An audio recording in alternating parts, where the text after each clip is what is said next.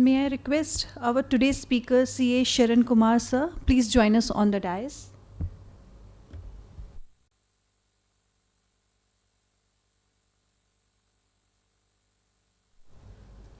Request you please raise for the motto.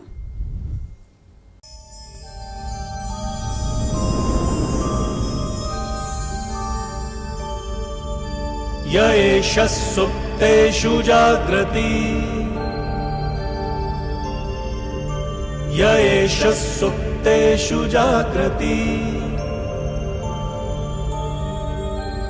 कामं कामं कामं कामपुरुषो पुरुषो निर्मिमाणः निर्मिमाणः तदेव शुक्रं तदेव शुक्रब्रह्मा तद्ब्रह्मा तदेवामृतमुच्यते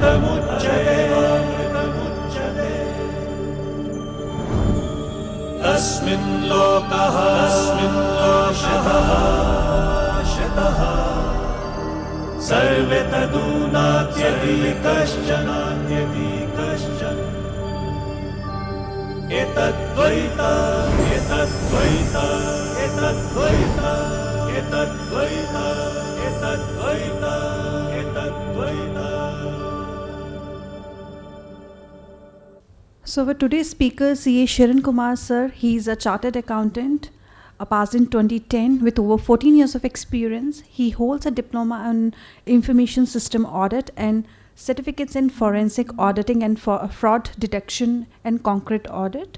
He has worked with Microsoft and Credit Suisse banks and has been providing management consulting services for 11 years in automation, data analytics, forensic audits, dashboards, and process audits for listed and unlisted companies. A regular faculty and guest speaker for ICAI, government institution, CAG, IFM, ASCI, NACIN, etc. and leading B schools like Christ College, etc. He is an expert member of CAG Audit Advisory Board for the year of 24-26 and an elected managing committee member of ICAI Hyderabad 25 to 29. His Thursday for Technology YouTube series is widely followed by the financial professional. So with this brief introduction, meanwhile, I would like to call CAG Shankar sir. Please come on stage to facilitate our speaker.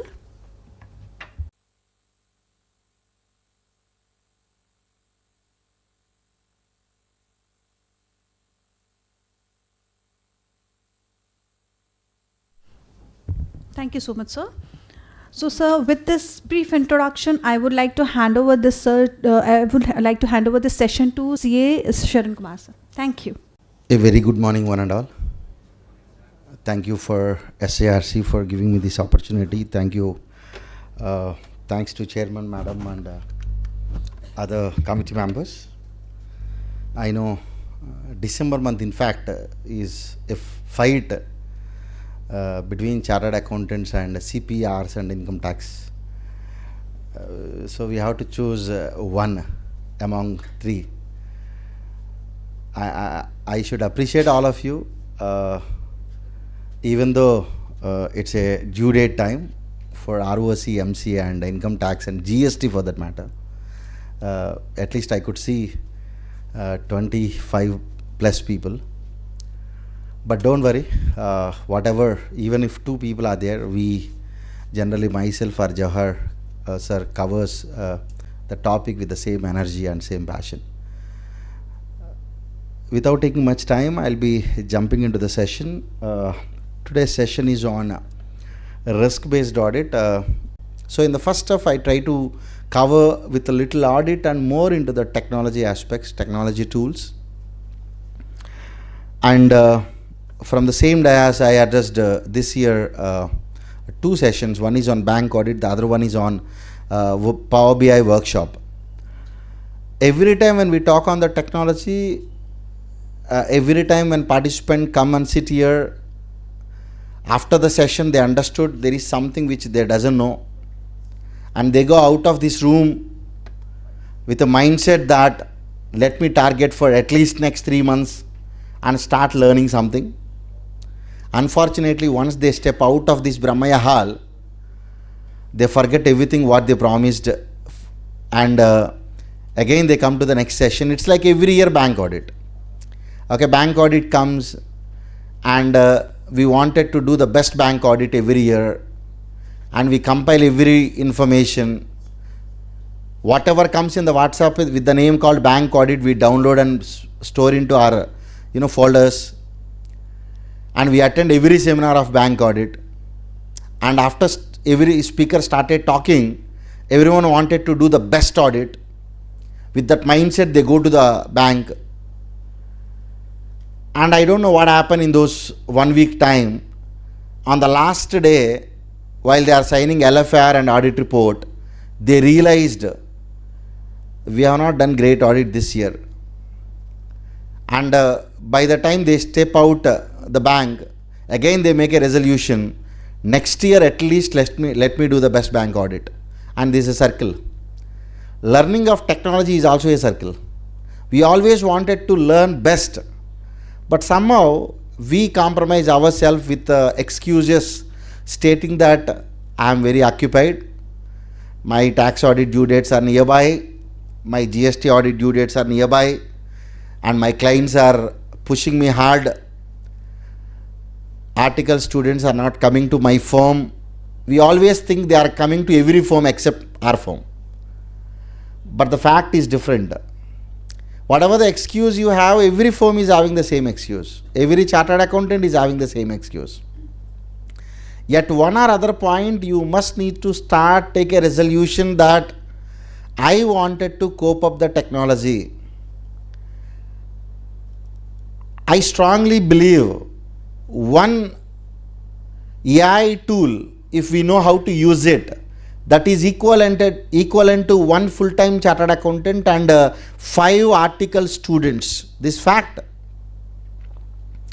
If I know how to use the Microsoft Excel tool effectively, even let the client send me 20 bank statements, I least bother, because for me it's a click of button.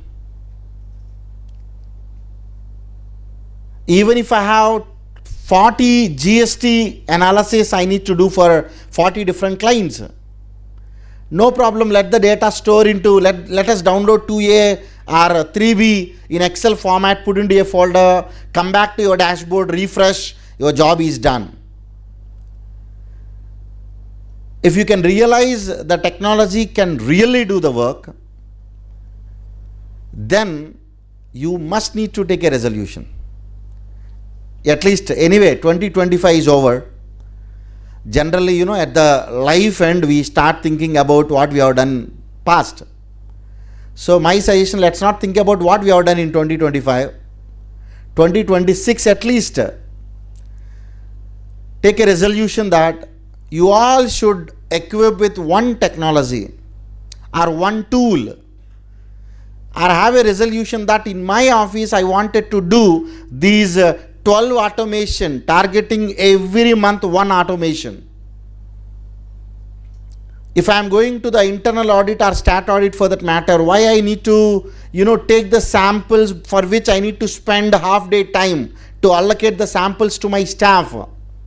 Why can't I automate with a simple VBA code for which I need not to generate? I can go to the AI and I can ask for a VBA code. That automation, everyone in my office can be used, possible. With this, let me start the session. I'll just, this is what my habit actually, whenever I talk any new topic, people, any new technology, new tool, people always tend to go to that technology. Last time at SIRC, there is a full day workshop on Power BI. Then next day everyone started telling, sir, I enrolled a course on Power BI. I started learning. Though, however, I specifically told, don't learn. If anyone tell you any new technology, don't immediately learn, because you can't learn. That's because for everything there is a way to learn. There is a sequence to learn. I still remember ICAI used to have a certification course on blockchain technology with a title called Proficient 2.0. ICAI do have 3 days dashboard course on Microsoft Excel. In fact, while you are entering into this SIRC building, left side there is a small lab with 15 systems. I only taken the first inaugural session there. That lab name is Data Analytics Lab. And 3 days dashboard course, I don't know how frequently they are conducting now. In the sense head office. I'll tell you a small analogy so that you can understand. Long back when they introduced blockchain technology, one young chartered accountant called me. Mr. Saran, there is a course going on, certification course, blockchain technology, which is almost like 15,000 rupees is the fees. Can I enroll? Will it be helpful for me? In fact, instead of asking me, he said, I already enrolled. Do you think is it okay? I said, in the same Center of Excellence, Hyderabad, parallelly there is one more course going on, 3 days dashboard Excel course. Have you checked it? Saran, what is their Excel? Blockchain, Profession 2.0. Then I asked, do you know what are included in Profession 1.0? Then, of course, he attended. Then after a couple of days, I asked him, how is the course? He said, excellent. Very good. After a couple of months, I asked him again, whatever you learned, do you remember anything now? He said, no, Saran. At least have you practiced anything immediately? No. Then why you need to go and spend time? I am not discouraging you to go and learn those things, but before that there are a lot of things you need to learn. This is, I feel, the sequence. Since then I am just giving this small image for everyone. Even Power BI for that matter. If you go and start immediately learning Power BI, just someone told that it is very fascinating, it is giving a very nice chart and everything, you can't learn. Because in Power BI, the very important aspect is the transformation. If you have to learn the transformation, you must need to have a command on the Power Query. The very important aspect in the Power BI application is a modeling. If you want to have a command of the modeling, you must need to know Power Pivot. Fortunately, Power Query and Power Pivot are part of your Microsoft Excel. But you cannot learn Power Pivot and Power Query just like that. Because since those are a part of Microsoft Excel, you should have a good command on Excel. This is a sequence. So my suggestion, learn in a sequence. In the sequence, the first is always whether you like it or not. You may be thinking, sir, when young people especially, even I myself, I remember exactly in the same year when I born, 1987, okay, Excel introduced it to the world, 1 year in fact early, 1986. 40th birthday recently we all celebrated at my office for Excel. Since then the same Excel. This is not an item which you use at home that I am changing my home, let me change the item. The Excel what introduced 40 years back, today the Excel what you are using completely transformed. In fact, if you ask me what is a tool which is completely transforming every year, in fact every month, these days every 15 days, in the entire world only one tool, that is Microsoft Excel. Earlier days we need to wait for the version for 2 years. Now thanks to subscription model of Microsoft 365, every 15 days you get one or other update, which is helpful for your regular day-to-day work. So when it introduced 40 years back, and every day we are seeing it, and for unfortunately to use Excel you need not have an internet. Unlike your Instagram, Facebook, it is there in your system. Whenever you open a system, every day that poor Excel looking at you, at least open me today and start learning. We say, no, I know about you, I don't want.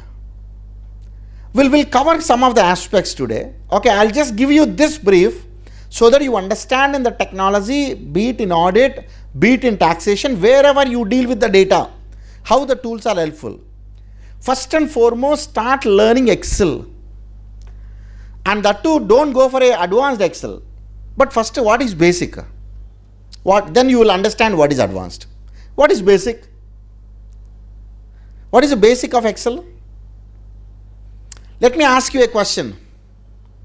There is a function set called index. There is one more function called match. Are these basic functions? Very good. Since we don't know, it is advanced. If you ask me what is basic of any tool is, what is apparently visible on the screen for which a trainer or anyone is not required, where you yourself by click a button and understand is a basic. Every individual function is a basic. It is available on the ribbon menu. Why someone is required for you to train? It's a basic. Then what is advanced? Basic is basically independent things we learned. Now I'll combine 2-3 items together, I'll make one problem solving. I solve one problem. 7-8 items independently what you learned, now I combine it in different mix. I'll make one product. I'll solve a small problem. Then you consider you are the advanced guy. Then what is expert? Now this is a measurable one, where you can charge from your client.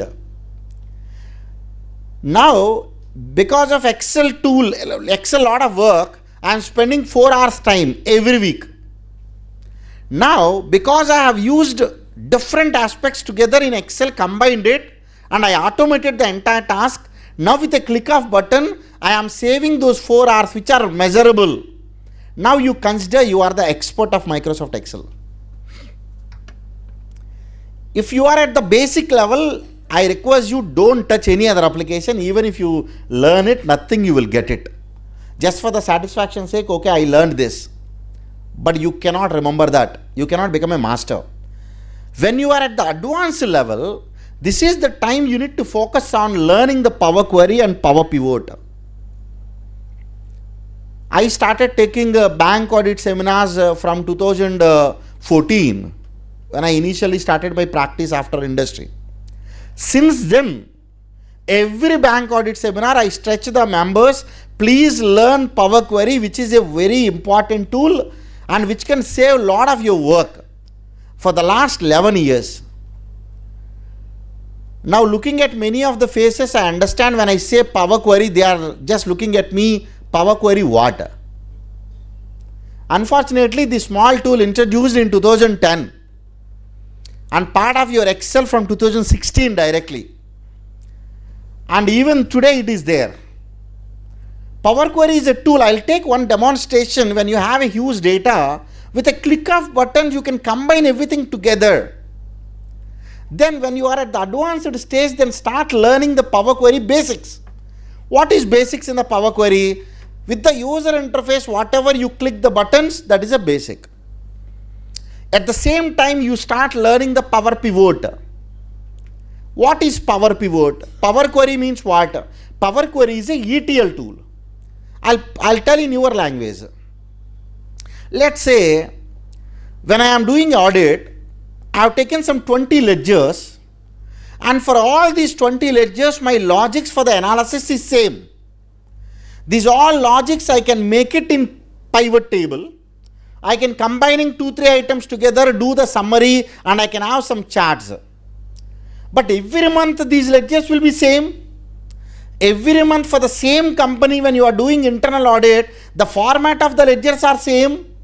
If that is the case, the question should come into your mind, why I need to do the same job every month? When the logics are same, when the format of the data is same, when the ledgers are same, when the output format is same, only data is different. Last month data facts are different, this month data facts are different. Other than data, every logic is same. Then why I need to do that job? That is the place your Power Query helps you. We call the Power Query as a ETL engine. It can extract the data from any source out of the listed whatever it has given. It can transform the data into any shape. It can load the data back for the analysis. Now, example, I am doing a small analysis on the bank statement. ICICI Bank is, my client is using. Now, this month he has given me ICICI Bank. After this session, you all are little interested with Power Query and you wanted to automate, and once you go back, then you will take the Power, ICICI Bank, you put into the folder of the client. Then read that PDF or whatever the Excel of the bank statement into your Power Query. Do the transformation whatever the way you want based on the description and so on. Then load back into Microsoft Excel. And in Excel you can do the analysis. Now next month, bank statement, let's say you will get it after the month end. Then what you need to do next month? Nothing. Just go to the same folder where previous bank statement is there. In the same folder, keep this bank statement also. Come back to your Excel, refresh, your job is over. That is what the Power Query is. Let it put in a way of the GST. GST or 2A or 3B, whatever the analysis you wanted to do. Let's say I wanted to do the 2A analysis. We get in Excel file format. Every month I wanted to do some analysis and send across to the client. Though let's say client did not ask me, but I wanted to do some R&D, I wanted to learn Power Query. So let's say today we are in the month of December. Till November we are having the 2A files. I'll download all the 2A Excel files, put into the folder, read all the 8 months files into your Power Query, remove the unnecessary totals, unnecessary columns, then make a summary, do small 4-5 charts or summary and send across to your client. Though client did not ask.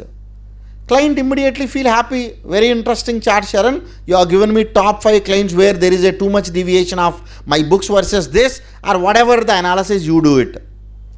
Next month, this much work you are doing today because first time you are doing. Let's say after January 20th, what you will do? You will take 2A again, put into the same folder, come back to your Excel, just click a button of refresh, that's all. Now your chart, summary, everything updated as on December month. Again send across to the client. Client started seeing those numbers and trying to understand, feels happy. After couple of months, every month, start sending these things. And client also will start using this for his decision making. After 6 months, don't send. Example. Now client will ask you, Are Saran, every month you are sending one small snapshot of my 2A and this month you did not send. What is the reason? No sir, I am sending that for free, but that time we have a lot of staff. This month onwards we don't have the staff. There is a cost involved. Already you made him dependent on the data what you are sharing. Then he will simply ask you how much you charge for that. Say 2,000, 3,000 per month, 5,000, whatever. Your job is not there anything. What is your job? Downloading the data, putting into your folder, refresh, that's all. Right? So possible. Opportunities will not come. We need to create it using the technology. Reusable thing. Client cannot do that obviously. If he himself can do it, he will not ask you. He will not depend on the data what you provide. If that is the case, Power Query is such a great tool. Power Pivot. What is Power Pivot? How many of you know pivot tables? Many people. One table is there. If I wanted to have a summary of the table, I'll go to the Insert tab, click Pivot Table, then automatically you will get the pivot. A summary. Now, there are 5 tables, 5 different data. One is from the books of accounts, another is from the bank statement, another is from the GST data. Now, if I wanted to make a summary, where in the summary 3 elements are there, one element I have to take from the books, one element I have to take from the GST data, one element I have to take from the bank statement. Then what you need to do? You cannot do it. first you have to combine all these tables together. That means whatever there in the bank statement, all those columns you have to get into the GST, and all these columns you have to get into the books. Then finally you will have big columnar data. Then you can make a pivot table. Meaning, you cannot create a pivot table on top of 3 tables or 4 tables. Pivot table is only possible for one single table. Am I correct? Yes. But power pivot, where you can have n number of tables. But Saran, if I have an example, let me take an example. You have taken the data from your books. In that, there is a vendor name. You are doing some analysis. There is a vendor name. Vendor PAN number is there. And you are also having PAN data where PAN is there, and for that particular PAN, a company name and how many directors are there. Now you have to do the analysis director wise, the data which is there in the vendor data. These two are in 2 different columns. Then what I can simply do, when 2 tables are there, one common column is there in Excel, we use a function. What is that function? To get this data here or to get this data here? We lookup, vertical lookup. That's not required. When 2 tables are there, one common table is there, go to the pivot table, drag this common column and connect to the next table common column. At the back end, automatically your Excel understand these 2 tables together as one big table. That is what the power pivot is. If you learn Power Query, Power Pivot, these 2 are the fundamental aspects for the Power BI. Just spend little time on how to make the visuals, your Power BI is automatically done. These 4 are very, very important for the chartered accountants. Earlier days, I used to tell, start learning little VBA. Now probably I need to remove that VBA advanced, not required. Why? AI is there. Thanks to ChatGPT introduced on 30th November 2022. Now I'll only tell you, learn the basics of VBA. What is the meaning of basic here? How to copy the code from the AI tool, paste into Excel VBA, how to run it, if error come, how to debug it, small things. Because without you knowing anything of VBA, just copy it and paste it here, you think everything it work, tomorrow one blunder will happen, you cannot even realize. Don't use AI for the matter for which you doesn't have any knowledge. Please. For which you should have a minimum knowledge. Otherwise, how it happened in the recent High Court at Delhi or recently at Bangalore in one of the tribunal case, that will happen. What happened in the 3-4 months back or 5 months back at Bangalore tribunal, one very enthusiastic advocate argued a case. He argued with great facts. The entire argument he made it in such an excellent, by citing some of the case study, some of the case law, and with the facts and everything, the members, both technical and judiciary member, felt very happy. Because every fact belongs to his case and everything is related to him, and he has given an order favor to the person, favor to the advocate. Then somehow the members went back to their chamber and started thinking, though he excellently argued the case, but this case we did not hear any time earlier, however he cited, then let me go back to my archives and start looking for this case. Then he is searching everywhere, but nothing is coming. Then he thought, why I need to waste the time? Anyway, that fellow only argued. He called that fellow. Arey, you tell me you argued a case excellently with the facts and everything. From where you got this? Sir, I'm not sure. Let me ask my staff who has done. That fellow called to staff. Then staff started saying, sir, I did not find in any of the book or website. I asked co-pilot and it has given me this case. Very good. Then finally they all understood that there is no case of such type. But your co-pilot has given even with the facts, figures, everything with authority. Believing that is correct, this fellow went and argued. And finally they recalled that order, whatever they passed. So the point you need to understand, if you are not sure what way, see, at least once the co-pilot given, you have to take this and go somewhere, start searching. It is about, because the basics of AI, they are not sure how to understand. In that case, probably I can tell, this is a hypothetical situation. That fellow might have used Copilot or some other AI tool. Now Copilot is not displaying it. Initially Copilot used to display 3 options. What are the 3 options? Do anyone remember? Basic, balanced, creative. Then basic, below basic they have given, I will not use much of my analytical skill or brain, I will just simply provide the data as is. Balanced, however I provide the data as is, I will format it, I do little analytics. Creative, considering the data which is stored in my mind, I will create a data for you. What this fellow might have done, looking into the, because we are only looking into the names, basic we feel cheap. Arey, why is basic I wanted to use? My advocate is a popular advocate. I should, make his name great. Let me click create. Then obviously it create a case study for you. In that case, you should not use create but basic. Because you don't want AI to think about the case study. There is no thinking about. Just take it, push it. That's all. A basic fundamental thing without knowing AI, if we start using AI, these all are the mistakes everywhere we do it. And VBA also, just learn the basics. Then your AI can do it much better way. Of course, we'll take a couple of case studies. Now SQL, you need not to learn. Your AI is sufficient to give. And if you have a time, Power Tools, Power Apps, Power Automate. Anyway, maybe I'm talking the session today. After 5 years, everyone will build their own application. That's what the future is.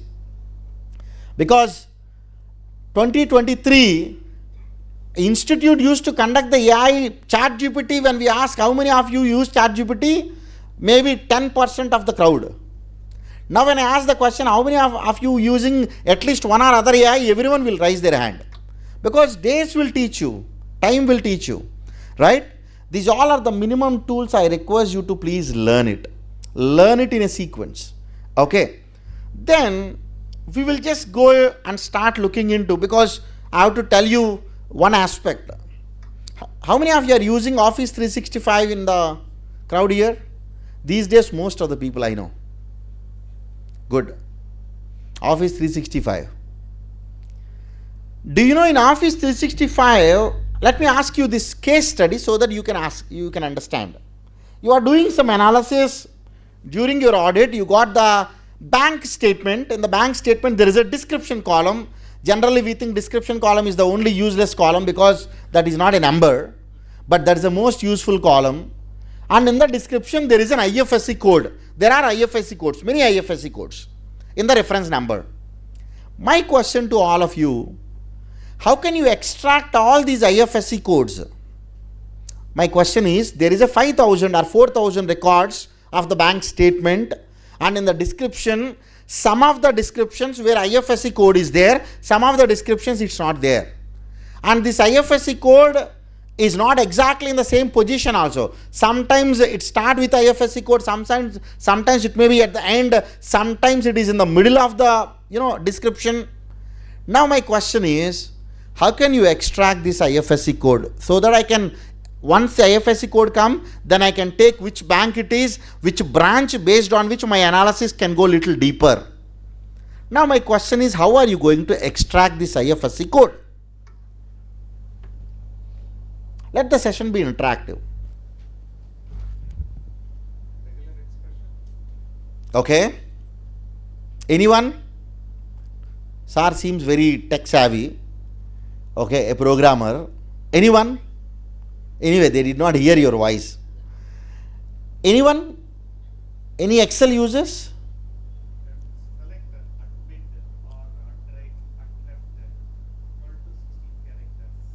But there is a description, could be 60, 70 characters, sir. In that, in between, somewhere it is there. To some extent measure it if you are successful in initially. Okay. Okay. At least start from first and start looking. At least you will get some. That's what you're saying, from first or last. Okay. And no, it's not in the text. It's not. You will not find the description with exactly the same columns. And sometimes the first word could be IFSC, sometimes last word, sometimes in the reference number, that may be 20-digit number in between IFSC code may be there. It is bank to bank, it is different. Anyone? Whoever the users using Excel having 365, there is a function in Microsoft Excel, sir already answered, regular expression. What is regular expression? We call in the short form Regex, R-E-G-E-X. Whoever the programmers, they can understand. In Microsoft Excel, do you know there is a function called Regex extract? Have you seen this function anytime? No. And many people may be thinking, oh, maybe this function introduced yesterday. At least 5-6 years back. Yeah, in Excel 5-6 years only. In other programming languages, it's there since decades. The function is regex. I'll just, open this. You will try to understand. What is regex? Regex is equal to a pattern-based text searching and extraction. It looks complex because everything is symbolic, but logic is simple. And also, I am covering this in which the pattern, what you need to make it, you need not to remember also. Now, thanks to AI, AI can help you. You write a pattern, regex engine scans the text, it returns match, extract, replace. Example, the pattern backward slash in the lowercase d plus. This means you take the digit, right, and having any numbers continuously. That is what the meaning is. AMT 450 paid. If you apply this, you will get it 450. I'll just tell you, you need not to remember these things. Okay, not required at all. These all are the different patterns it understand, and these all are the different quantifiers we called anchors and so on. As I said, I'll share all these Excel files to you, don't worry, after this session. And I tried giving you different regex patterns for every item. If you want to extract the first 4 letter of bank prefix, or extract the IFSC code, extract amount, any date, extract PAN number, email ID, I tried giving what are important for chartered accountants in general in their regular work. Now, the case study is this. This is what the case study I was talking about. This is the case study I am talking about. If I wanted to extract the IFSC code, what I need to do? What? I know we don't know how to, as of now, how to make a pattern. No problem. I'll go to my ChatGPT. You can go to any AI tool for that matter. It need not to be ChatGPT. Now, I'll simply ask, provide me a regex code for extracting IFS code. Now it will give you a small code. In my case, it will not immediately give. First, it asks me, is it the one you are asking for? Normally, in your cases, whenever you enter prompt, immediately the answer will come. Because I fed up with that. Then I asked ChatGPT very clearly, whenever I ask any question, please confirm with me that this is what I asked you. Every time when I ask any small thing, it will ask me, Saran, is it the one you asked for? Please confirm. And also, in my cases, it will not give generally at the bottom line. Bottom line is like, I made this for you. If any changes, feel free to do the changes, something like that. The reason is, you might have seen recently the newspaper of Pakistan. What happened? That fellow might have, redrafted the entire news using an AI. Once you redraft anything, at the bottom what it gives, I have redrafted, whatever the changes, you feel free to do it. This fellow copied that entire news and pasted into, newspaper that even got printed also, and very embarrassment. Right? Many things it happens even tomorrow for us also. We draft something in the email. At the bottom of the email, there is a sentence, but we forget to look. We copy and paste over there. We are sending an email to authority with a reply stating that this is what the reply. At the bottom, feel free to change whatever the reply which I submitted to you. How odd it is. Okay, these all changes where you can do it. You can go to the AI at the bottom, ChatGPT if it is. Are you finding there is a personalization? Yes. In the personalization, I have given all my requirement.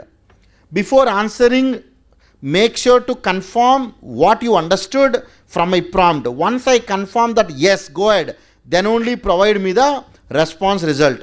Always respond to me directly with my name, Mr. Saran. Okay. Then provide the result straight to the point. Do not provide me with intro para or closing para. Please do changes if required, etc. Because of that reason it is asking. You also go there, give your instructions so that based on which your entire ChatGPT, how it work will change. Now I'll simply say yes. Now it has given a small expression. I copied this,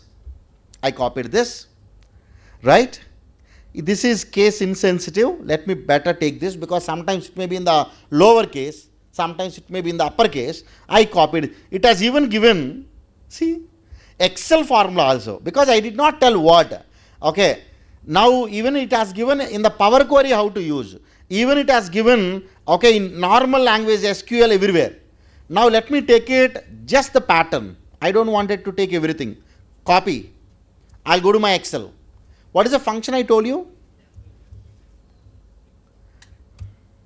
There is a function called Regex extract. Select this. In double quotation, Control V. Do you think it's going to extract? I don't know. Copy, paste. Excellent. Is it not good? Tomorrow if you take the tally transactions of all the vouchers, there is a check number or invoice number with a pattern or specific company name, you can do anything. Not only this, let's say I wanted to extract the amount from this. Provide me just pattern for amount extraction, which is having comma. Okay. Anything you can take it.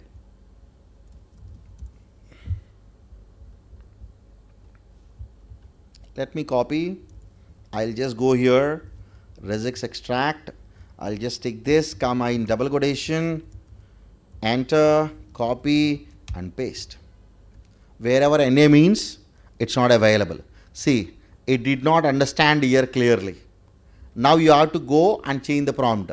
Okay, then you can take this, for example, in this,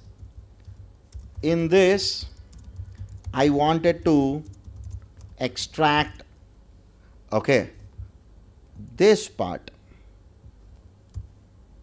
You must be very clear. Now it will understand. Now it has given something to me, I don't even know. Okay. I'll simply paste this, enter, copy, paste. Now it is correct. And when NA is there, NA means not applicable, not available. You can use a function. If it is NA, then give nothing. Yeah, 0 is missing. Yeah. Now I have to correct it. 1 second. Now, in this case, this is wrong. Don't worry, your AI, you just need to give the prompt, correct and stick pattern 1,50,000 exactly, not stop at. Spend little time initially, I'm sure, and also in your regular day-to-day work, whatever which is required, okay, then you can take all those and you can make a list like this. In fact, I made the list like this. For example, from this, I wanted to take the GSTIN number, and I have already given for this how to extract the GSTIN number. This is what the pattern is. I'll simply take this pattern. I'll go here, equal to regex extract, take this in double quotation, take this, copy and paste. Wherever it is having a GSTIN number, it extracted. Is it not helpful? This function is a simple function which is there since long, not very recent even. And your AI is there anyway to help you. What is the pattern? You need not, because understanding all these things for a chartered accountant, obviously it is little difficult. If anyone gives us, one Bayrak, we'll read it, happy to. But this one very difficult, I know. But no problem, go to the ChatGPT or go to the Gemini for that matter, and you can enter, very simple. And let me tell you, I use this extensively. I do a lot of forensic audits. In the forensic audits, huge data, so many bank statements. Then in that, every small minute thing can help you. Okay, every small item from the description or whatever the extraction we do it. In those cases, I use this. At least we extract some 30-40 different items. I wanted to know from which bank to how. Sometimes we even do the analysis from this particular bank to how many banks it went, the debit. Then when you have an IFSC code, I'll simply ask in the IFSC, take the first 4 digits and based on which you please provide me which bank it is. Simple. I'll go to the RBI. I'll download my IFSC code list. It has given me all in Excel format. I'll simply do a VLOOKUP function from here to there. I'll get my bank also along with the branch. Possible.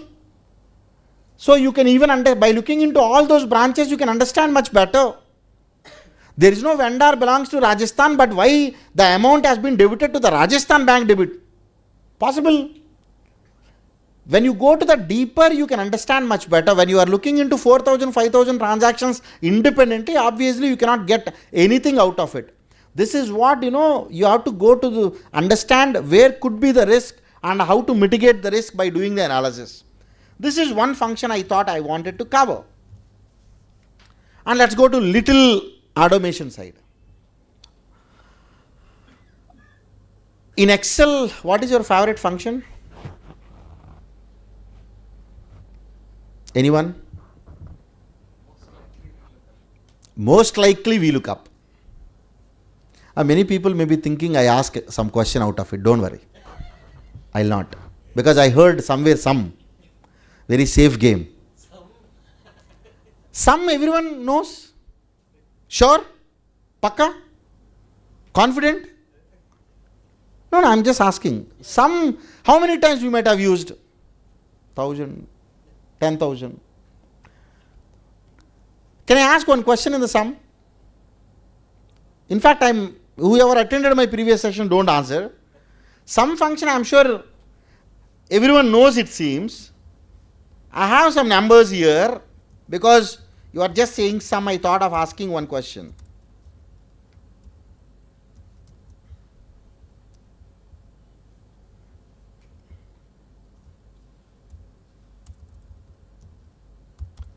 Now let's say you got this data from your client and client has given here total of this and this file client sent across to you. Now you have to look into each and every bill. For example, you have supplied something to the client and client has given a final data to you. Saran, this is what the bill with the name and everything and this is the total. This is what I need to pay you. Then what you do? You will take this file, you will first audit whether all these items are there. Yes, every item is there and you will look into this total. Total is also excellent. He has given a correct formula. Then you will say to the client, okay, please process 6,845. But is 6,845 is correct? Is the total correct? First of all, why doubt will come? Yes or no? Function is there, sum is correct, values are there, everything is perfect. First, why doubt will come? Because I am doing some manipulation, you understood, so you got it out. But normally, why doubt will come? We'll simply say, pay this amount. Sum is correct, values are there. I also verified with my services what I provided. Everything is perfect. But do you think total is correct? How do you know? Because numbers are very few you calculated. If let's say these all are 700 numbers, 200 numbers, 150 numbers, 150 records, will you have a doubt first of all? No. I don't think so. Anyone will take even calculator and put all these numbers, cross verify sum on calculator. No. These days we are not doing that. But this total is wrong. Why this total is wrong? Because some function only consider the numbers. For example, this is Saran, this is 300. When I do a sum, my answer is not error. If error comes, happy. But unfortunately what it does, it ignores the text and it gives you the result of 400. If this is the case, I am a fraudulent guy, having a fraud mindset, what I can do?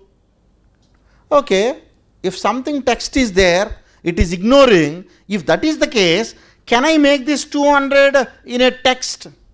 How to convert a number into the text? By keeping a single apostrophe. I have done it. Enter. Then user understands that it is left alignment, separately looking, okay, little odd. I'll made everything right alignment as if nothing happened. Now formula is correct. Final total is wrong. Gone. Now tell me, what is your favorite function? Sorry, sir? Block that full A column. I block that full A column in the sense? Or you want me to select that? At the bottom you wanted to see? No. Control F cannot find the single quote. No. Control F single quote is a special character. That will not appear in the Control F. Now let me go back and ask the question. Now because I told you, you know that there is an issue. Tomorrow how do you get to know that this total is correct or wrong? Let me go back as if you don't know anything. This is what the file I have given it to you. How do you get to know this total is correct or wrong? Count. Count will give you count only. Then how can count and sum related? Do you understand my question? How do you get to know in the first instance this is wrong or this is correct? Am I confusing? You are an auditor. You have to verify the validation. You should have a validation at every point. So what? Nothing will happen. Maybe extra comma will come. Accounting format or comma format. If you put a comma or accounting format, for those things dot 00 will not come. But understand a situation when you have some 2000 items. Do you think your eyes will capture somewhere in between in the middle? Because I made a zoom of 100. Okay, in your system it's a very small. Formatting related identification I don't suggest. However, okay, that can at least give you a trigger. Can I simply do something? I'll copy the same formula. Obviously same result will come. I'll go here. I'll multiply this with 1. Just put wherever your total is there with 1. You enter. If both are different, that means something is wrong.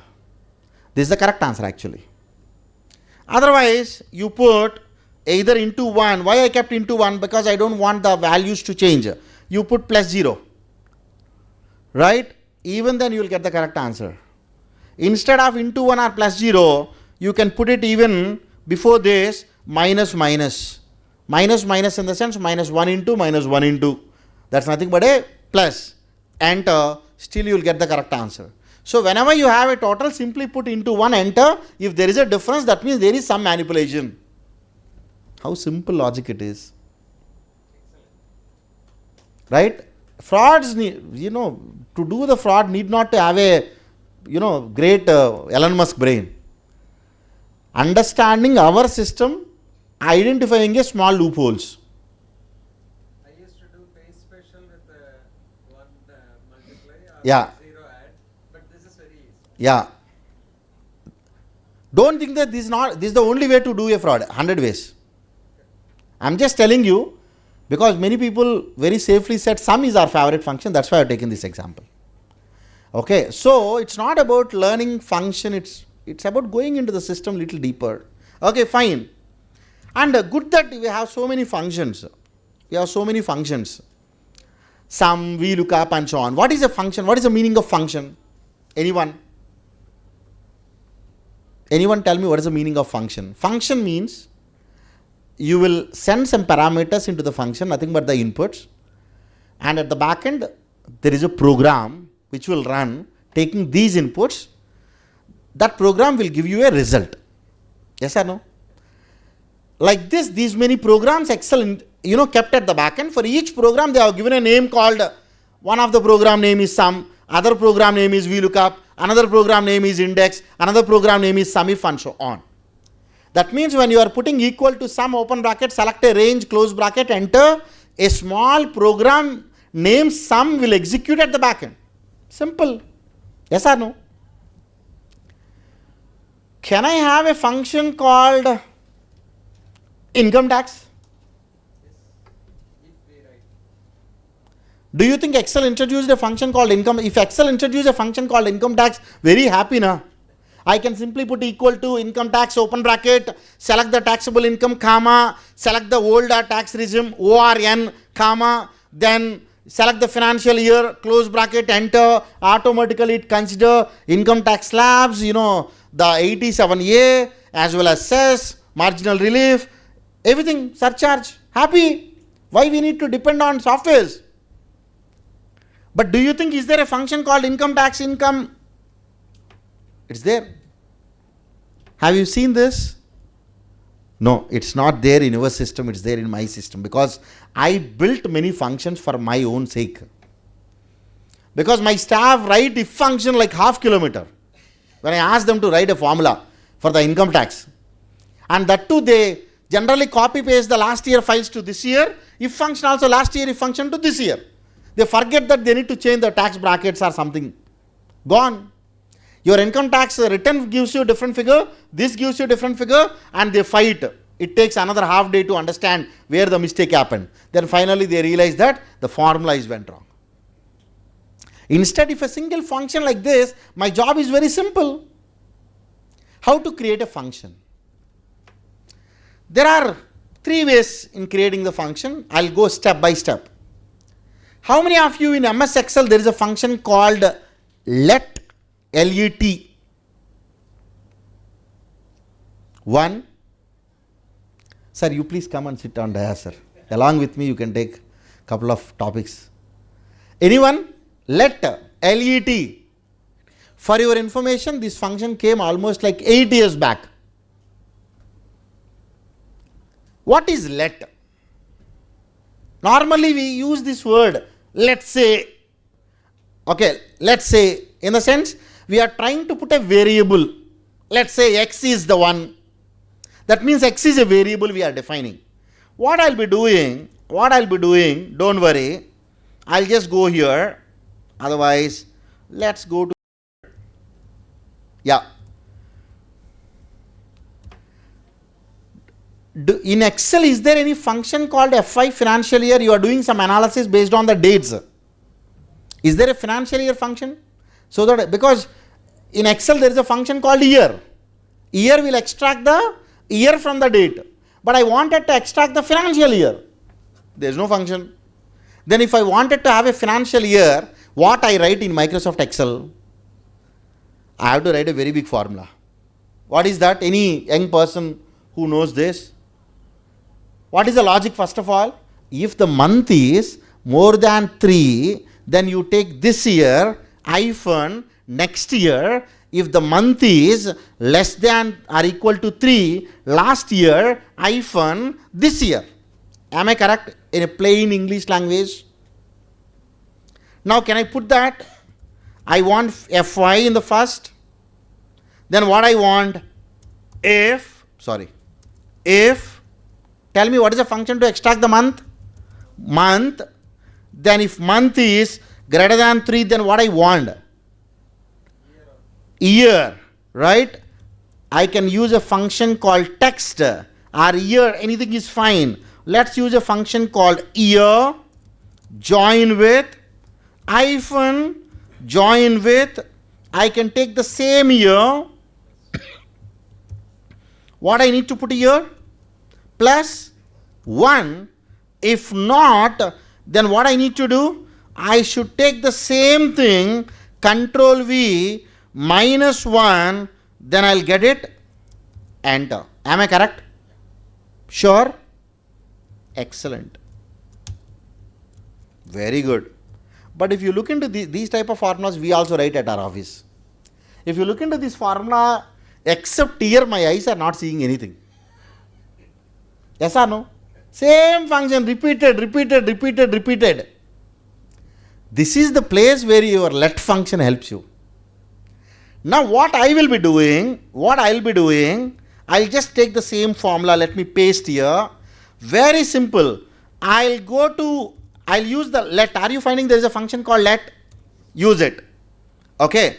Then x, I wanted to store the result in the x variable. What result? This year function, whatever this expression gives me the result, year function expression, that I store where? In the x variable. Then whatever, this is the final calculation I want. If you have more variables, still you can have it. Let's say I can even have m is nothing but month of this, just as an example. Now what I need to use, now here this is not required. Why? Because instead of this I can use m. This is not required. Why? Instead I can use x. This is not required. Why? X is sufficient. This is not required. Why? X is sufficient. This is not required. X is sufficient. Do you think it gives the same result? Absolutely. I need to close the bracket. When it got a pop-up, everyone felt happy. Even Saran also went wrong. Okay. It will not go wrong as long as you give a correct formula. See how simple this formula, looking than the earlier formula, and this is readable. If user reads this, he can understand. Okay, x means year, m means month. Now using month and year, he started getting the result. Start writing this type of formulas when you are in audit, when you are in income tax, whatever the work you are doing, so that even anyone can understand this. Very good. Now if I come here, if I write x, if I enter, do you think I'll get my year? Equal to x. I stored in x is equal to year, right? You will not get it. Why? Because that is helpful only for that particular function, formula, not everywhere. Now your question will come, Saran, I wanted to get everywhere. Then what I need to do? You are understanding my point? Now you have given x is equal to this and so on. Can I use this financial year in everywhere in my Excel, in my workbook? Is it possible? That's the place we got a function called lambda. LAMBDA. Again, this is your Excel function. Again, this introduced many years back. Have you heard about this function anytime at least? Yes? Very few people. Lambda means you can create your own functions. What is the meaning of it? Very, very simple. I'll copy this. I'll copy this. Control C, Control V. Now what is the new function name you want to get the financial year? I'll just put a function. Let me use a function called lambda. Lambda is the function. How many arguments are required to calculate this? Only one argument. What is that argument? Date argument. I'll put dt. dt, or you can put any name for that matter. Saran also you can put it. There is no problem. Now this dt is nothing but an input I wanted to send across in this entire formula. I wanted to send across in this entire formula. Could you please tell me where I can send this dt? This dt should come here. This dt should also come here. That's all. Let me close this. But if I enter, you will not get the answer. Why? Because there is no input at all. You are not selected input. No problem. This is my lambda function. I'll just copy this. Don't worry. I'll just copy this, Control C. Now I'll go to my name manager. Do you know in Excel what is name manager?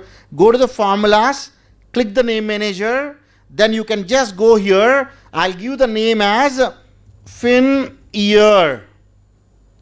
Okay, otherwise FY, okay, financial year, whatever, because already there is something, that's why. Yeah, financial year. Now I'll do Control V. That means whatever lambda you created, you are storing with a function name called, what is the function name? Financial year. Click OK. Now close it.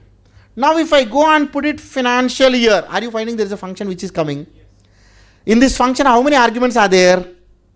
What is that argument name? DT. Just for the identification purpose, it is giving a syntax. Now can I take the DT? Yes. Once I take this DT, what it does? It will take this DT into that entire let whatever I stored at the backend. Now if I enter, I'll get my answer. Don't worry. It is actually, right? Copy, paste. Now this is everywhere you can use it, equal to financial year. Now you store your income tax and so on. Now you have a question. Saran, will this function available in every Excel which I open? I have opened new Excel file. Can I use this function here?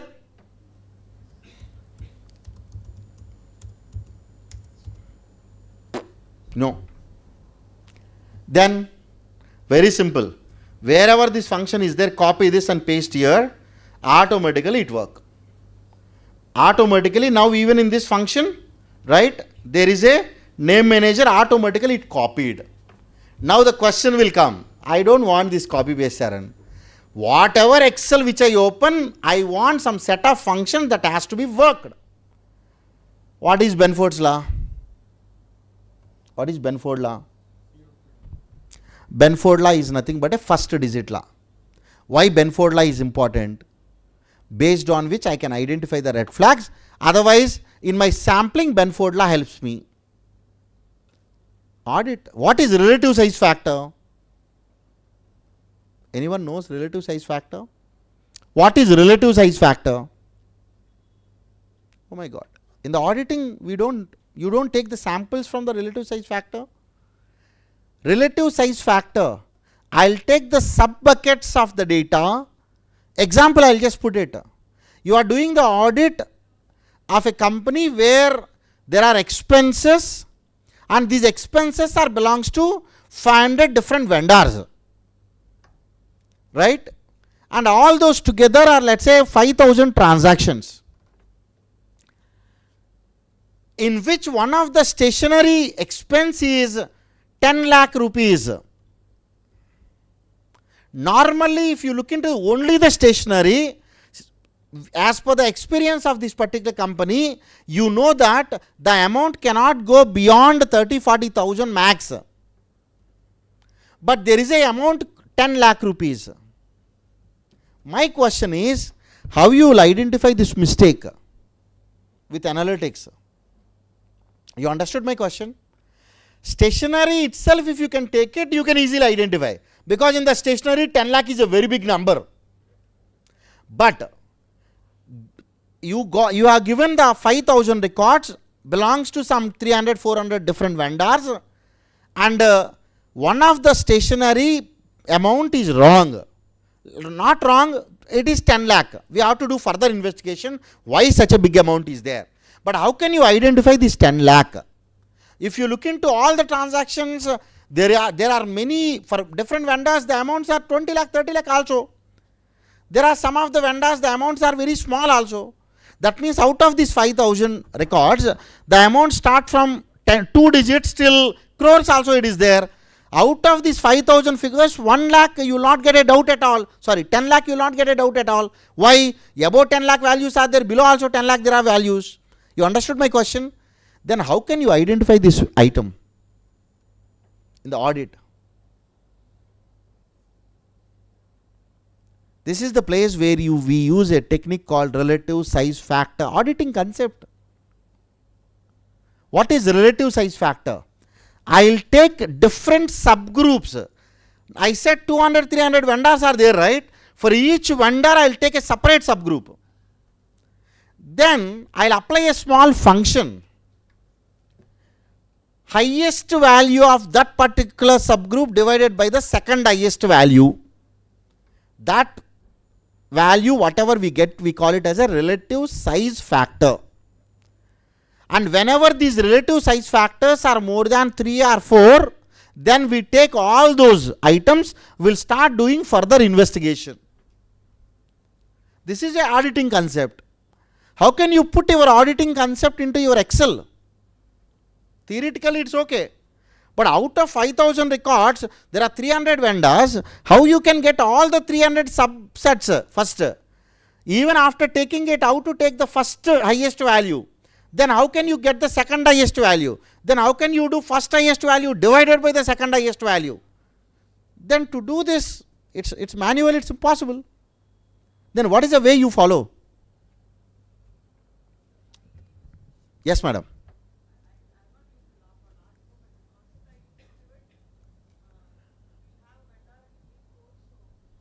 Very good. Pivot you can use it, but in the pivot you will only get what? Summary. 200, 300 people are there. You can't click for every person, right? Yeah, that's how we do it. But my question is, for all the 300 people I wanted to verify at a time.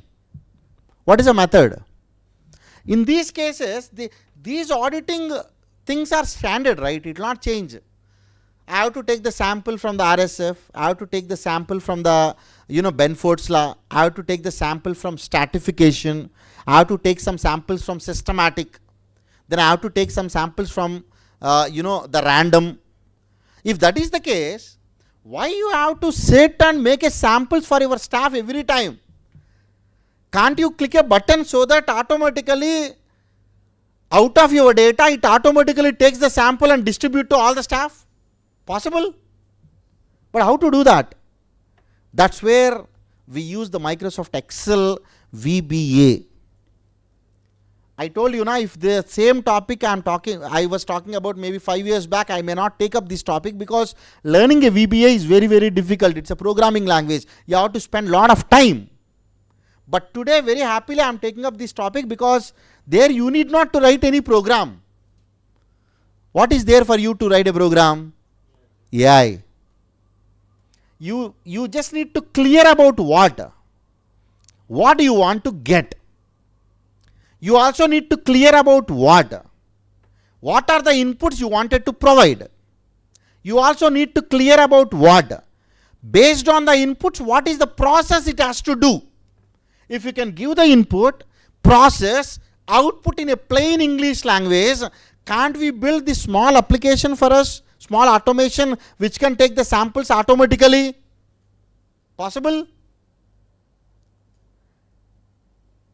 That is what the place we are talking about the VBA. Let me talk about one small topic. What is the tea break time, sir? Tea ready? 11:30, huh?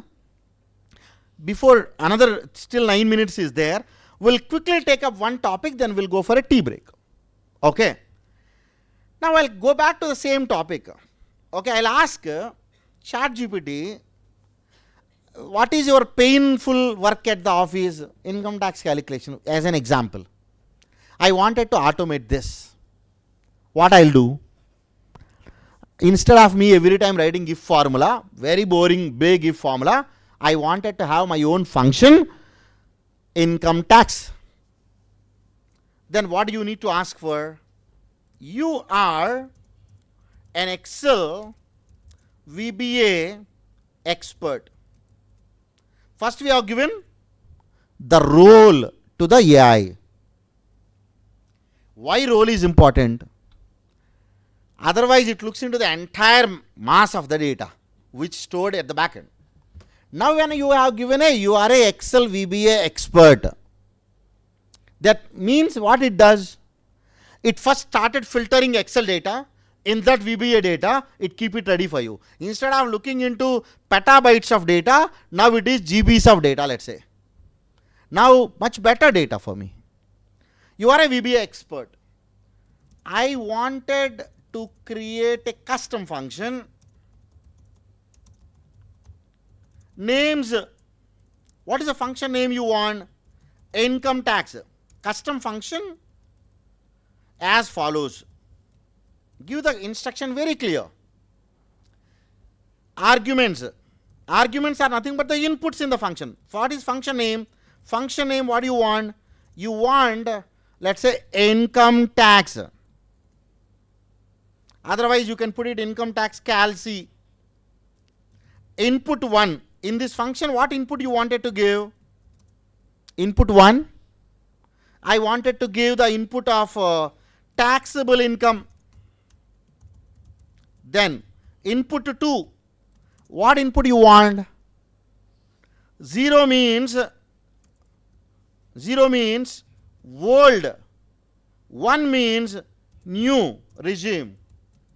Good. In the function itself, if I can provide as a second argument, then input 3. What is input 3? 0 means financial year 24-25, right? 1 means financial year 25-26, right? It should also consider then marginal relief, surcharge, cess, rebate, etc. Provide me the code. If I enter first, what it will do? It will ask me back. Saran, is it the one you are looking for? Mr. Saran, let me confirm what I understood. Understanding of your requirement, create a Excel VBA function. Function name is income tax cal C. Income tax, first is the numeric, second is 0, old, 1 is new, financial year 0 and 1, output final tax payable, must consider automatically slab wise tax calculation, 80-year rebate, 87-year rebate, marginal relief, surcharge, education cess. And this is what you wanted to write a formula equal to income tax cal C open bracket A1 comma 1 comma 1. Is it the one you are looking for? Of course, yes.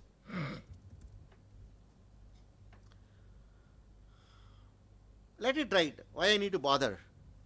Okay. Once it writes everything, but as I told you, it's a AI, it does mistakes. That's why at the bottom you can see before that, ChatGPT can make mistakes. Check important info. So it has given a very clear disclaimer. It does mistake. But don't worry, you have to test it properly. But it started writing the code. See, normally to write this much code manually earlier, before AI days, I have to spend at least half day time. Now copy this code. Itself, it has given where I need to paste this code. I'll go to my developer, go to the Visual Basic. Now you can just go here. Let me close all of the unimportant files. This file is not required to me. And yeah, now I'll go to the VBA. Now are you finding book 1? In that right click, I can go to insert, I can click module, I'll do control V. So what I need to do, I just need to put right click, insert module, paste. Now I'm not sure whether it is working or not. Let me test it. I've just given some figure, 14 lakhs, equal to, first of all, is there a function name income tax cal C? Yes. Let me take this comma 1 comma 1. That means for 25-26 new tax regime, there is an error, right? Now what I need to do, it is showing error. Let's copy this. Let's go here. This is highlighted with error.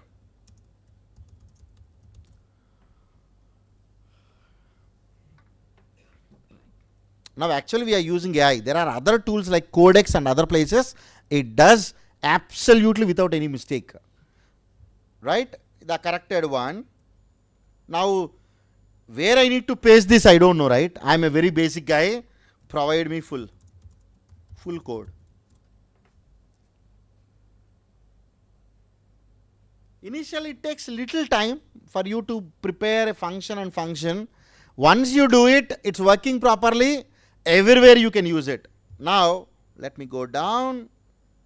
It still started creating. Yeah, I think it's done.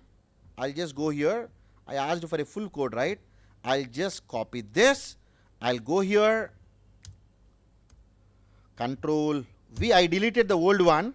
I'll just go here, equal to, enter. It has given some figure. I don't know whether it is correct or wrong. Okay, you go and do the testing. Let me try this. At least I feel marginal relief is, sorry, 80A is working. Then 13 lakh. I think correct, right? Then whether marginal relief is working or not. 12 lakh 5,000. Am I correct? No, it's not working. Right? Now, for this, let's go it. For this, if this is taxable income, tax should be 5 for financial year 25-26 new tax regime, because marginal relief should apply. Sorry? Sorry, sir? It should be just 5,000. Income tax should be 5,000. Yeah, I'm sorry. Then it will say, I'm really sorry, Saran, my mistake is there, I'll correct it. Okay. But don't worry. See, it also like a small kid, when it is doing mistakes, we should start correcting it. The root cause, your current marginal relief logic only handles the surcharge threshold. It doesn't handle the 80A. I'm sorry. Let me correct it. Now it started giving. And obviously, I don't understand this. I'll say full code. Now, one time, if you can spend time, there is a function. In your work, when you go and do the audit, there is a logical process, 10-15 steps, you have to do it together. Those 10-15 steps are absolutely logical. Then why you need to spend time every month? Then put all those logics here, it will give a code, go back, and automatically those all will work. Now let me copy this. I am not even seeing what it is. Let me do Control V, enter. Okay, let me go back here to my Excel, enter. Now why 200? I don't know. Okay, again we should tell why 200 it has given. Once you start doing little correcting it, getting back, correcting it, getting back, I am sure your job is done. And now the question, post tea break, what I will tell, this is the code for this book one. How to store this code so that in every Excel this function will work. If that is the case, in my office 10 people are there, I am sure you will find, you can create hundreds of functions at your office, because n number of places wherever big formula is there, cut out, make it short by creating your own function, so that that file can be given to all the staff in the office. Everywhere wherever they use it, they can have your own function. Let's say if your firm name is TSN and Co, TSN and Co underscore a function name. Good. You can create n number of functions, be it income tax, be it GST, be it in the audit, even to have the sampling and so on. Okay, we'll quickly go back for the tea and we'll come back in 15 minutes.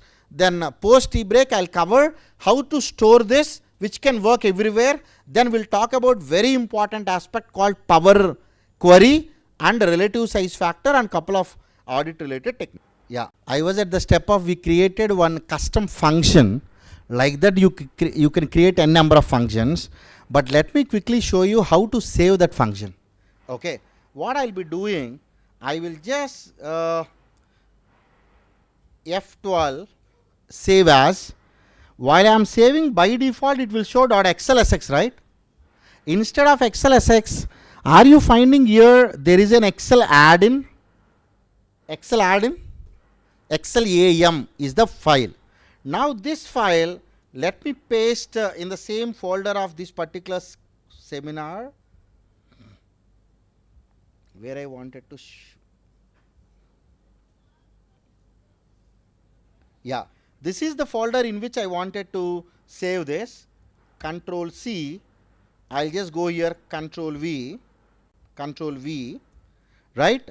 Now I'll save the name as my SIRC functions. Okay, this is the name I just saved. Now you close all your Excels. Now I just closed this Excel, every Excel. Now what I can do, I'll open any blank Excel for that matter, any Excel. Let me start searching. It's taking time. Yeah. Let me click this. Let me click this blank Excel. Now you can go to the developer tab. If developer tab is not there, you can do one more thing. You can go to the file, then you can go to the options. Then are you finding customize ribbon menu? In that, this developer may be unchecked. Please check it. Once you check that, go to the developer. Then are you finding Excel add-ins button? Click this. Once you click Excel add-ins button, browse option is there. Then you go back to the same place where you have stored your .excel sm file, .excel am file, Control V. Are you finding there is one file .excel am? Let me select this add-in. I added this add-in. Click OK. Now, when you start typing income tax calc, are you finding there is a function? Yes. This is the way in every Excel. Now let me close this Excel. Now let me close this. Let me open new Excel.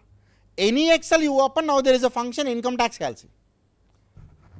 Now like this you can go back and create your own functions. See, income tax calc. And this is just the function. Other than the function, even you can automate by going into a program, by creating a program. Function is basically I have to put so many inputs. What is the program? I'll just show you one of the program which I just created 2 days back for one of the people. I'll just go here. In fact, we are building a small automation into this. Oh, unfortunately, it is in this, is it? Okay, no.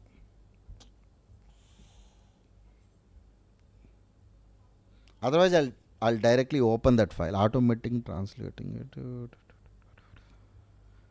Okay, I'll just show you because I was just taking one small session for one of the firm. What they asked me, Sharon, we wanted to make an automation. There are invoice numbers. Okay, we can quickly make that prompt. There are invoice numbers. Every time, what is our job? We have to segregate samples among the staff. Instead, can we make a small macro in such a way, I'll simply select the column, right? Once I select the invoice column, then it will automatically take it will ask me how much is the percentage of sample you are looking for. Then I'll give 5%. Then it will automatically give me 5% of the random samples in one column. Then systematic sampling, that means if 1000 are there, 5% means is 20, then 1000 divided by 20 is a 50. Then out of every 50 subset, I want one sample. Like that, it automatically create a small file. Okay, that is possible, right? How it is possible? You just need to be very clear with your instruction. Very clear in the sense, you have a sample. We'll make a small prompt quickly. Okay, I'll just make a small prompt. Will not go deeper. I'll just give you an idea. You are an Excel VBA expert.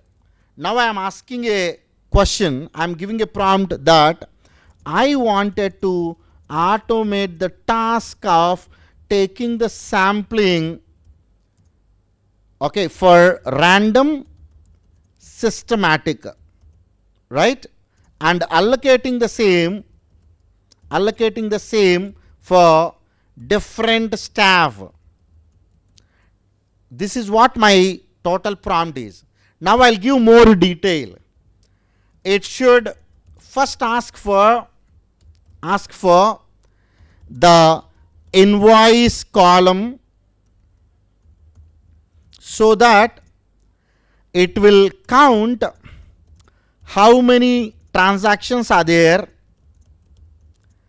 Out of total transactions, it should ask for what is the sample percentage size. Then it should provide me in a column those many random samples, nothing but invoice numbers. Also provide me systematic samples, meaning if 1000 invoices are there, 5% samples I want, 5% samples if I enter, then 5% in 1000 how much? How much? 20, right? So 1000 divided by 20 is equal to 50, meaning out of 50 of every subset, I need one sample. This is what the meaning of systematic sampling. I want these two columns should come one below other, sorry, one after other. One after other. Sorry? First column invoice number is the random, second column is systematic. Okay, those invoice numbers. I just need the invoice numbers. We can change it if you want. Right? So, can you provide me the code? I just given very randomly which came into my mind. But normally we don't put the prompt like this. We will give the question. We ask ChatGPT only give me the prompt. That prompt we will take it to the other conversation and use it. That's what generally we do it. But now don't worry, it is trying to understand. My understanding of your requirement, you have a worksheet with the invoice number column. User will select this column. Macro should count total number of invoices, ask for the sample percentage. Count the total number of invoices, ask for the sample percentage. Based on this, random sampling, pick required number of random invoice numbers and place them in a new column. Right? Systematic sampling, if total invoices are n, sample percentage is p, n divided by samples, pick one invoice from each interval for, in the next column immediately after the random sampling. Both outputs should be invoice numbers, not row numbers. Column should appear side by side. Provide the result in the new sheet called sampling. Okay, this also I have added. Now it just updated the requirement and it started giving me the code. Let it give. I don't want any function. This is just a code, right? Now it is done. Let me copy this. I'll go here.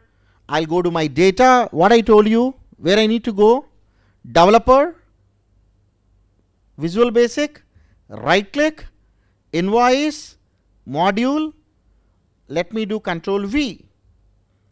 Let me do Control V. Now where are the invoice numbers? How to get my invoice numbers? It's very simple. I'll just put it invoice hyphen and I'll use a function called sequence. Let's say 1000. Now I got 1000 invoices just as a sample. Okay. Now what I need to do, can I run the program? How to run this program? Click this button of running the program. Now it is asking me to, what it is asking me? Please select the column. Now I'll select this. Click OK. Now it is asking me to select the percentage. Don't give the percentage symbol, just give the number. Now I wanted to take, let's say 4%. Now let me click OK. It is done. What it has given? It has given me random samples 41 because I asked for 4%, and it has given me systematic sampling. If you see here, it has absolutely taken random and it has taken the systematic. If you could see, because 40 is there, out of the data, out of the data set of every 40, if I am not wrong, are 25. How much it is? Yeah, every 40, it should ideally take 1. Then it has taken with an interval of 30 to 40. Okay, you see it? This is the way it can. If it is doing wrong, you can go and correct it. Now what I can even do, ask one more question to me. Instead of taking only invoice number, this time I'll take the entire data, the entire, all the rows with all the columns. Now ask me what is a sample, what is a systematic sampling. Then also ask me how many staff on which they are working. Then I'll give the staff name with comma as a separator. Then do one thing, equally distribute samples to each staff and create a separate file in the folder and store their data. Possible? Now if the same code, instead of me pasting here, I'll paste, where my SIRC sampling is there. What I'll be doing, I will just close this. I don't want it to put over there. Close this.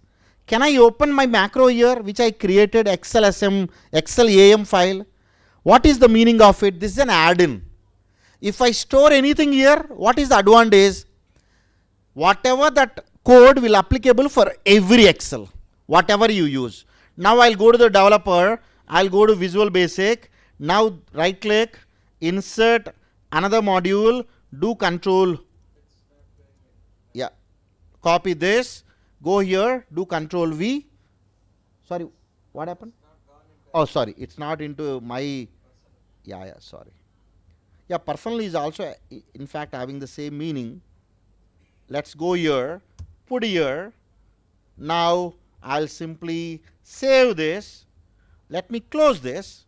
Now you can go to any Excel, save this. Now I'll go to any Excel for that matter. Any Excel. Now let's go to the blank. In fact, if you can go to the developer, Excel add-in. Now let me delete for that matter. Let's take the browse. I wanted to take the browse to my add-in. Let's go to the SIRC. Take this. Please replace the old one. Click OK. Now I'll just put my invoice numbers. What is the formula I told you? Earlier, if you want to have a serial number, we used to write 1, 2, drag it. That's what we used to do, right? Now not required. There is a function called sequence. Let me take it till, okay, let's say 5,000. Enter. You got 5,000 invoices. Now what I'll be doing, I have to run the macro. But how to run the macro is the question. Because earlier I used to go to that VBA and click it. Now you can do one more thing. Because you enable that particular add-in, what you can do now, you can go to the File tab, go to the Options, go to the ribbon menu. Everything is customized in your Excel. Now what I can do, I'll create a new tab. This tab, can you please tell me what is the name I can keep this tab? Let's say this tab name is SIRC. This tab should be after the Home tab. Now after the Home tab, there is an SIRC tab. Now in this I wanted to add a macro. How to add a macro? Put the drop down here. Macros are there. There is a macro called invoice sampling. Now this invoice sampling I wanted to add here. Now this custom name of the group is sampling, right? And this one I wanted to rename random and systematic, right? And I wanted to give a name of this arrow. I'll give an icon of this arrow. Now click OK. What happened? Can anyone please tell? On the top, there is one extra tab appeared called SIRC along with a button.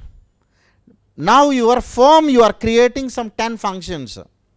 Then do one thing, all the programs you put it, save it as an Excel AM add-in, get it through the developer, then you can go back to the ribbon menu, create your own tab with your firm name, then get all the macros over there with your own icons and name.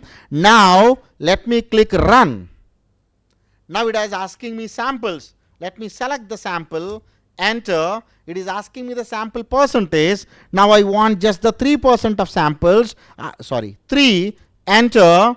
It's done. My sampling is ready. Now you can expand this. Add a staff. Little expand. Store this in the log file. Log should be locked. Okay, that password the user should not know. Who you are generating.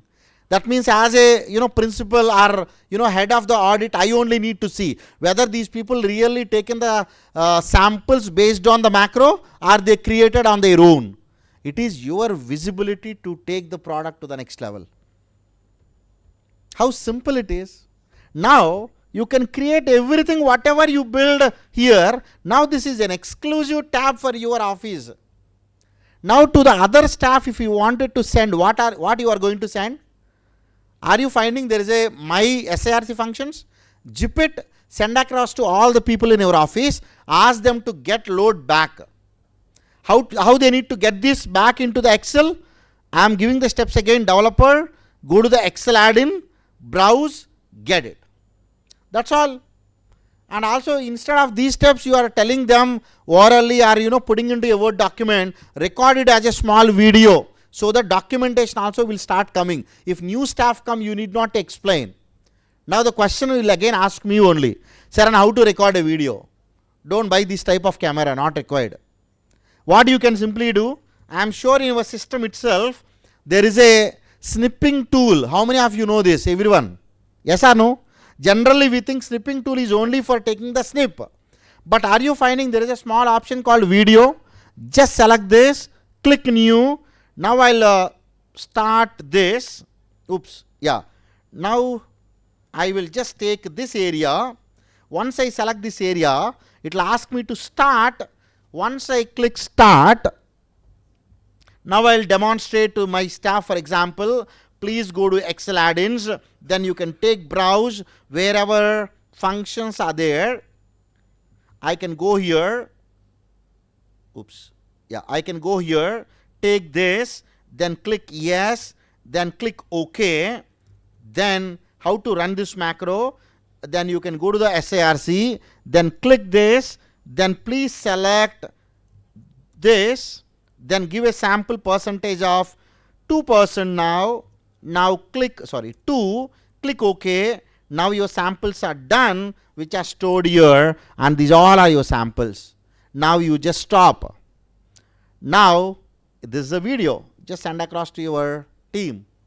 Everything is there without going anywhere, using a complex situations, complex applications. Everything is there under your fingers.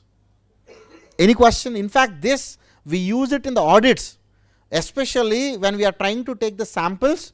Sometimes we record that, we store it. That may be helpful after 10 years. Telling that you send me the notice yesterday, don't think that I prepared this every working file just before coming here. This everything we recorded long back, right? Very, very important task. You start taking a desktop, recording. This desktop recording is very, very simple. That is just by going into snipping tool. Till now, whatever I have covered, is there any rocket science? I have not used any complex formula. Just click of buttons. Then why we are not doing it? Start doing it. Let's all have a target 2026. Every month one automation. See, we don't know the power of compounding. When we wanted to do everything together, I am sure you fail. Don't do that. Monthly one. Then you will see this entire ribbon menu will get filled with the automations at your office. Monthly one is very easy. When we have a time of 30 minutes, start doing R&D. If everything works, then save over there. After 1 year, 12 automations. After 2 years, 24 automations. 3 years, 36 automations. All big automations. That's the way, we should grow. Okay, also tell to your staff, they are very important people. And tell me any scenario where without judgmental, simple works what you can do. Why engagement letter you need to take last year and put it this and replace and so on. I can happily do this. What I want is, I want an engagement. Now you can make a small macro. Please prepare an engagement letter for a chartered accountant to render a service of statutory audit. And please ask me for the input, the company name, the CIN number, and what other inputs are required. Which financial year, then, okay, for which financial year, and whatever the placeholders you have, address of the company and so on. Then it will ask only those details. Then once you submit, in a specific folder, even you can give a path to that folder, your engagement letter, all the things are ready. Whatever you need to ideally create, taking copy paste from the Word document of the previous year and so on. Job is over. And for your information, macro is also there. Even in Word document, formatting is also will get over automatically. First page, this is the formatting. Second page, this is the formatting and so on. It's about, our visibility. Again, after I tell everything, many people think, can we really learn all these?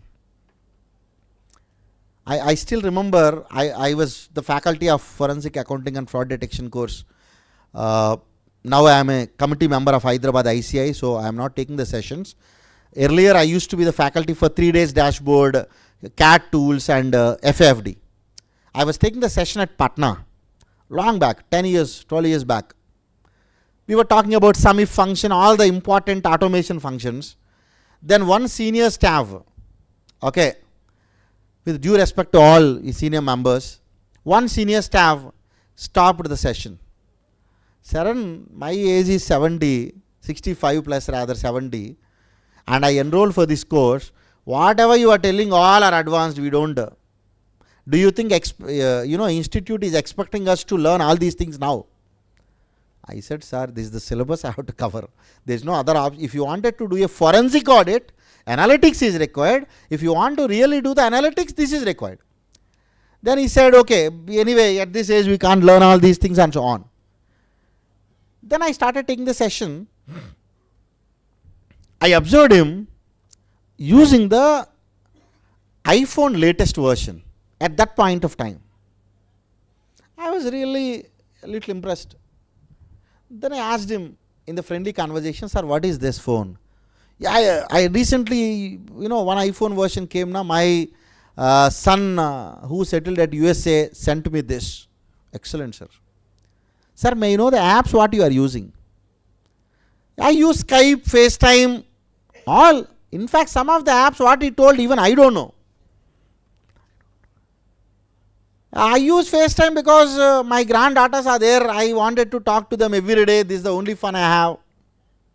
Sir, do you have WhatsApp? Of course, WhatsApp I am having. I am in the senior citizens group, morning walkers group, all the groups he said.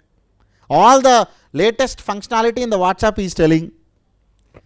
Sir, what other things? Some Candy Crush or some games. Whenever my granddaughters came, they taught me and I started playing that. Sir, who said you are not tech savvy? I asked. You know how to download all these games. You know how to play. You know how to use the applications. Some of the applications, many of the crowd who are there in the class doesn't know. I told, sir, it is purely the interest. Earlier, you might be using Nokia 1100 phone.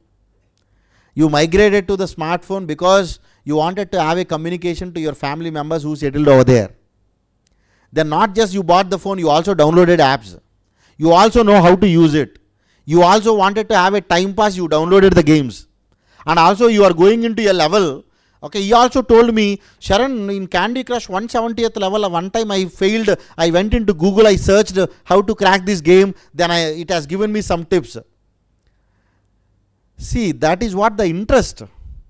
If you have an interest, these all things looks very, very simple. Even if you are at the age of 80, 85, even you are the youngest member. If you don't have an interest, whatever we talk, everything go on the air. Just have an interest, have yourself with a resolution, I wanted to do this automation. Other than where your brain really required, why you wanted to spend the time? Those all nonsense work if you ask me. In future, anyway that will be automated. Instead of buying some other application, why you wanted to do that? You can build your own applications. In one of the interview, Sam I think Sam, NVIDIA founder is telling. What he was telling, 100 years back everyone knows how to do the farming. Every family. Otherwise they can't survive. Now no one knows. In the same way, after 10 years, everyone will by default know how to build their own application. Even a housewife at the kitchen wanted to make her job more comfort. She can build her own application and take some API calls, build an application to make her work simple, because after 10 years, there is no option. It's only mandatory. Everyone has to learn technology. Otherwise, you can't survive. But that point of time becoming stressful and so on, start learning from today, at least in our profession. And let's focus on only the things what is required. we all are having hue and cry that, tomorrow I'm sure, let me tell you, GST returns will go away, there is no doubt. Now already many applications are there where you just click a button, it tally to returns also it is doing. Income tax returns also almost everything income tax department only filling. Next time he will not allow us to fill, he will only send the acknowledgement. Because what is there? I am not filling anything. That fellow is keeping everything. Only on excess anything is there, please report, he will tell. Other than that, because that excess also not because they have a love on us. They wanted to change their application. Tomorrow that also he will add and he will send. Okay, so now what is there in the income tax? All small things will go away. The only thing which will remain is what, as a chartered accountant, I can take a better decision. Let me tell you new domains, because especially young people are there. CA jobs will not go away, let me tell you. Wherever audit is there, we are there. But not the audits what we are doing now, because out of the audits what we are doing, 80% is actually logic based. Logic based, why a human has to do? A system can do the logic. Based on the result what it give, analysis, we can do much better than the system. But logical jobs, all system can do it.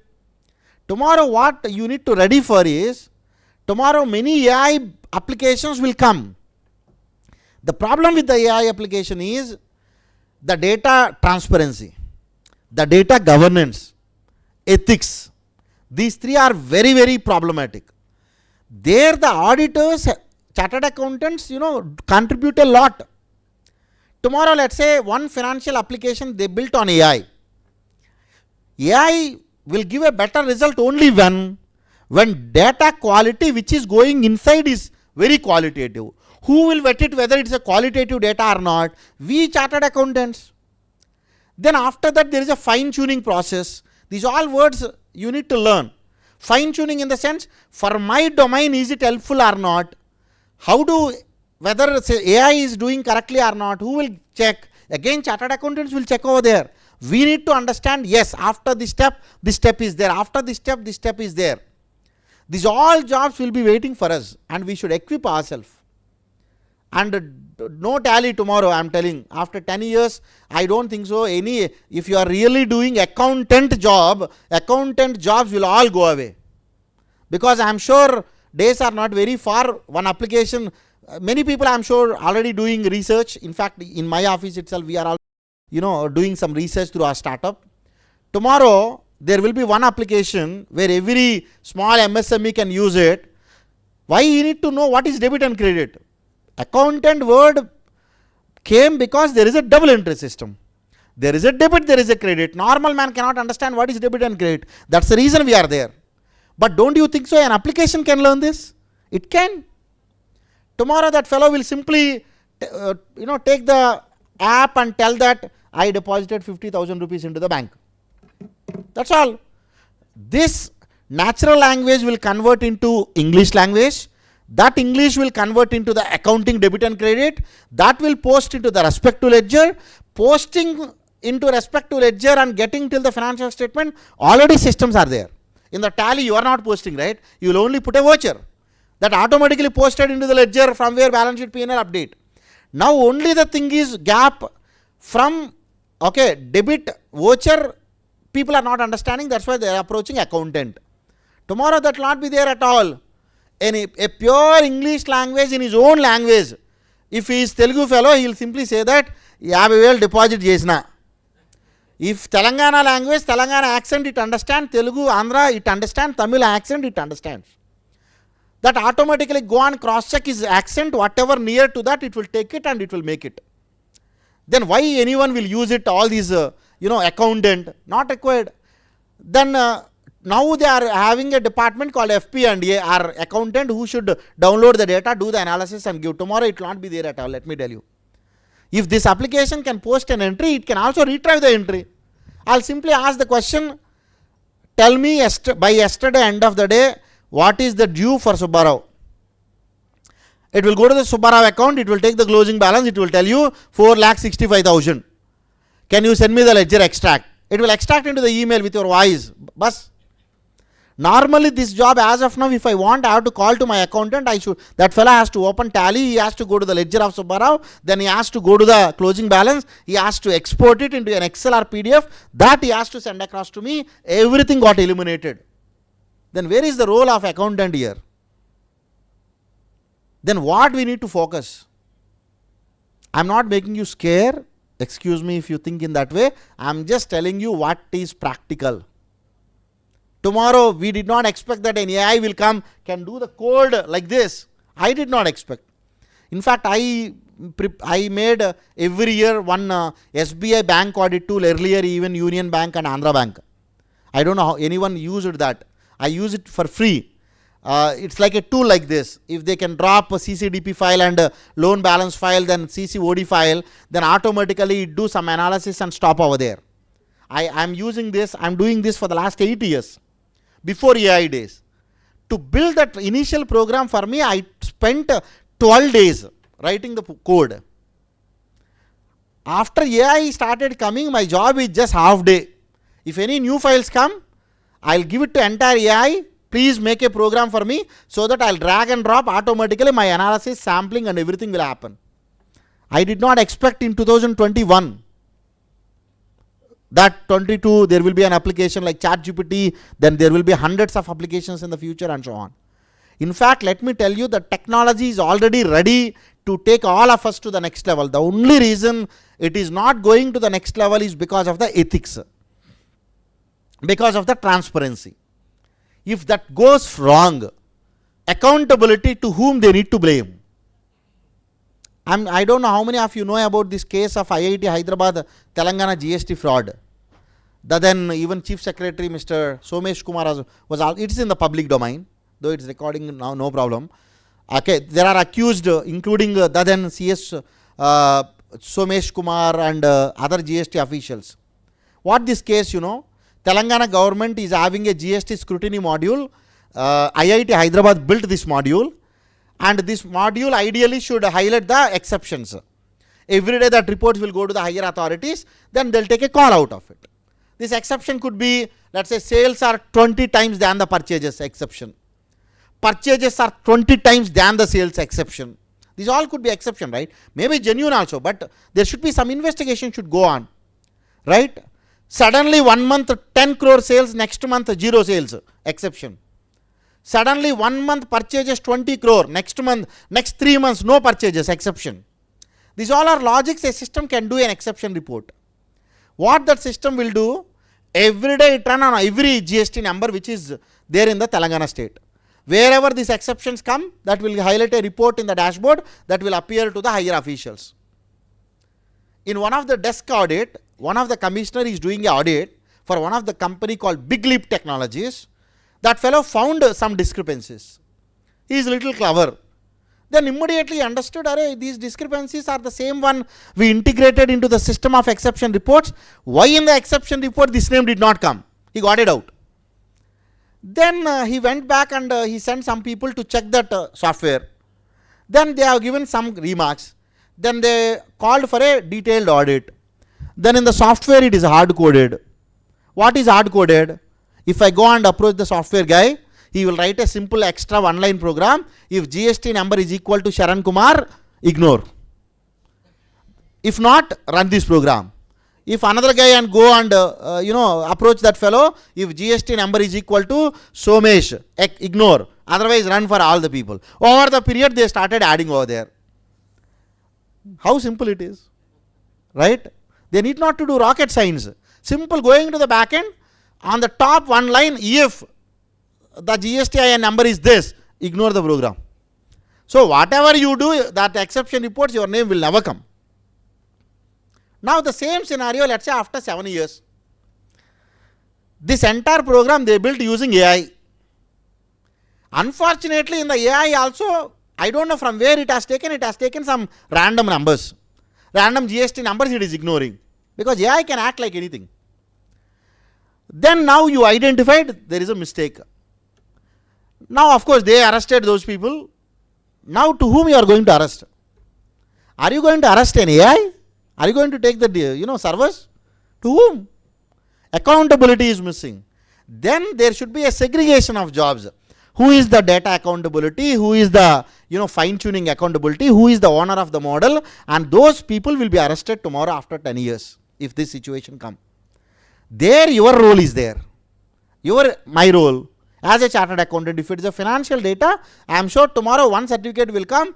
Any financial AI has to certified by a chartered accountant when it comes to the data quality. There will be a new domain, new earning for chartered accountants.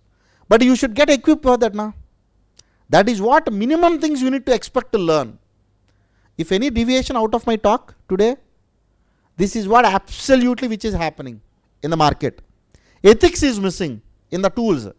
What is ethics? We are seeing everywhere in the world. A drone is delivering the goods. Why it's not happening in India? And in fact, everywhere it's not happening. Only some samples somewhere we are hearing the news. Is it not possible today? If a rocket can take 100 ton of material to the top, why can't a drone can easily pick up 1 kg? It's already there. But why it's not happening in the country? In everywhere? Ethics the problem. What is ethics? Ethics is very simple. If the drone goes to a limit of let's say 100 meters, then 100 meter is basically a 20th floor height, let's say in the in any big apartments. Now it has to record everything the way so that it knows what is obstacle, it has to stop, it has to change the route and so on, because navigation it has to record. It is having the cameras all the time.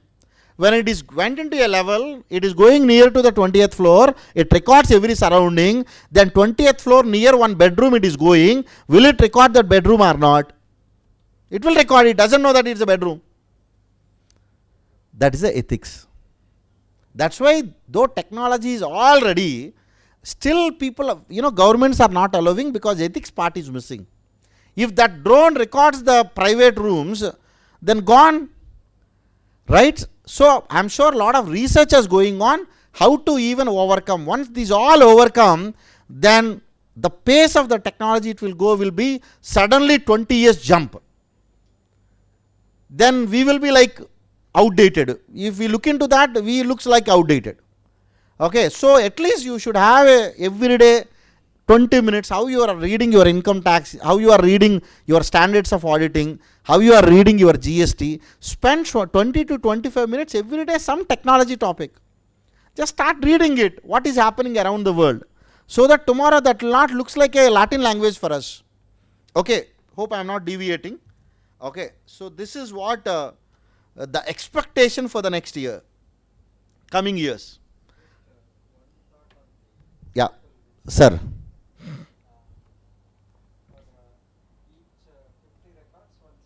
Correct, sir. You can give, there are two types of sampling basically. One is the systematic sampling in that random, the other one is cluster.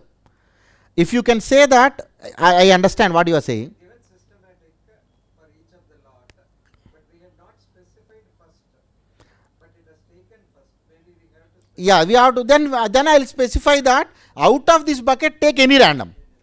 Possible, it's about how we give the prompt, because I am just demonstrating very fast that particular one. I have not given such a, many a times we are lazy in giving the prompt. We are such a lazy, we'll give one single line, we'll expect AI to give everything. Don't do that. Sometimes your prompt may be 10 times lengthier than the AI result. You need a quality answer, for which how much prompt you need to give. And one tip I can give you, don't change the conversations. If you are working for one particular client, every question related, everything you can make that particular conversation live. Every time for that particular client any question is there, go to the same conversation, start entering, so that your AI will start understanding about that particular client end to end. Our habit is every time when new question comes, we'll go to a new conversation, we'll start. That means every time it's new, AI cannot understand. How lazy we are, I'll take this example in giving a prompt. In general, will it allow even after taking 1 month, 2 months also same conversation? Yes, of course. That's the reason, all the AIs are having now the projects. Whoever using ChatGPT, let me tell you, are you finding there is a project? If normally every conversation is different. But if you can add a project, you could see here, my big assignments, I always keep it as a project. You can see new India Assurance Forensic Audit, ITC Company Schedules Automation, Rajarajeshwari Bank Forensic Audit.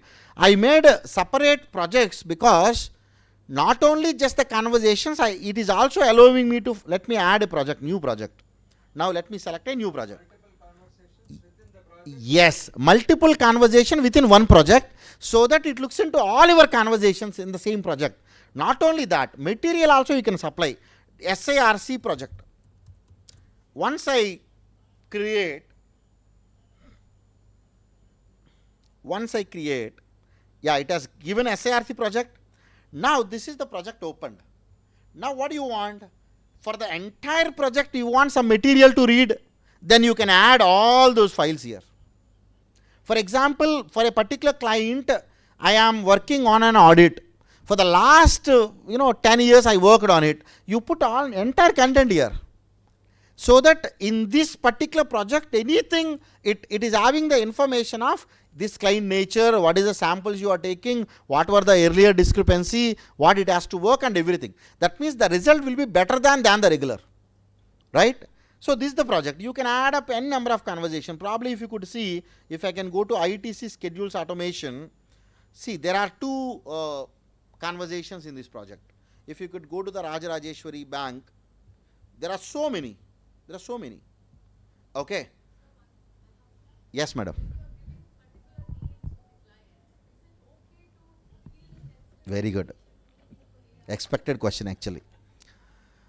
Madam, I do take sessions for even civil servants for IRIFM and C&AG. In fact, I am the board member of Karnataka State C&AG as an audit advisory member, even South Central Railway and IRIFM, Indian Railway Institute of Financial Management.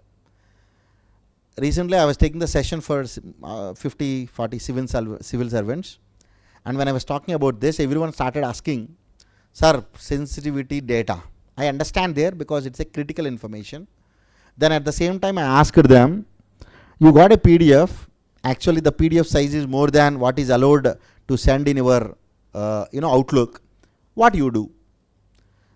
They said, sir, nothing, sir. We'll go to I love PDF and we'll upload there and we'll shrink it and we'll do it. See, if you are really using all the security layers, I don't suggest putting a client name here. But 80% of the things, we being a chartered accountant, we least bother about the data of the client. If that is the case, this is also one of the thing. But my suggestion, sensitivity data, first you do one thing. There are many applications where it can mask all the things automatically. First you mask over there and get it here. But in my case, what I believe, if really something which I feel sensitive, I will go to the incognito mode. I'll go to the incognito mode. Incognito mode in the sense it will not record anything for you. Where is that? Sorry. 1 second. You will be finding, it is keep on changing. You will find incognito mode of the conversation. Once you go to the incognito mode of the conversation, it will not store anything whatever you did. Once you give the result, once you come back, it deletes everything. That is type of thing you can do it. But madam, as long as small information, in my case, let me tell you, I upload. I feel that nothing will happen to this information. Whenever I am working with some of the very big projects for government, I certainly take that because I am having an NDA over there. But in a lighter side, let me tell you, no CA bothered to follow the NDA. In fact, with right hand we sign a NDA, immediately we come to the office, we ask our staff to scan it. That fellow will scan using some other application, okay, and they are storing, and to reduce the size, they will go to I love PDF or small PDF, and finally this entire data they will store somewhere else. Where is the security? Okay, it is case to case, madam, but of course not suggestible. Any question? Any question? Great. Yeah, let's go back. We will talk about some of the, I'll quickly cover one small topic as the time is very limited. I'll cover quickly Power BI, I'll come back because Power BI in the audits, Power Query in the audits are very helpful. Now I'll just tell you, see, this is the data you have. You are doing an internal audit of one of the dealer. That fellow is having 7 different regions. Each, this is the sales data. Each region, there are 5 products. Each product, there is a data. That means how many sheets are there? Can you tell me? How many Excels are there? And each Excel, if I open, there is a 3 sheets again. That means each Excel is having 3 sheets. Like this, 6 years data is there. This 6 years data is there for how many products? 6 products. These 6 products are there in every region. 5 regions are there. 5 into 6 into 6 into 3 sheets data is there. Now every month he will send the data in the format what it is there. Like in these folders.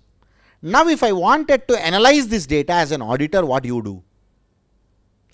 Normally earlier we used to open every file, copy paste everything one below other. But when we say it is manual, no problem sir. My office is having many article students which are idle. That fellow will open, copy, paste, open, copy, paste. At least good that these days, articles are doing much better jobs. Earlier, 90% of the small firms where the article job is, that fellow will give a bank statement in the physical format. They'll start entering the bank statement in the Excel format. Now at least OCR tools are there. We'll scan it automatically. That will convert. Lot of things are there. Now my question is, how are you going to append all this data one below other? Any question? How we can do this? I'll just go here. I'll go to console. I'll just create one Excel file. Let me open this. You understood my question? All the files, how am I going to append everything one below other? I opened Excel. Everyone please focus.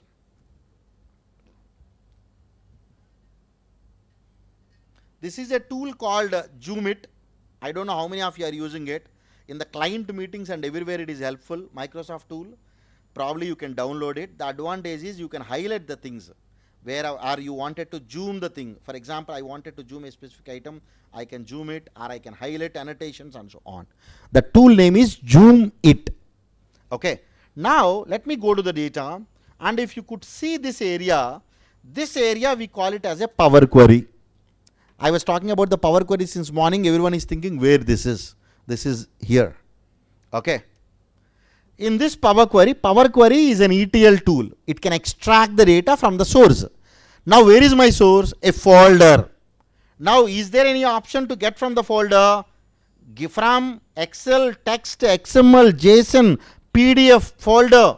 Even you can get the data from any database. Even you can get the data from Azure. Even you can get data from Microsoft Fabric, online services, web related data. You can, whoever doing a share market, probably you can connect with the screener website automatically without going to the screener. You can get your data into Excel just with a refresh also. Now in this case, I wanted to get the data from folder. I went into the folder. Now it is asking me obviously to select the folder Mr. Saran. Now I'll just go here. I'll go here. I'll select the folder called sales data. Oops, no. Where is that? Multiple folders, right? Sales data. I'll just click OK. Now what it does? It read all the files in this folder, subfolder, subfolder, subfolder. Let me also give you the technique where we use this. In the forensic audits, we use this. In the forensic audit, what is the relevance of using this? Because when we go for a forensic audit, that fellow either under IBC or transaction audit or regular forensic audit, the client will give you, sir, this is what my data, take it. Don't sit at my office, go to your office and do the audit. And you know how much time they give for the forensic audit? Very huge time. 2 days, 1 day, 3 days. 3 days what you will do? You don't even know what is the clue. Where to start? The biggest problem of the forensic audits, we don't know where to start the assignment. Then your files will give you a clue. Then quickly what we do, because there is a 20 GB of the data. Opening every file will take 5 days time. Then what I do, I will take the server here so that all the files will come one below other. Files I am talking, not the folders. Then I will search in the files all the important words. Confidential, personal, don't touch. We wanted to touch that file only in the audit. Okay. All these words, even if you are not sure what type of words, go to the AI and ask, could you please give me all the red flag words which can be the file names. And also I will not even bother to go back to the old files. There is a one more column, it has given date access, date modified, date created. I will take date modified which happened in the last 10 days before me coming into the audit. Because that fellow will in a panic will go back, come off the files, he'll open it, he'll change the figures, he'll save it, he'll close it. When he save it, it's update the time. That's a parameter.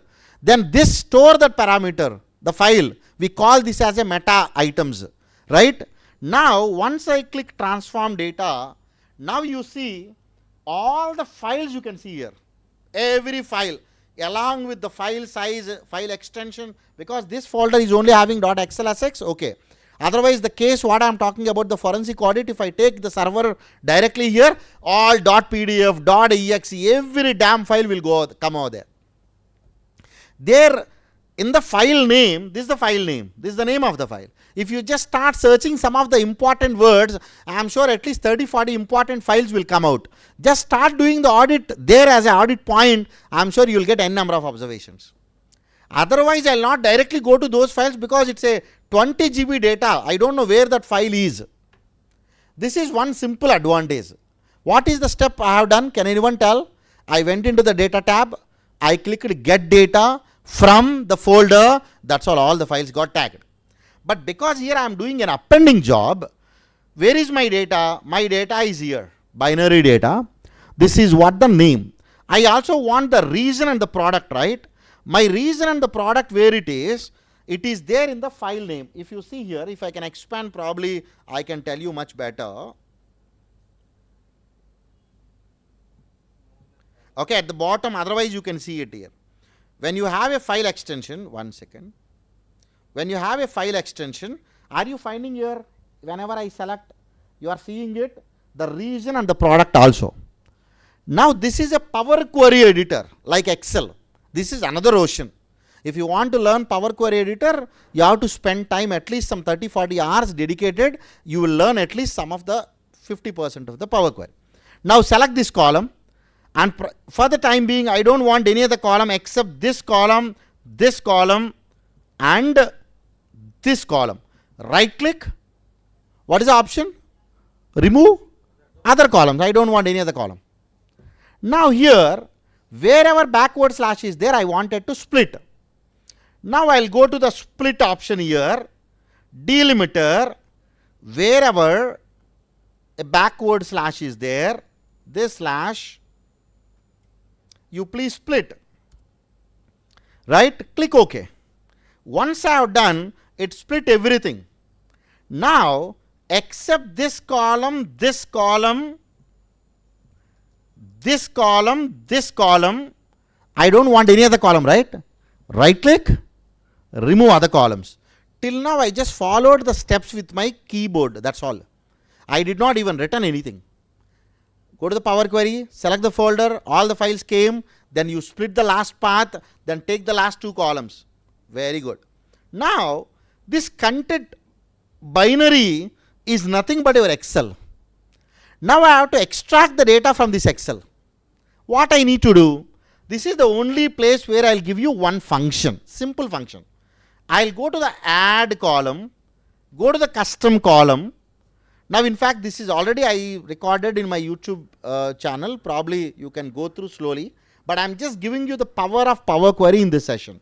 I will just give you data. What I want is Excel.workbook, because this is Excel data.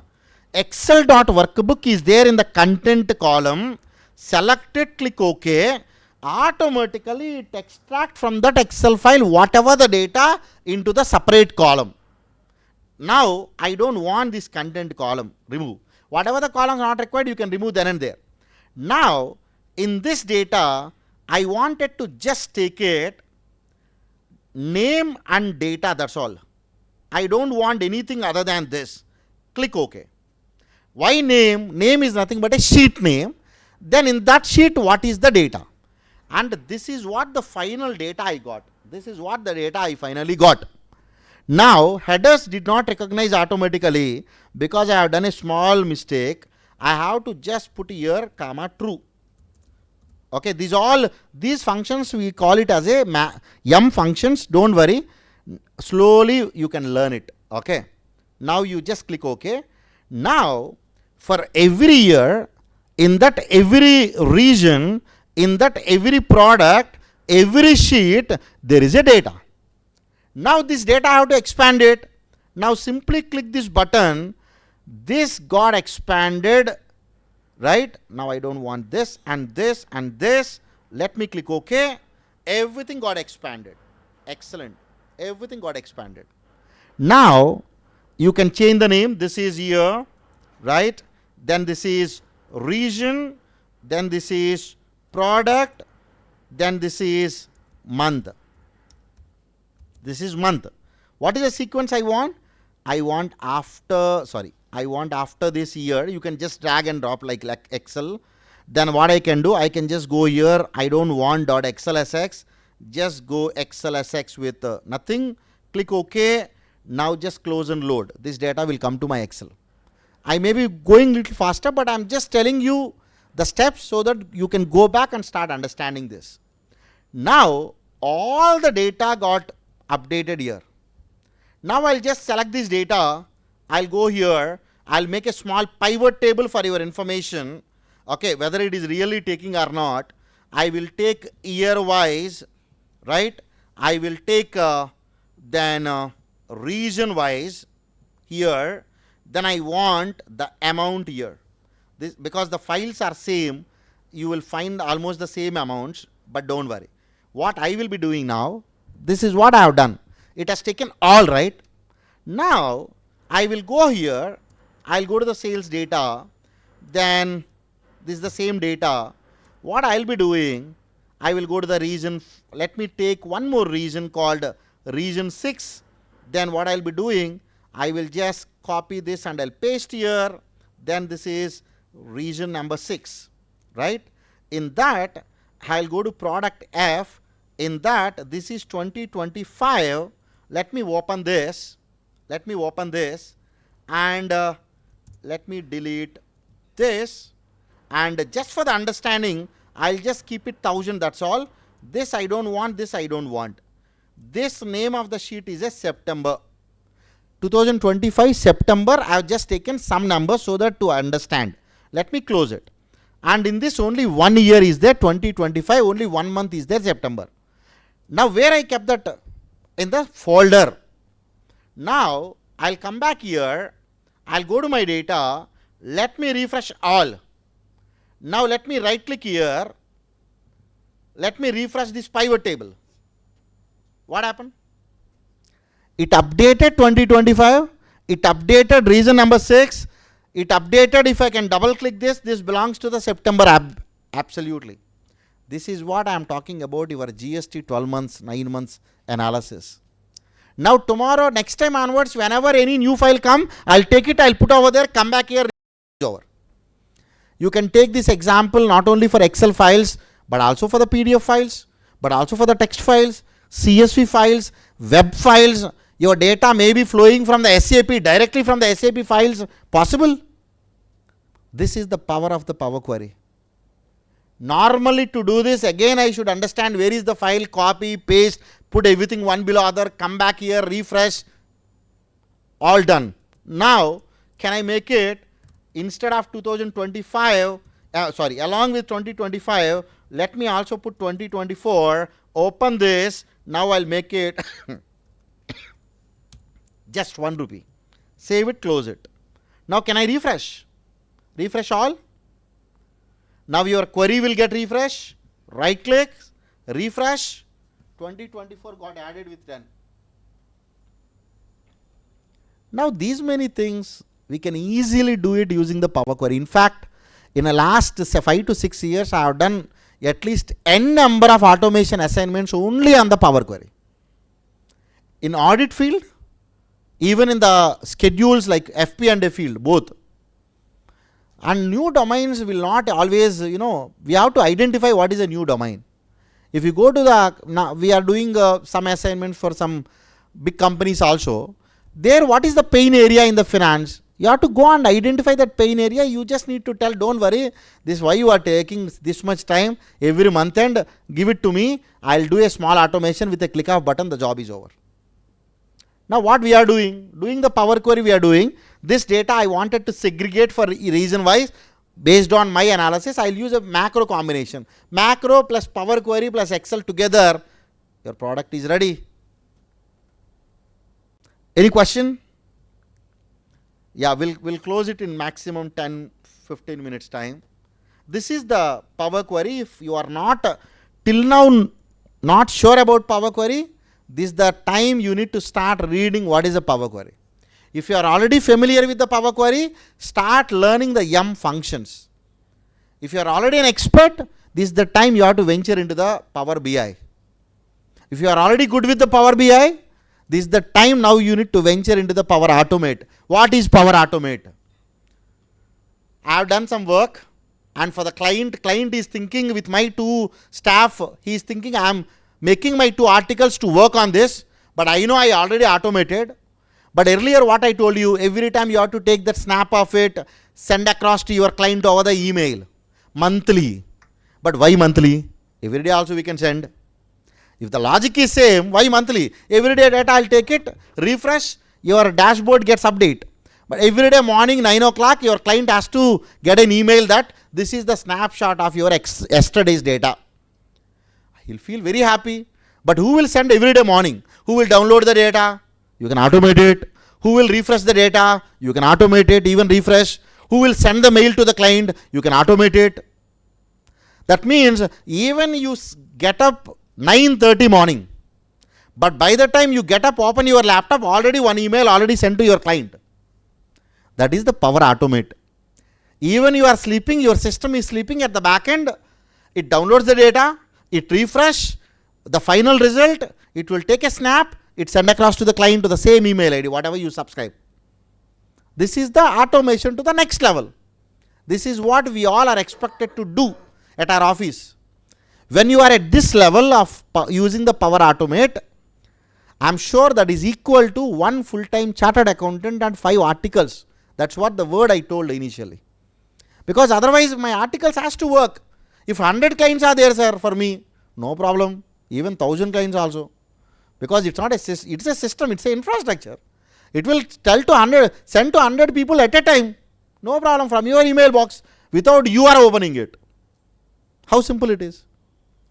That's the way we need to focus, okay, our automation into. That automation can be leveraged, you can into the audit, you can into income tax, you can get it into the, GST, everywhere. But you need to know that what are the tools. Power Automate is for the automation. Power Apps is to build a small application. How many of you know AppSheet? AppSheet. I'll close finally with this. AppSheet. Let's say my office is having 5 staff. I wanted to manage the job. Who is doing what type of work and so on. Everyone asks, can you please tell me the good software? I'm in fact discouraging the software companies to build applications for CAs. Because CAs inquire more than buying. Okay, they don't buy at the end of the day. Okay, they inquire a lot. See, at the end of the day, you buy one software first. You start using it. First, we don't buy. We ask n number of people, what is a good software to manage. See, no software in the world can satisfy everyone. If you go to Pepilio having its own disadvantages, of course, advantages. If you go to institute, why you want to go to anywhere? Institute itself is having a office management software. But some of the limitations, you can go to any audit, you can go to some other Jumku, this, lot of applications. But start trying with one. Many people ask me, Saran, in the Tally, is there any software I can automatically get from a bank statement to Tally? Have you any time clicked a button called shopping in the Tally? Once you open, there is a button on the top. That shopping is having thousands of TDLs. The price is never be more than 1000 rupees. In fact, 300, 400 rupees. Every TDL is having 3 days trial. I am sure if you start having searching into that, your requirement will certainly fit into one or other TDL. But till now, we least bothered to click that shopping, which is there in our fingertips, but we ask everyone in the world. Okay, and also now I don't know how many of you are importing templates into your tally directly. Template option. Directly get your bank's data in Excel and you put next column to what is the expense, push it to your tally, everything will automatically post it. Let's say otherwise first you wanted to post into the suspense, put suspense, it will go there, then you can take it from there to every item. Possible. Any question? Till here? Am I fast? Is it make sense today's session? Only when you start using. Otherwise on the screen it looks like a Bahubali film. Wow, great. Once you go back, gone. Right? So you must need to apply it. Even if one tool 2026 you use it, if I get a message that Sharan, this is what I implemented, because of which I saved 15 minutes, no problem. Start with 15 minutes job. Then I am happy. Otherwise there is no meaning even for SIRC calling me all the way from Hyderabad to here. Okay. The last one small topic I'll cover. In fact, I thought of covering lot. Can I quickly cover one small tool to your... I was asking which application? App. How many of you used? No, at least? Very good. Let's go to Google Drive. It's an app sheet, is a Google application. Now, I'll just go, you know Google Drive, right? I'll go to my spreadsheet, blank spreadsheet. Okay. Now let me give this spreadsheet name as to do for SIRC. What are the columns which are required? Serial number, otherwise not serial number, directly client name, then service, what is the service required in my office, then what is the start date, what is the target date to complete, then what is the staff to which I need to give, what is the status. Yes or no? These all are the columns which are required normally. Very good. In the meanwhile, can someone download the app sheet, please? One person, can you download, sir, from your app store? App sheet. Download and log in with your Gmail.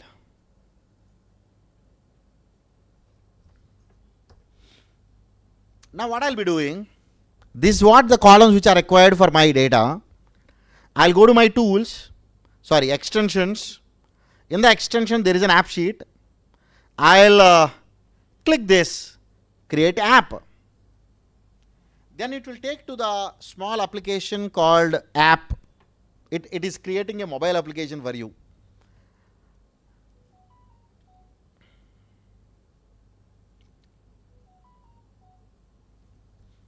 In the meanwhile, I request Sar to download an app sheet from his Play Store. Don't worry, it's a Google one, so no problem. Already our data is entirely with Google, so this data also will push to Google. Now, right side, are you finding there is a small mobile application, how it looks like? Very good. I'll not do more changes, leave it. I'll only do small changes. You can go to the settings. Do you want to delete option, do you want to provide? Or do you want to only provide add? Or do you want to update? I don't want to provide the delete option. Remove it. And also status, I don't want it, text. I'll go here. It should be the enum list. What list I want? I want not started, right?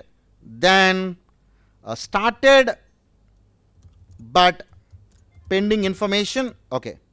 Pending info from client. Info from client. Then pending from office, then completed. These all are the list of items I want it has to display here. Then my staff also, why I need to text it, why I have to enter their name. Now let's say Sharan is the staff, then Shruti, then let's say Kshetra, then let's say Namita.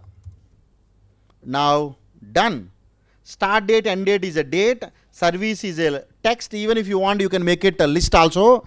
Then client is a name. Then how this view has to come. I don't want it to change anything. Let me save it. Sir, do you download it? Logged in with your email? Okay, give me your email ID, sir. I'll share this. KAYEM KARTHIK @gmail.com. Right now, this email I wanted to share. Unfortunately, robo is asking human to confirm that I am not a robo. That's the future. Okay, see, now I send, sir. Now you go to your app, then shared by others you may be having. Are you finding shared by others in your app? It will sync, don't worry. It takes time. Yeah, to do for SIRC came to you. Now what is updating there? What you are finding? You are finding a plus symbol in the right side? Yeah. Now you take plus symbol, enter your to-do list 2, 3.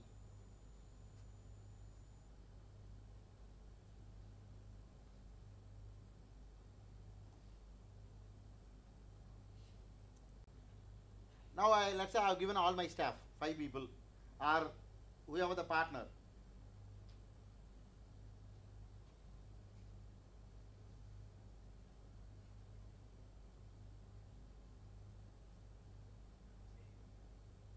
Saved? What happened? Oh, it came here. Very good. You can enter, you can delete, you can put whatever you want. It's a mobile application. It looks like a mobile application only, everything. See, it's got, even I got updated. This is what it looks like. I'll add a new one. It's having the fields. Everything is done. Now add second one, sir. Now this, I can get into my Excel and I can refresh. That's all. How much time I have taken to build an application which is helpful for our office? If you wanted to go a little deeper, something little, I have not done anything. I just selected, created app. That's all. Right? If you start spending, you can go to such a depth. My staff should not see everything. He wanted to see only the data, what is required for him. You can still do the security. This is what, earlier days we used to call it as a developer. The word of developer means the person should know the coding. Now developer word is gone. Then it came citizen developer. Every citizen can become a developer. That's why all these low code and no code apps came. Then from the citizen developer, now what is a new language, new word? Some word. Vibe coding. What is vibe coding? No code. Just put your prompt into the AI, it build an application for you. I am just thinking after 10 years, $1 billion startup will come with one founder. He is the only guy staff. He is the only guy everything in the company. Days are not very far. Right? See, application we built it, we can give it to the staff, all the 5 staff. Now I can even filter, I can go to the security level, I'll give the email ID. This rows only belongs to these people. Whatever their name is there, only that name should come. Then staff will refresh, if any work is there, they'll update over there, that's all. Then I can keep on increase this. And it's a free till 20 users in the deployment mode. And my entire CA election I managed using this app. It's having an option, even what I have done, I uploaded all the addresses over there so that it knows where is the address near to the metro station. So I only focused on near to the metro station, so that instead of other contestants going 10 offices throughout the city, I can use the technology. So every day I covered 50 offices. And just standing over there refreshing this app, I know how many of my supporters came and voted, whether it is a 100% first preference or first or second or 100% second preference. Before next day the result come, I given with 100% confidence, this is what around I'll get it. That should be the confidence you should have when you use the application. This got saved into the Google, sir. In the Google Sheet. No problem. This Google Sheet using a, okay, can I, 2 more minutes, madam, I have. This Google Sheet, very good question. Sir, we are habituated with Excel, but what is this Google? Okay, no problem. If that is the case, you can just click copy link. No, otherwise click save button. Click save button. What I'll be doing, I'll have it anyone using this link, click this, but don't share this link. Okay, anyone having this, I'll make it editor. Every Google link having its own pattern. Copy this, Control C. Now what I do, I'll go to my Excel. Let me open this Excel. Let's say we are not habituated Google Sheet, so it always looks odd that why Google is required. Now I can go to the data. I told you Power Query, right? Your Google Sheet is a cloud, meaning having a web link. So in the Power Query, I'll go to other, I'll go to the web link, but before that, let me paste this link here so that you can see how this link look like. Let me paste this link here.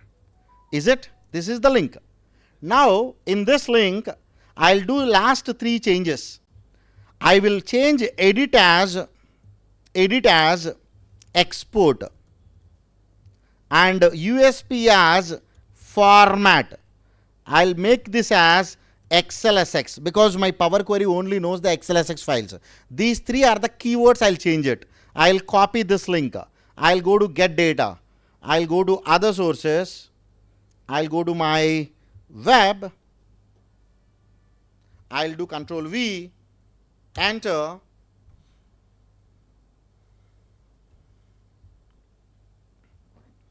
It is identified that sheet 1 is there, no problem. Okay, transform data, it gone to the Power Query. Now I'll make the header as a first row. Don't worry, just go back to your Excel. It will load into your Excel. Sir, for my sake, sir, add one more entry. Now I am also lazy in refreshing myself every time. I'll make every 1 minute, please refresh.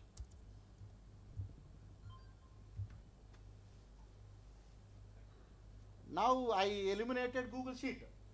Can't spend too much time here, you can go there and you can buy directly from there. Done? Okay. So this is the way it works and okay, since you clapped, I want to close this. Thank you so much for having a patient hearing, almost like a 3 hours marathon. Thank you so much for SIRC, everyone for giving me this opportunity. It's always love speaking SIRC at Chennai. And in fact, I was not expecting honestly these many people today. But a lot of people came and you all proved that you are not here for the CPE hours. Okay. Thank you so much.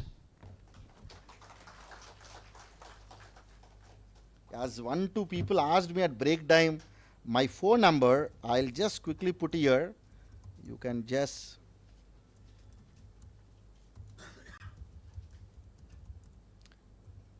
because I told I'll give it to everyone.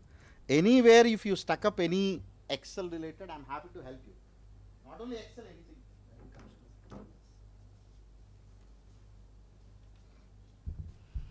Thank you so much, sir, for delivering such an insightful and engaging session. Your practical perspective and expertise were highly appreciated and added great value for all the participants. We sincerely appreciate your time and contribution. Thank you so much. And thank you to you all. So this is the time for break. So we'll go on a break. And by 2, we will start the next session. Thank you. After the break. So before we proceed to the next session, technical session today, we would like to just talk about our Chartered Accountant Belvent Fund, which is CABF. So we request your support for this noble cause. So dear members, to provide financial assistance for maintenance, education, ex gratia, medical treatment, or monthly financial assistance, any other similar purpose from CABF to necessitate persons being a person who are or have been member of the institute, whether subscribers to the fund or not, or wives and children of persons who are or have been members of the institute, whether subscribers to the fund or not. Third is widows and families to decides person who have been member of the institute whether subscriber to the fund or not, relatives or others who are dependent for support on a person who has been a member of the institute whether subscriber to the fund or not, and who has died without leaving a widow or children. We invite you to support this noble cause by becoming a life member of CABF. Contributions are eligible for tax deduction under Section 80G of the Income Tax Act 1961. In the past 6 years, CABF has helped 1,691 families with 25 crores in aid. So standee has been kept outside. You may scan the QR code and support this noble cause. Thank you. So now let's move on to our second technical session of the day. I would like to call our speaker, Ms. CA Jawahar sir. Please come on the stage.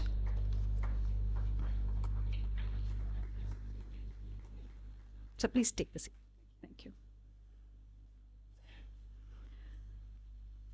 So he is a senior chartered accountant with over 41 years of experience, a BCom honors from Mumbai University. He is the first CA who has done this DISA, CISA, CISM and CISSP certification in system audit, and also a certified forensic audit with a law degree. He has held leadership role in ICAI, contributed to CA curriculum, authored an ICAI technical guide on IS audits, and is a Marshall Goldsmith certified executive coach. He is a member of Indian Council of Arbitration and has served an arbitrator for various stock exchange. He has served as a visitor faculty at the Institute of Chartered Financial Analyst of India, served as secretary of the International Physical Association Hyderabad subchapter,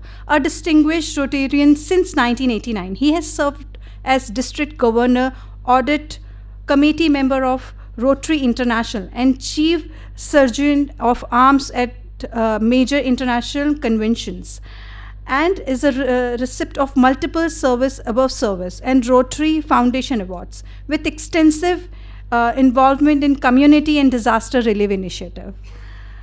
With this brief introduction, sir, I will hand over this session in a while. Meanwhile, I would like to call CATG Shekhar, sir. Please come and present a memento to our today's speaker.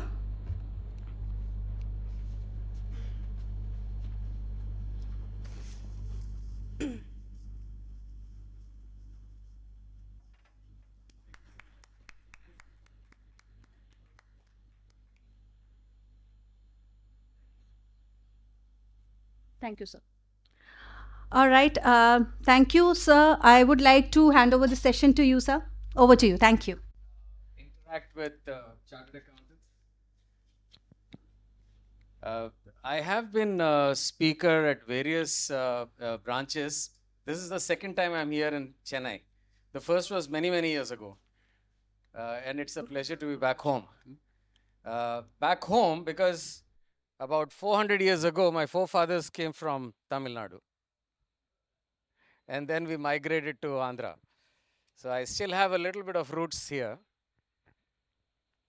Today I'm going to talk about risk-based audit. In the first session, my friend Saran took you through the ways of using technology. Can I have a little bit of volume on this? Little bit of, how to use technology to go around the audit. In this session, I'm going to take you through what are the steps to do the audit. You might say, I am a chartered accountant, so I know how to do audit. But then this is slightly different. This is risk-based audit, as the name suggests. How many of you have actually done a risk-based audit? Any of you? You have? Wonderful. So it's very few people who have done it actually. But let me tell you, risk-based audit is nothing different from the normal audit that we do, except that the whole concentration is on risk rather than on transactions. Normally, for all normal audits, we do the transaction audits, and we take it through various steps. Now, once I have finished, after this session, you will realize that doing a risk-based audit is also very easy. As the name suggests, the audit is entirely based on risk, and how you go about it is what I am going to deal with in the next session. Our institute has come out with standards on internal audits. How many of you have gone through them? Standards on internal audit? Very few, because majority of us don't even look at it initially, and especially because they are not yet mandatory, and therefore whatever is not mandatory is not for us. And this is basically our because see, I don't blame anyone, because we are actually tied up with our own day-to-day work to such an extent that we hardly have time for anything else, isn't it? But if we don't take out time from our regular work, how are we going to place ourselves ready for the future?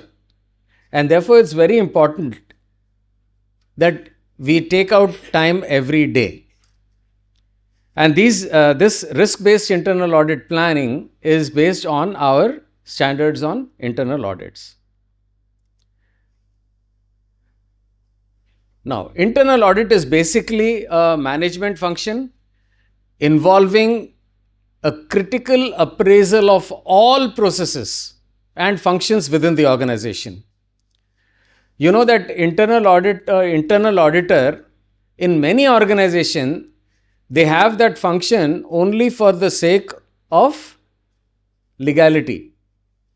But many organizations also know that if an internal audit department is given its due respect and the authority, they can do wonders for the organization. And very few organizations actually take advantage of it. In my career of around 41 years, I have done audits of many PSUs, and I have realized that in most of the PSUs, the internal audit function is only for namesake. And you'll be surprised that a couple of years ago, I was doing an audit of a very large PSU, a very profitable PSU. And when I asked for the internal audit reports, because as a statutory auditor, you base your opinion also on the basis of the internal audit reports. Now, when I asked for the internal audit reports, you know what I got? This voucher does not have signature. This voucher is not signed. This date is different. What am I going to do with such a reporting in internal audit? What we require is an in-depth analysis of the entire functions. And while our chartered accountants in some cases, and believe you me, in all those internal audit departments are headed by chartered accountants. Now, I can't even blame the organization, because the organization will say, you are the chartered accountant, you are the internal audit department, you should have done it. So, without blaming anyone, I thought, it is better that we give exposure to all chartered accountants regarding this risk-based audit approach, where the value addition to the organization and to your audit approach itself will be phenomenal. Now, all of us would love to have more income, right?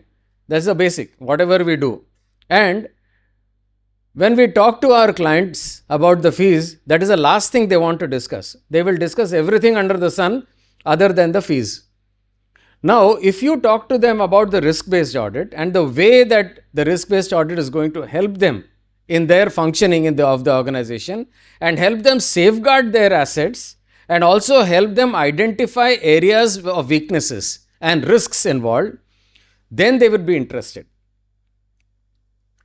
About 7-8 years ago, I was doing the audit of a private limited company, a very large private limited company. And the management, when I was discussing with them in the initial meetings, I was talking to them about what are the documentations available. They said, why do we need documentation? I said, it is for safeguarding the assets of the company. And you are in the role of a person governing the shareholders' funds, and therefore it is your responsibility to safeguard the assets of the company. Now they turned around, there were two directors sitting, and both of them turned around and said, we are here day in and day out, and we know. We know what exactly is happening. We know where exactly are the assets of the company. Everything we know. So there is no need for us. And this actually started when I questioned them about the fixed assets register. They said they don't have a fixed assets register. Nobody told them. And that company was in existence already for more than 20 years. So somewhere down the line, the statutory auditors were only reporting the CARO report that the fixed assets registers was being maintained. But in fact, it was not being maintained. And this is the attitude, I mean, which chartered accountant would like to go and explain to the management the advantages of maintaining all these registers and documentation? So as luck would have it, I was the auditor for about 6 years. 4 years down the lane, every year I was putting it in my report that, this register is not maintained, that is not maintained, etc. And I was also telling them that you do not have a system of taking confirmation of balances. The earlier auditors never even bothered to do it. So I asked them, because it is not proper as an auditor to directly give a qualification. So I asked them to put it in the notes that they have not received the confirmations. I made them send confirmations, but they did not receive it, and that is what I was reporting under emphasis of matter. In the 6th year, there was a massive fraud that was detected, and the fraud was to the tune of 16 crores in an organization where the annual turnover was about 200 crores. One of the directors turned around and said, you did not find the fraud. You did not detect the fraud. I said, I did not detect the fraud, that is correct. But what did you do about it? He said, what do I do about it? I have appointed you as an auditor and it is your job to do it. And then I told him, please go through the engagement letter. Please go through my audit report. Everything is there. You have not taken cognizance of what I have reported. And this is exactly what happens when, how many of you do internal audits? Be careful, be careful. Don't ever fall for the words of the management saying that everything is hunky-dory. It will not be. And believe you me,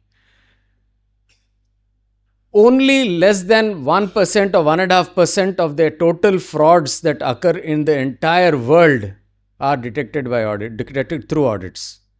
Rest of it are detected by different other ways. So we are the first targets of the management in case there is a fraud. So this risk-based audit, because of its continuous and critical appraisal of the entity's functioning, will help you detect it, or at least create an avenue for you to tell the areas of weaknesses of the organization. It suggests improvements, adds values, and strengthens the governance mechanism. Why? Because when you start questioning each and every process and sub-process within the organization and functioning of the organization, you start getting answers. Initially, you will find that the management will be very uncomfortable, because they say, we have taken a decision, who are you to question me? But this is exactly what an internal auditor is supposed to do. If you do not question the management's decisions, how are you going to detect their weaknesses? How are you going to do the risk assessment? And therefore, questioning is our basic birthright of chartered accountants. That is what we have been taught, isn't it? You question everything. In fact, my wife says, you don't be an auditor at home, because by force of habit, I start questioning her also. Till today, she is with me. We can't guarantee, because she might be fed up of my questioning later. And this internal audit also supports the strategic risk management and internal control systems of the organization. Now, the standards of internal audit, number 1, mandates that the internal auditors develop and document an audit plan. Is this anything different from what the statutory auditor is supposed to do? Even for a statutory audit, we are supposed to develop and document an audit plan, isn't it? How many of us do that? We want to do very few. I mean, I'm being very blunt about it. Don't feel bad. Most of us don't do it. But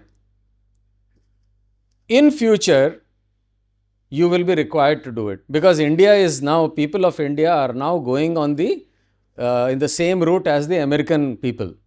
They will try to sue everyone for even the smallest of the things. So if you do not have your documentations properly, then you will be a target of these legal cases. So please have your documentation ready. In fact, our institute has come out with beautiful guidelines on how to maintain documents and all. Please go through that. And it's a cakewalk. It's nothing great. It is not a Brahma Vidya. You know, any common person with a little common sense can do it. And after all, you are chartered accountants. You are much above the normal common sense. So therefore, it is nothing different. Now, how should an audit plan be prepared? It should be prepared in consultation with all the stakeholders. Because as an auditor, there are two things. One is, you are not aware of the entire gamut of the business. That entire gamut of the business is known only to the management and those charged with governance. And therefore, if you have to understand it and you have to do the risk assessment, you will need to work with them and understand even the smallest of the variances that might happen over a period of time. And therefore, it is very critical that you interact and talk and question all the stakeholders involved. Especially in cases where there is an audit committee, please run your audit plan through the committee itself and get their acceptance.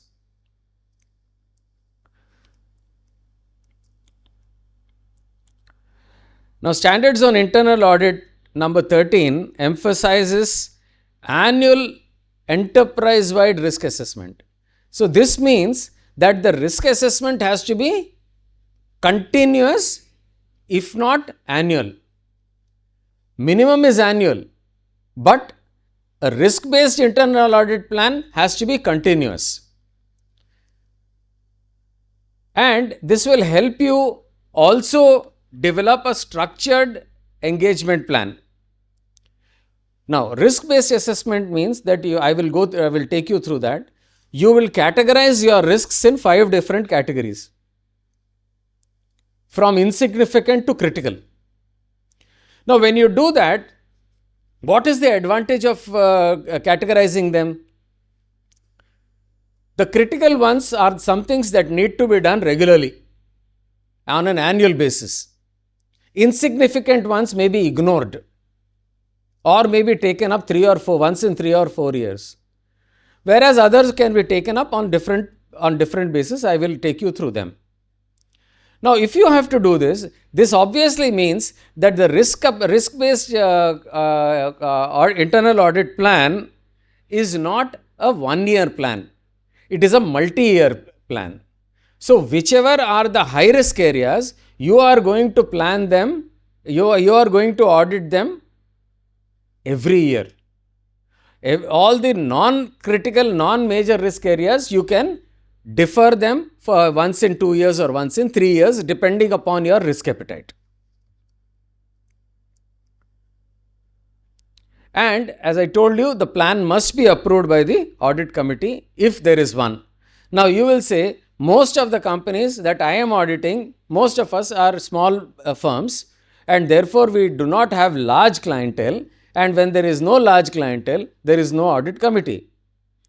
But how many of you have attended Practice Ki Pathshala of the institute? No. I would suggest please attend, because that is where I teach how to charge clients and how to double your turnover. But quickly let me tell you, discussing with the client will open doorways to increase your fees. I have done it. And believe you me, I'll give you an example also. I had a private limited company client.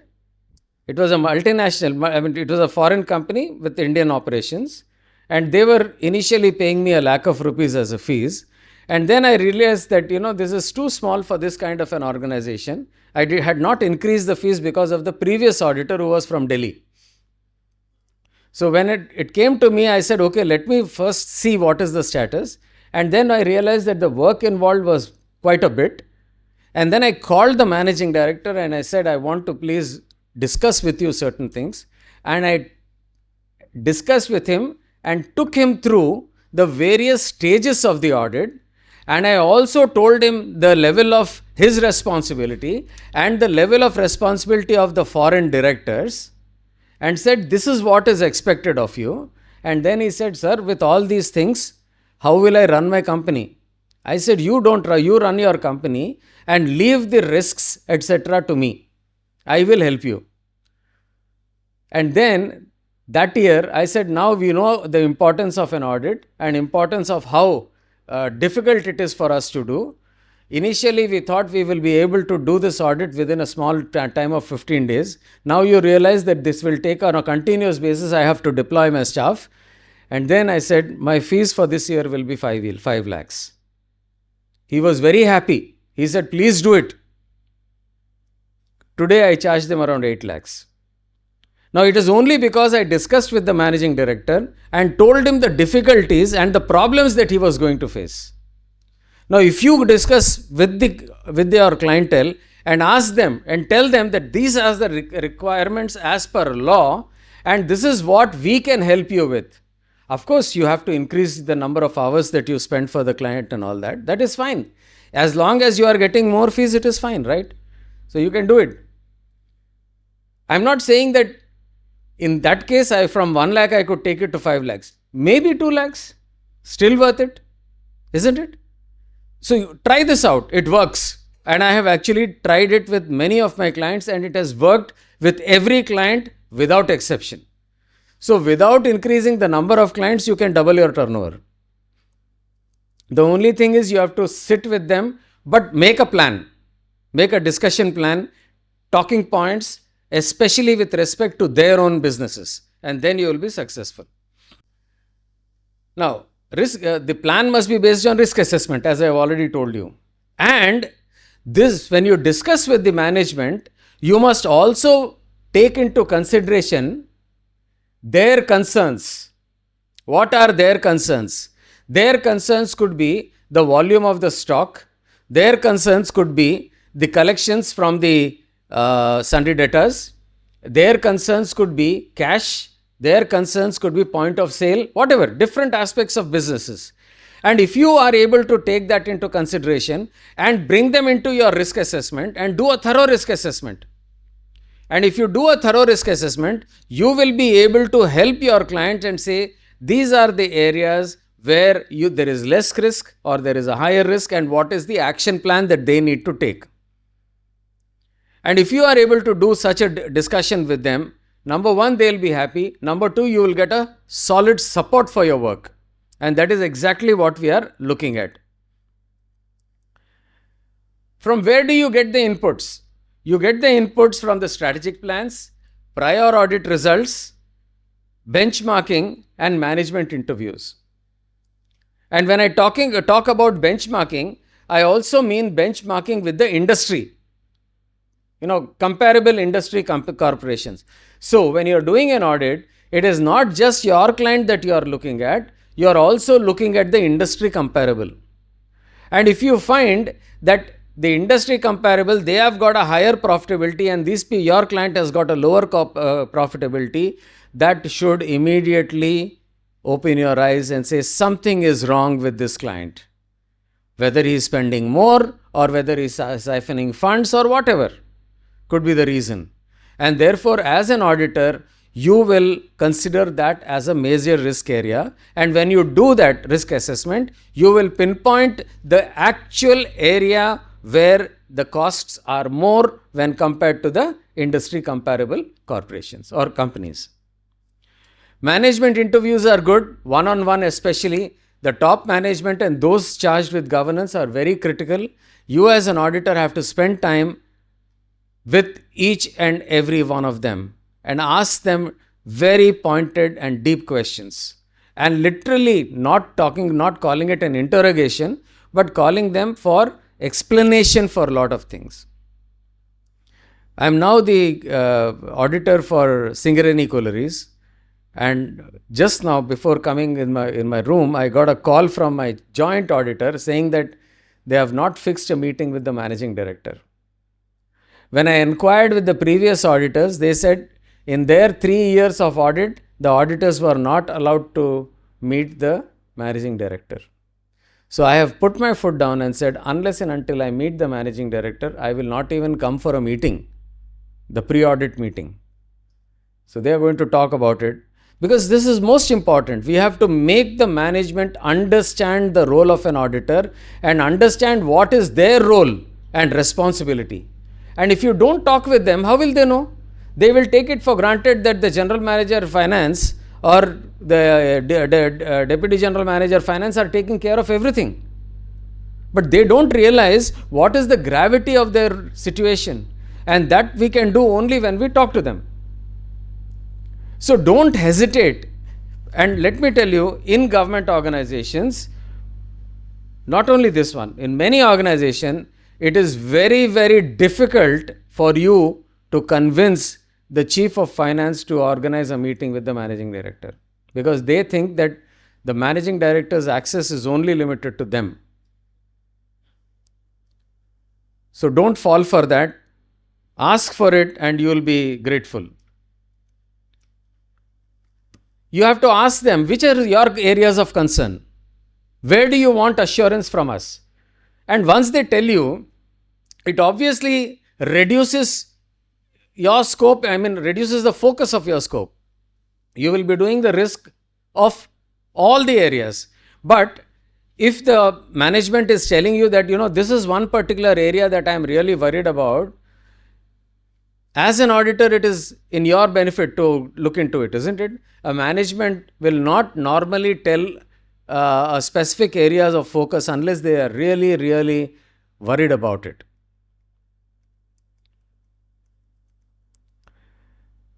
Now, this risk assessment is continuous in nature. Why? Because a risk that is perceived as a risk today may not be a risk tomorrow. Because if you as an auditor have told them that this is a risk, they might have taken, steps to mitigate them, isn't it? And then consequently, if a proper step is taken, then it is no longer a risk. And therefore, the assessment should be continuous. And when you are doing the risk assessment, you should consider existing risk, residual risk, and the emerging risk. Existing risk is what you will know. Basically, that's the easiest of the jobs of a chartered accountant. Residual risk you will know because this is there. I did not explain to you what the residual risk is, but these are the risks that remain as risks after the management has taken all the actions that they can.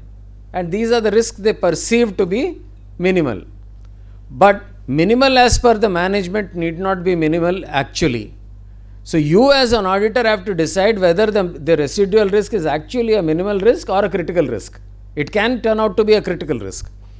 So you will have to then tell them that the so-called residual risk is actually a very major, minor or critical risk. And emerging risk. See, the management might really not be aware of the changing times in the industry because they are so focused on production and getting their service delivery or whatever, whereas you as an auditor are exposed to so many other things in life. You are exposed to the industry because out of habit we are curious and we meet people, we talk about them, about their businesses, And therefore, we understand what kind of emerging risks are there, emerging problems that can happen. And with our thought process, if we are able to identify emerging risks also, that will be helpful to the organization.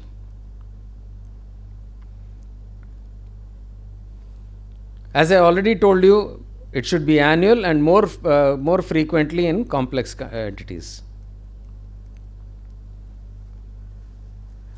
Our traditional audit, basically, as I told you, is a transactional audit. And now, with the growing economy, the volume of transactions is becoming too much. And as Saran told you in the morning, thanks to technology, we are in a position to handle the entire gamut of data rather than limiting ourselves to small so-called sampling.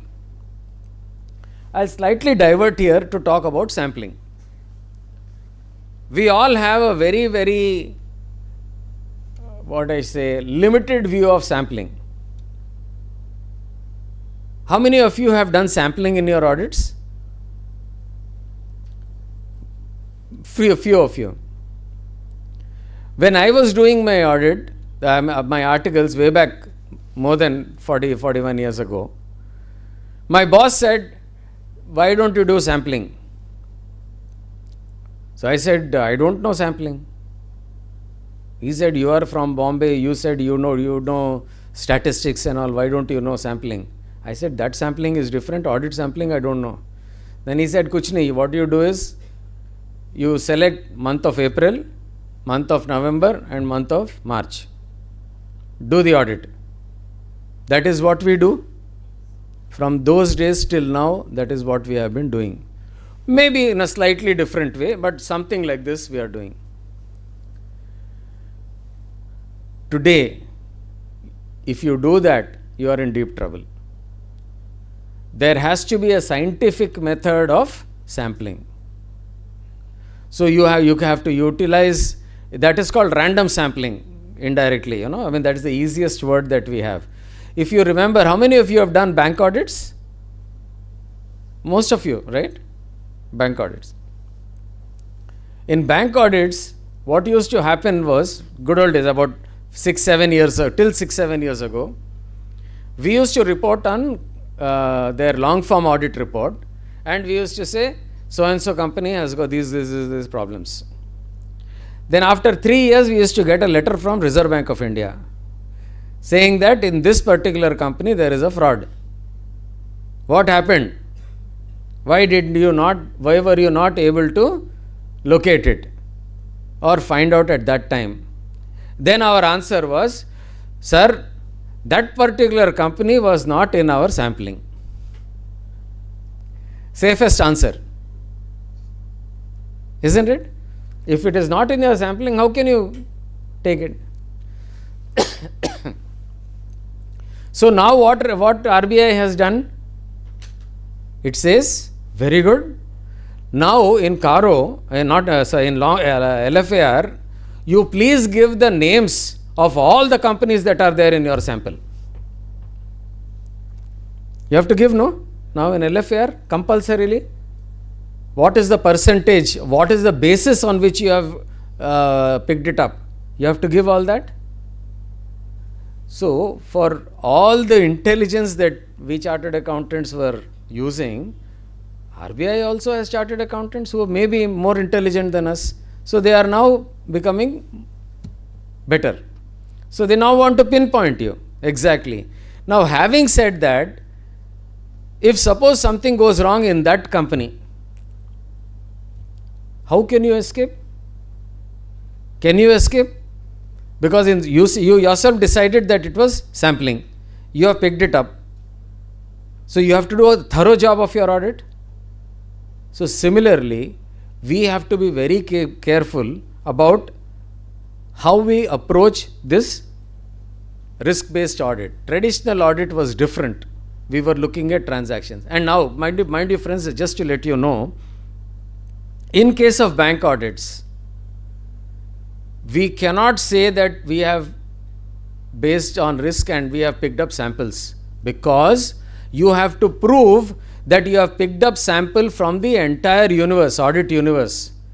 And when you say audit universe, that means 100% of the transactions of the branch. From where will you get?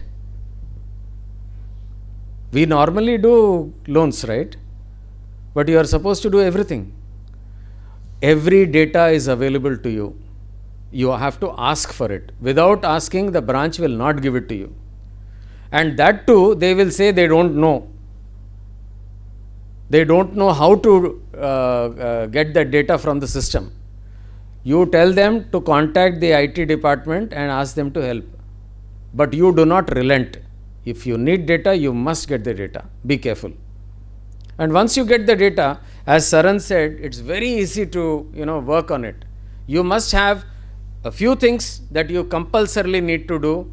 Please work on it now. Within the next 3 months, 4 months, we will have the bank audits. So you have 3 months time. Acquaint yourself on how to extract the data, how to work on the data to get, how to identify NPAs, how to identify not only NPAs but what is called quick mortality cases, how to check whether the interest has been done properly or not, whether the installment is being calculated correctly. These are small things, but believe you me, if you actually put in an effort, it doesn't take more than an hour or two. But if you use that effort 1 or 2 hours now, you can cut down the work of at least 3 to 4 days of your audit. So what I do in my office now is, I ask the branch manager to send me their complete loan data to me. From the loan data, I work on the data itself and tell my team, these are the areas that you have to see. This is the sample that I have selected for you. Please go and do the audit. And once they go there, I tell them to send me more data. I work on the data and tell them to ask questions. So, by the time my staff is there, they already know what is to be done, and the bankers are actually shocked because they think that they are coming for the first time, but they don't understand that we have already worked on the data. And this has seen, normally a small branch of say about 70-80 crores would take around 7 to 8 days minimum. Now it just takes 4 days. I have cut down 3 days. Profitability is better for me. So you have to work in such a way that you make profit as well as add value.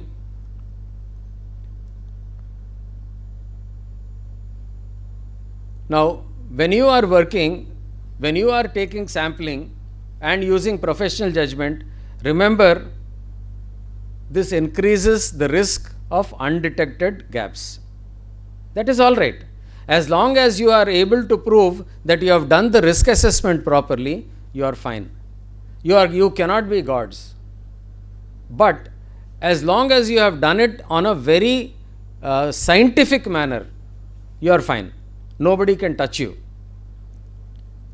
If you do not do that, then you are in trouble.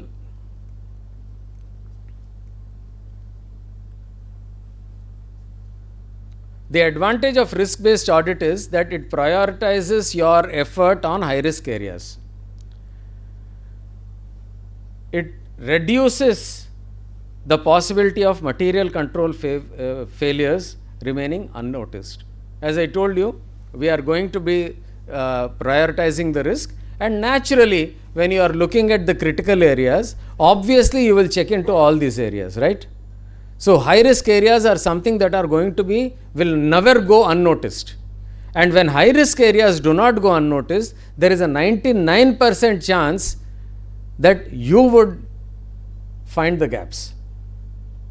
But despite that, if the problem will come, if the management has not supported you, if the management has not identified the critical areas, if the management is not truthful to you, then there is a chance that you might miss the gaps.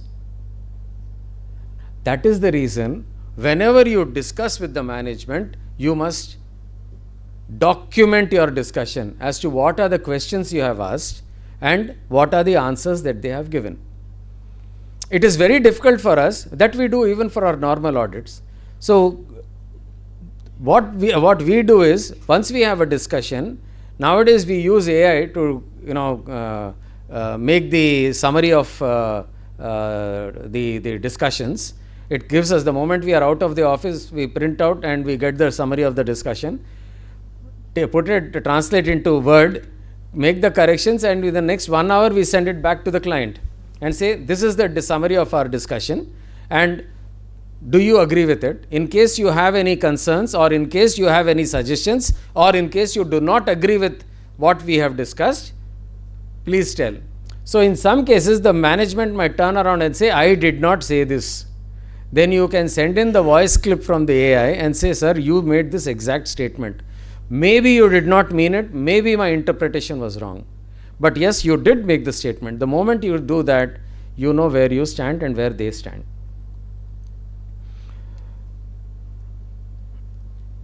Your audit effectiveness is increased and there is a value addition, as I already told you.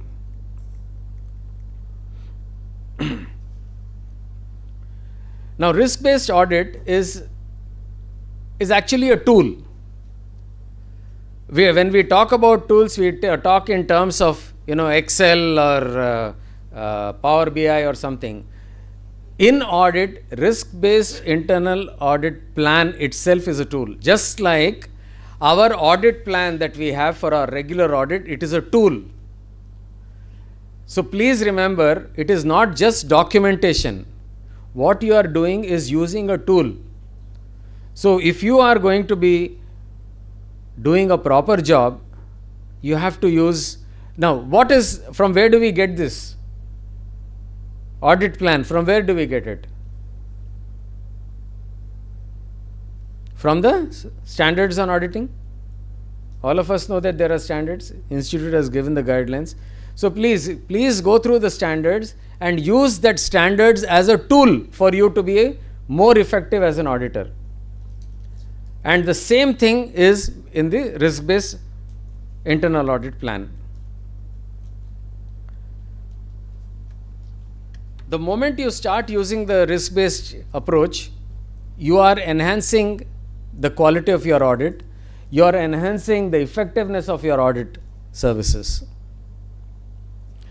Now, before I proceed, let me just tell you one thing. This risk-based internal audit plan, as we call it, will be successful only if there is a risk assessment by the management. And this is where you as an auditor come in. If you tell the management that you want them to do a risk assessment and you help them do the risk assessment yourself, there is a scope of increasing your fees by at least 10 times. Because you will be making them understand the nitty-gritties of their own business. In case they already know everything about their business, you will make them understand that you also know their business.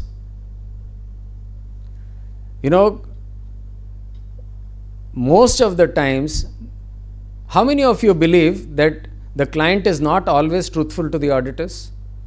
How many of you believe? Almost all, right? But if you make them go through the entire thing, and the way you question, that person will understand that you also understand the business. And the moment that happens, there is a perfect synchronization between the auditor and the client. And when you ask questions, they will answer. We all face the problem that when you send your articles to the audit, and by chance, if the article asks a question in the area which is grey, they will say, no, we'll speak to your boss. Yeah? Isn't it? This is a normal thing. Now, this happened to me many years for the first time. And then I told the client, sir, thank you very much for having confidence in me, but you have to give the answer to my assistant. I want to understand her problem vis-a-vis your business through her, not from you. No, sir, this involves a lot of black money. Well, let her understand. She is going to be a chartered accountant tomorrow. Help her become a chartered accountant. She is not going to go out and tell, no? So since then, people have realized in my office that they have complete backing. They can ask any question and they can definitely expect the management to give answers to them rather than bypassing them. So if you empower your students and make them better, your time you can utilize for much better purposes. Because they will be doing the work, you will only review. Otherwise, you will end up doing the work and you will waste your time. This we have discussed. As I told you that this is a very systematic approach, and it ensures that the audit focus is driven by risk assessment rather than routine coverages. Normal audits, we do routine coverages, whereas in risk based, it is only based on the risk, perceived risk or otherwise. And once you do that, it strengthens your very system of audit. And once it strengthens the very system of audits, the stakeholders also have confidence in you. I'll go through this a bit fast so that we can spend time on prioritization of risks. This we have said. Yeah, as I told you that when you are dealing with the risk, you are determining what is the risk appetite of the organization. Like, for example, how many of you have heard about DPDP Act? Right. You know the penalties of the DPDP Act? 250 crores. Now, what will happen if all of you had received a notice under the DPDP Act? Will you receive or not? No, sir, not can. Will. You are all high risk areas because all of us hold personal identifiable information of our clients. We hold their PAN numbers, we hold their Aadhaar cards, we hold their photographs, we hold their email IDs. All these are PIIs. And therefore, you are all likely targets under DPDP Act. Now, in your case, it is a very defined risk. Your systems are risk. The same thing, same analogy, use it for your clients. They all have to deduct TDS, so they have got their PAN numbers. So for PAN numbers, what do they say? Please send us your PAN card. That PAN card is also stored in the system. It's a high risk area. The moment the DPDP Act is invoked, 250 crores minimum. Their entire 30 years turnover will not be 250 crores. Where will they go? So you as an auditor can enlighten them about the risks involved. Now, why I brought this topic of DPDP Act and all that, I want you to use your knowledge to tell them about the risks that they are going to face and consequently increase your area of work. That is how you increase your work. That is how you increase your fees. Isn't it, sir? Wherever I go, forget about Chennai, Hyderabad, Bangalore, Delhi and Calcutta. Wherever I go to the tier 2 cities or tier 3 cities, the first thing they say is, sir, you don't know my clients. They are very small, sir. They will not increase. How many of you have heard this dialogue? All of us, right? Talk to them in the manner they would listen. Tell them, no client will pay you the fees if you give them comfort. Remember that. They will pay you the fees only if they are scared. And if you are able to tell them, I don't want you to scare them. I want you to tell them what are the risks they are going to face. And we are talking facts. Right? And if you are able to tell them, I will help you mitigate that risk and use your knowledge to help them mitigate the risk, nothing like it. And that is exactly what you need to do. And risk-based audit is something that will help you to do it. Now, if all of you, after today's seminar, if you go back and use this risk-based audit approach in your office with your clients, don't be surprised if your turnover becomes 2x in the next 1 week. I'm not joking. This is going to happen. But you must do it properly. Don't think that Jawahar has said, therefore I will repeat the words. No, you have to work, because every client is different. You have to work on it, plan a strategy, then talk to them. Then they will do it, they will agree. You must have seen your clients. If there is one notice from the income tax department, they'll come running to you. They will say, sir, kuch bhi, sir, do something. See that the notice is removed. See that the assessment order is passed. That same fellow, after you have helped him, then you ask for fees, sir, that fellow took so much of money, where will I have money? So when it is auditor's fees, then all the problems come to him. Otherwise, he is fine. He is willing to spend. He will spend lakhs and crores of rupees on his daughter's wedding. But auditor's fees, he will have all the problems in his life. So there should not be no daya, nothing. Be very clear, you are earning it out of for your own professional services. So whatever you do, please, whatever I am saying, please ensure that you use it after going back to your office, and you will thank me for having taken you through this session. Risk identification also confirms that the audit planning is risk aligned and comprehensive. So just identification of a risk is not important.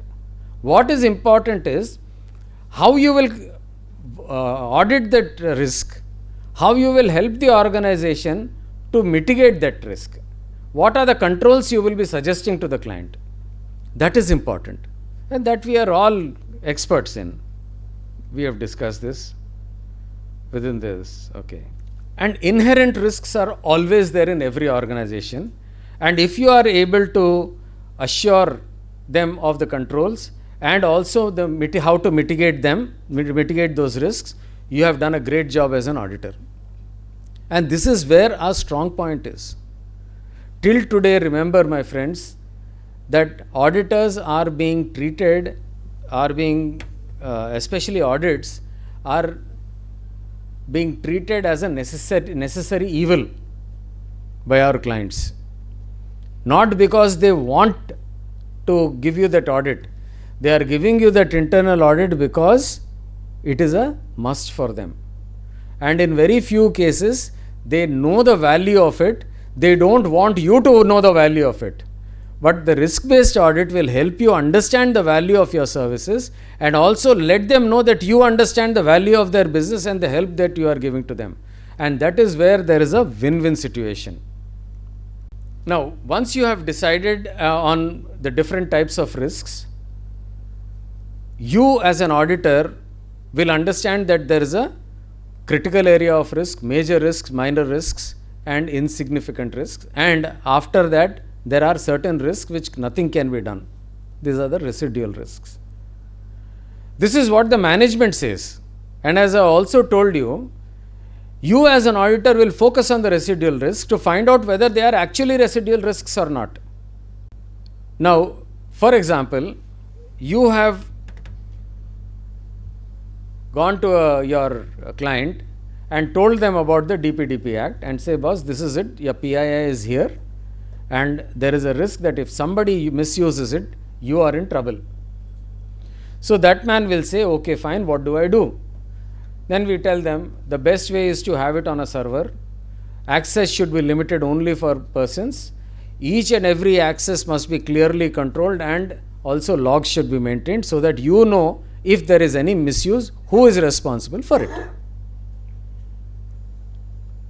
Now, having said that,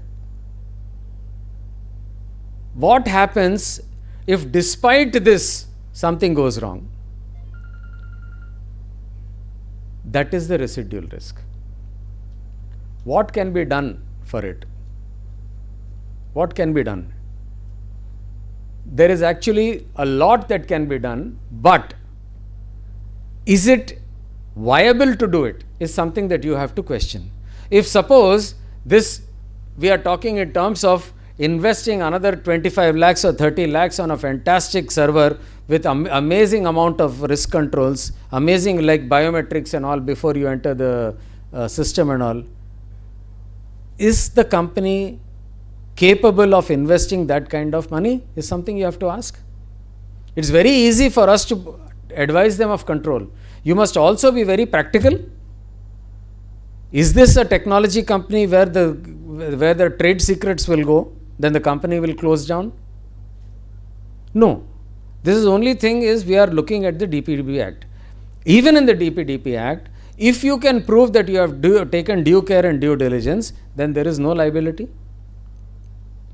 You are taken basically doing that. What is the use of spending unviable amount of money when it is not necessary? And that is called the residual risk. So you have to actually as an auditor take out time and work on the residual risk and tell the clients that yes, this is a risk that you can leave, we will see, but you have to visit this residual risk on a continuous basis annually to see whether it still remains a residual risk or has it migrated to another level. And as I told you, such areas receive rigorous audit attention and deeper inspection. Risk-based audit plan covers every aspect of business processes, every operations, every activity. There is nothing which is left. There is nothing that says that I will do the risk assessment next year. You have to do the risk assessment for the entire business as a whole. You cannot do the assessment only for a limited area. Like for example, if you do take procure to payment, you have to do the entire thing, not only a small sub-process. Because any sub-process that is left out might be a risk area for you, which will demolish your entire basis of arriving at the risk. Therefore, if you take up any area, the entire process, you can do it in different ways.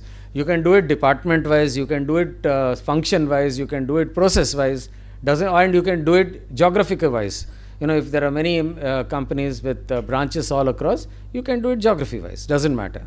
But whatever you do, you have to do it completely at one time. And audit coverage, having discussed on the risk, the audit coverage has to be on a defined audit circle. So when you make a risk-based audit plan, you say that there are totally about say 50 areas of risk areas defined in different categories. Out of that, 10 are very high risk areas. This 10 I will cover every year. Then from 10 to 30 are say minor and major areas. This I will cover say once in 2 years. And then there are small insignificant areas. You can say I will cover this area once in 3 or 5 years. Doesn't matter. But provided the insignificant area remains as insignificant throughout the 5-year plan. If at any point of time it migrates into another level, then you have to reconsider it, and therefore risk-based internal audit plan is a continuous plan.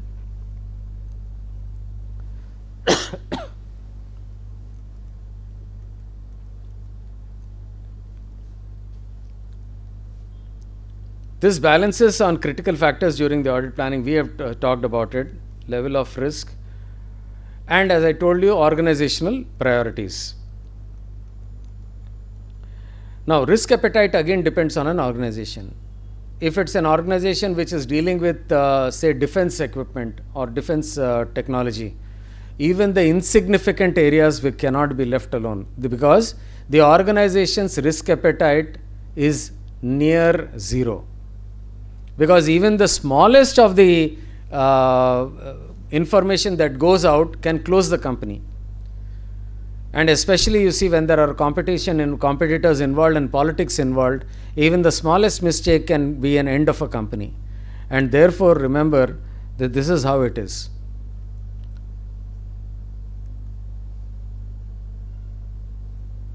higher risk areas, proportionately higher audit. And the best part is when you use this risk-based audit approach, you are actually making optimal use of your resources. Because you will not waste your time on different things, isn't it?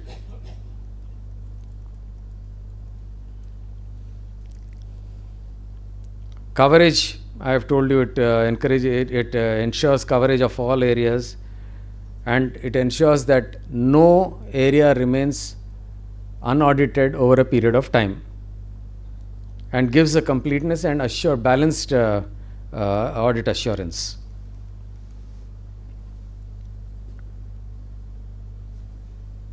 If a company says that it has got a good governance, then it must mean that they have a good risk management. If they say good governance and they don't have risk management, that means there is no good governance. If they have risk management and not properly done, that means there is no there is no good governance. So good governance any point of time means that they have risk management. And nowadays,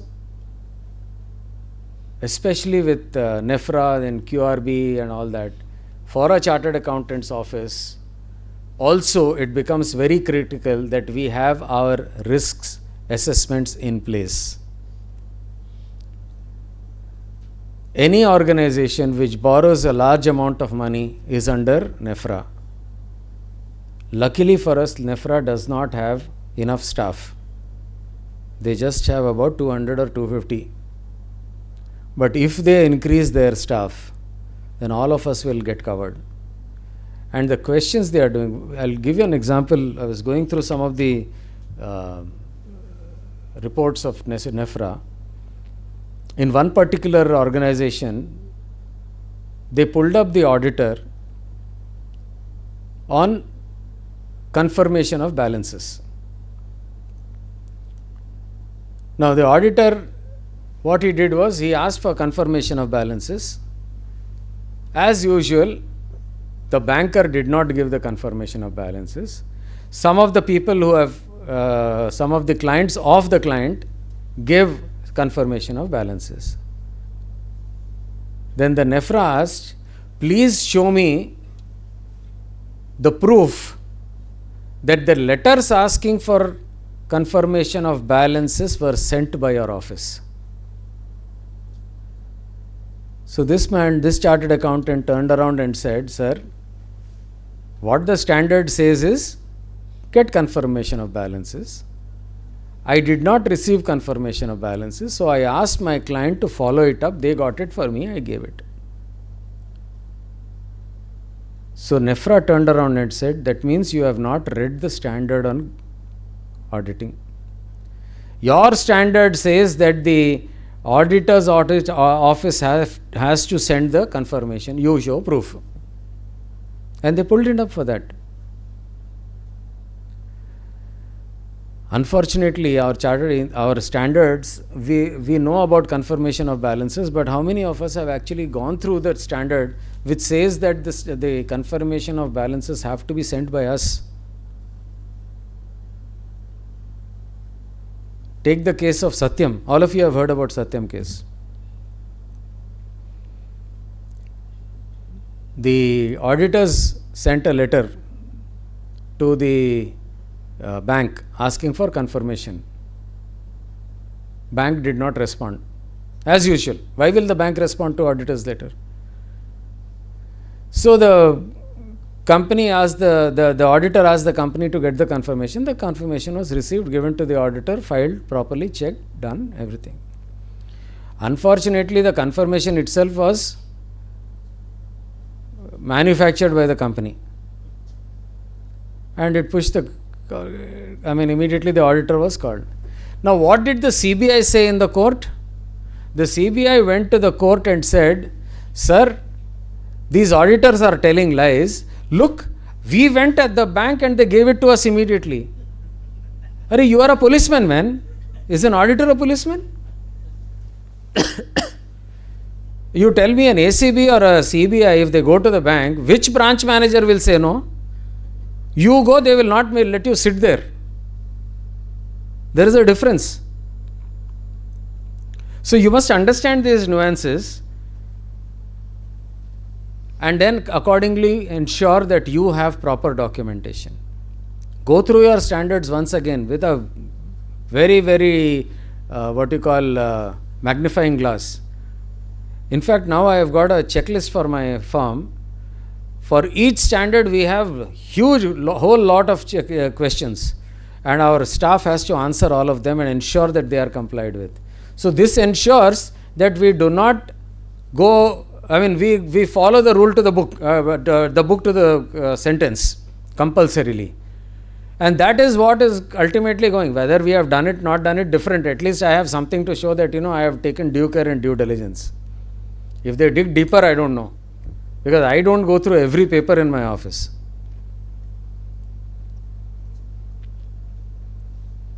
An effective risk management supports a sound system of internal control. Yeah. Please remember, management is responsible for identifying and managing business risks. It is not the auditor. Why? Because it is not your business. You are only giving them assurance services. But the basic responsibility is that of the management. How many of us have actually told the management that this is your responsibility? You have to tell them. If you do not tell them, they will never accept it. And if you tell them, that is where your first step of increasing your fees starts. So I would suggest please spend time with the management, telling them about the risks involved, telling them that it is their basic responsibility. Yes, sir.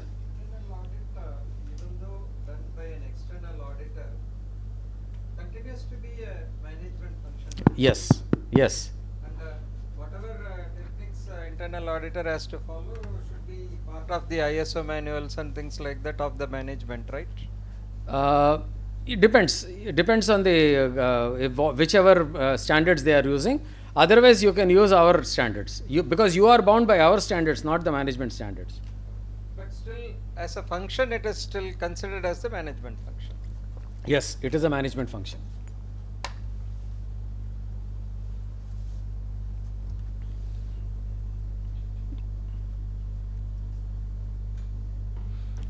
If you are, this is the most important sentence. You have to talk to the management and tell them that this assurance strengthens governance, control, and risk management. These are the three things which they love to hear. Every management would love to hear this. In your own words, you have to tell them. If you talk to them about governance, you say, what is that? You have to explain to them what the governance is. So, I mean, because see, many of the businesses don't understand these terms. But the crux of these terms, they will definitely follow. I'll give you an example. Have you heard about this crane nut powder? Beetle nut powder, crane? There was an income tax raid on them. It's based at Guntur. And the income tax officer, morning 6:30 or something they went. This old man who was the owner was sitting there. He said he took the stock register because most of the manipulation is on stock. So he took out the stock and said, sir, how much cardamom you have? So he said, I have 121.5 bags of cardamom. Then he said some other question. Lot of ingredients, how many nuts they are this thing. That man said 2,562, some number. So the income tax officer asked him, how can you be so sure of this? He said, this is my business. If I don't know, who will know? And this raw material is very expensive. Raw material is very expensive, so I have to keep track. Even if half a bag I lose a lot of money. So I don't need to know. So they actually understand the word control without knowing that you call it control. They also know the risk associated because The risk of losing a bag they understand. So they might not understand these terms as we are talking, but they understand the concept definitely. So use that concept when you talk to them.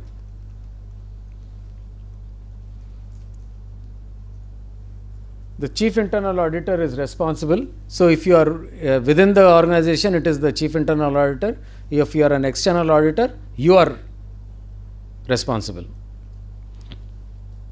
And you establish the priorities aligned with the business objectives and organizational goals. All this will come out of your discussion with the management. As I told you, this must be updated to reflect the current changes, because this change, risks change. As I told you, what is a risk, smaller risk today might become a major risk tomorrow. What is a major risk today might become a minor risk tomorrow. So therefore, you, on a regular basis, you have to continue to do that. And as an internal auditor, you have to also tell them what would be the impact of technology and the regulatory changes. Now for you to go back and tell them, for example, we discussed about it, the DPDP Act, you can tell them this is a regulatory measure. How is it going to impact them? What are the sections, like what was in section 43A of the IT Act has now been brought into DPDP Act. So if you talk about the previous act, it might not be there. It will come under the new act. So since you are in a position to understand the acts, you have to tell them which has got a greater impact.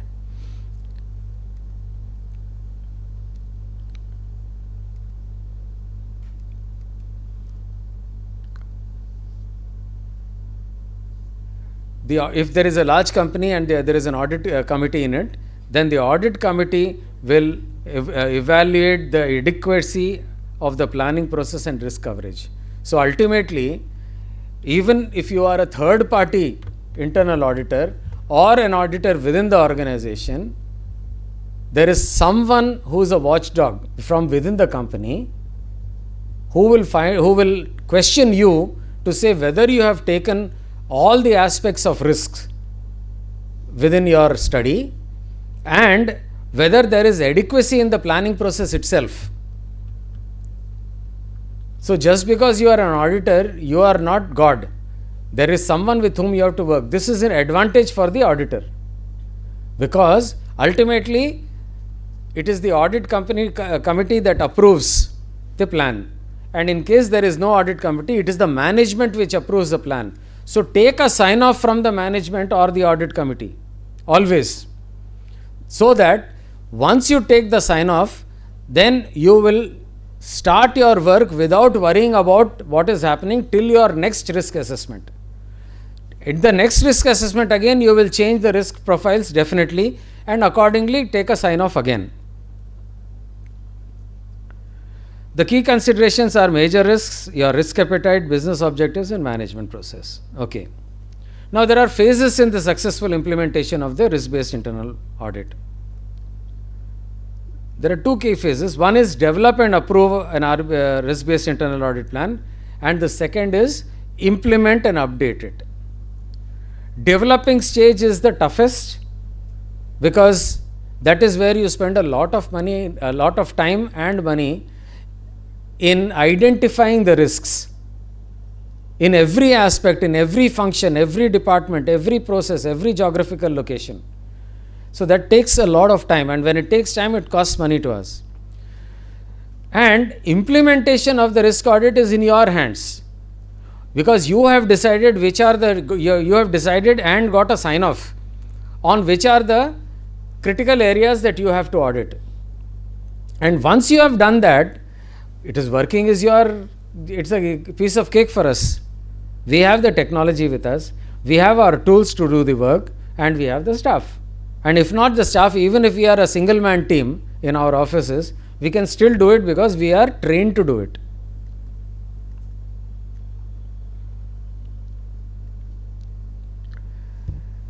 Now, developing and getting the RBIAP approved is to ensure that audit focus aligns with the risk appetite and strategic priorities. This is critical because this will reduce your workload immediately. Instead of trying to dabble with every area, If we get a sign off on which are the critical risk areas, we focus on them and reduce our work, and then we actually do a great job of helping the organization and in adding value to the organization. When we define the objective criteria and risk appetite, we establish clear objectives of the internal audit. Define the audit criteria aligned with the governance requirement, because we will be talking to the management or those charged with governance and get their sign-offs. And we also determine what is the risk appetite of the organization. Is the organization able to say that, okay, fine, this is a risk which I will accept, I cannot do about it, I will take it as a residual risk. Or the organization can say, turn around and say, okay, I cannot mitigate it, why don't I take insurance? If it is too large, then the insurance company can say, instead of me, I will reinsure it ahead. So it all depends on everyone's risk appetite. All of you know these terms, right? Insurance, reinsurance, etc. We use it on a regular basis. That is only because of the risk appetite. There are varied factors to be considered while defining the objectives of the exercise, like the size and nature of business, regular term which I need not elaborate. Complexity of the business process, I need not elaborate. Resource constraint, resources within your organization, resources with the management. Both are very important. If you do not have resources, then you will have to make do with a lesser team, and if it's a lesser team, more of your time, and if the management is unable to support you with their support staff, then it will take further more time, and therefore you have to be very clear with the management that this is going to take a longer time.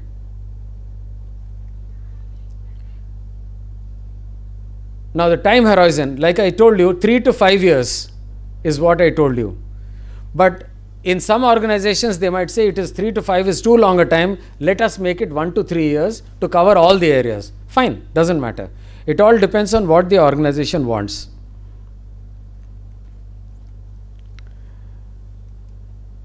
Now the risk categorization, according to the internal, the COSO, sir, the COSO that you were talking, or the ISO that you're looking at, the risk can be categorized as operational risks that impact the efficiency and effectiveness of the operations, reporting risk of incorrect financial reporting, compliance risk that may result in non-compliance to the applicable regulatory requirements. Now these are the critical areas: operational risk, reporting risk, and compliance risk. But in some areas, in some industries, they might add financial risk as well as health and safety risks, health, safety and environment, especially if it happens to be a chemical factory or some industry. There are a lot of leather factories around here. So if somebody is doing an audit, please take care of this. Now the typical risk prioritization is as under. One, and when we are making, you will notice that I am putting score of 1. That means if once you have identified the risks, if you decide it as an insignificant risk, you will put a score 1, because ultimately the scoring will make a difference. I will explain to you how. But in the meanwhile, just remember that we put scores for prioritization of risks. The first one is score with 1 is insignificant. Oh, sorry. The score 2 is actually minor. Score 3 is moderate. Score 4 is major. And score 5 is critical. So critical risk areas will have a higher score, so that you will give more importance to it when you work out the risk assessment grid. Now there we talked about risks. Now we talk about control environment. In the control environment, score 1 is giving for very strong control environment. 2 is for strong. 3 is for moderate. 4 is for weak. And 5 is for almost missing controls. Remember this: risk prioritization and control environment. These are 2 areas that you will need to keep in mind. Because ultimately,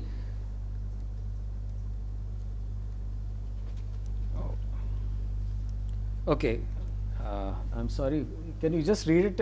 It's not, okay. The step 2 is understand the business environment. And in this, industry gain the understanding of the industry, regulatory and environment and operations, review key business processes and organization structure, identify critical success factors impacting the objectives. So just like a normal audit objective, risk-based internal audit also has an objective, and we have to identify the critical success factors impacting these and understand where the company is, that is the as-is situation, what is the current situation of the company, and compare the company with the leader in the business. If it's an industry where you have a business leader, try to know how they are working and how you are working, and that makes a difference. And you have to engage all stakeholders. And what are the sources of your information? Previous experience, if any, with the industry, then legislation and regulations that significantly affect the industry. Luckily for us chartered accountants, our institute has come out with industry specific manuals. So if you have any audit in any specific industry and those audits areas and manuals are available with the institute, please use them. You will be able to do a better job. Then you have entity specific policies and procedures manuals. So each company will have their own manuals if necessary. You have to ensure that you go through them. Minutes of the meeting, various meetings such as the board, audit committees, etc. You have management reports, newspapers and journals, discussion with clients, and then visit to the plant, entities, factories, etc. to obtain the first-hand information. When you do an audit, do you actually visit all the plants of the entity? At least some. You must. Because if you do not visit them, how will you gain the understanding of the business? I'll give you an example here. Way back about 30 years ago, I was doing a bank audit, and I was, not 30, during my articles, I was doing this audit, and we were doing the audit of, I think it was Bank of Baroda, where they had financed a chemical unit. So I said, let me go and see. So the senior chartered accountant who was with me, he also came. So the moment he came, he went and sat with the owners of the industry. I went into the floor, factory floor, and there I saw a lot of drums stacked on the wall. So very curious, young and curious. So I said, how do you remove some drums from the middle if you want? He said, no problem, sir. We have got these trucks, equipment, they just pull out. So I said, okay. Then I went and met the partners along with it. They were calling me to have a cup of tea. So I went there. Then the partner said, come sir, we will take you around the plant. They took us around the plant. And then I asked the partner, sir, all these are full of chemicals? Yes, sir. So I said, I would like to see from the bottom 5th row, this particular drum, test check. He said, no, sir, it's not possible because all the drums you have to take down, otherwise you cannot see. I said, no, sir, I can help you. I saw a forklift truck, you can take it out from there. So he was shocked. So finally, with great reluctance, the chartered accountant who was with me, he was feeling a bit uncomfortable. I said, sir, don't worry. He took it out. It turned out to be full of water. So as auditors, we use our ingenuity to find out, and then of course, one thing led to the other, and we said, okay, fine. Instead of reporting, we said, you pay back the entire loan, clear the loan, and we will not write, otherwise we are going to report you as a fraud. So that fellow paid the entire balance overnight. because nobody can risk being a fraud. So, knowledge of business, sir. So, doing business was there, this thing, putting water in the drum was their knowledge of business. Talking to people and understanding how to do is auditor's business. So, we have to be very careful about our knowledge of business also. Visits to the entities department, the accounting, how the documents are generated, etc. This is, I won't elaborate because this is our domain. Now, once you are taking the risk, you have to prepare the audit universe. What is an audit universe? Every identifiable auditable unit is an audit universe. It will be all units, department, processes, auditable areas are called entities, including strategic, operational, financial and compliance areas. So, there is nothing beyond the purview of the internal auditor. In many companies, the internal audit function reports to the finance head. Actually, they should be reporting to the board of directors. The moment they report to the finance head means there is something seriously wrong. So, if you have some audit where the internal audit function is reporting to the finance head, please dig deeper, because that is the first red herring that you have. And all these form the base of risk assessments. Organization, vision, mission, objectives are also very critical for the planning. Expectation of the internal audit function. Please ask them what exactly do you expect, because otherwise their expectation might be different and you might be doing something different. Organization structure and setup, geographical location, scalability of operations, and ensure that there is an organic linkage in the business process and sub-process. That's exactly what I said. If you are doing a complete process, you have to do the risk assessment of the entire process at once. Don't think that I will do the risk assessment of, say, when you are doing procure to pay, one part of it now and another part of it at the head office. No. It has to be done completely in one stroke, whether it is in the geographical unit or at the head office. Everything has to be done typically and completely once for all. And you have to justify any controls that you want to put, because every control has a cost. And cost is something which managements will refuse to incur if it doesn't show them profit. They will not bother about a loss that might happen, but they will definitely say it is a cash outflow for me. Therefore, be careful whenever you are talking about justification for a control, whether there is sufficiency of control, you have to be very clear. The step 4 is risk assessment. You have to ensure that the audit coverage is focused on high risk areas. And what are the components? Risk identification, risk prioritization and rating. Risk prioritization, I talked to you already about the scores, and rating, out of the control environment you will get the rating. Identify the inherent risks across this and consider financial operation discussions done. Risk prioritization. Evaluate risks based on likelihood and impact. This all of us have studied. The same thing what we do for the statutory audit, we do here also. But here we do at every risk level. In statutory audits and all, we do it at a comprehensive level. Risk ranks such as high, medium and low. Focus audit on risk areas. Okay. Now risk prioritization. What are the priorities? Now why I am taking you through the insignificant risks. What are insignificant risks? Process risks with insignificant risk on the organization, non-compliance with minor penalties, impact of low financial losses, no major threat to health, safety and environment, no history of fraud or misappropriation, minor impact on organization's profitability, and you have a very stable IT and ERP systems. In such case, it's a insignificant risk. Now let's talk about minor risk. Process risk with minor risk on the organization, non-compliance of minor this thing, impact is minor on minor financial. In the previous one it was insignificant, now it is minor.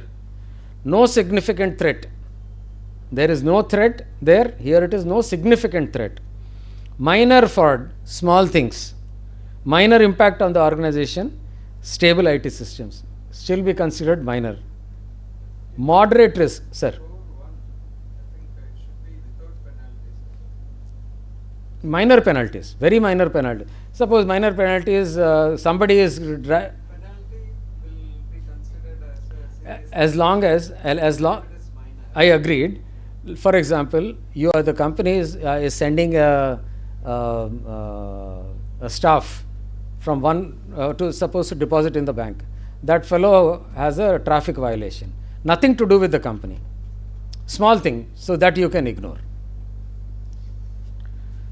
Here again you have process risk with tolerable risk, non-compliance with major financial penalties, impact of significant financial, possible threat of health, possible fraud, tolerable impact on organization profitability, stable IT system. Still it is moderate.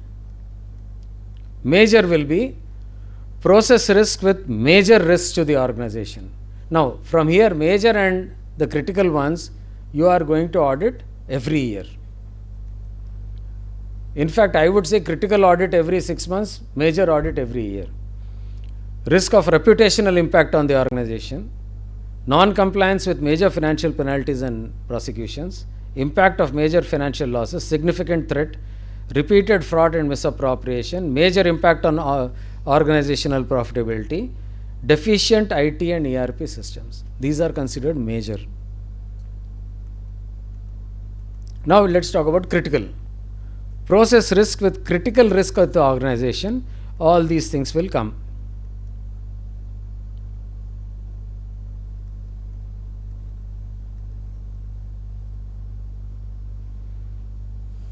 Now, while doing it, now the next step will be assessment of control environment. So these are the steps. That was step 4. Now we are talking about the 5th step, assessing. Evaluate adequacy and effectiveness of existing controls. Consider entity level and process level controls. And if there are compensative controls, you have to give weightage to that. Just because there is no direct control, you cannot say that there is a control. If there is a compensating control, we can accept it.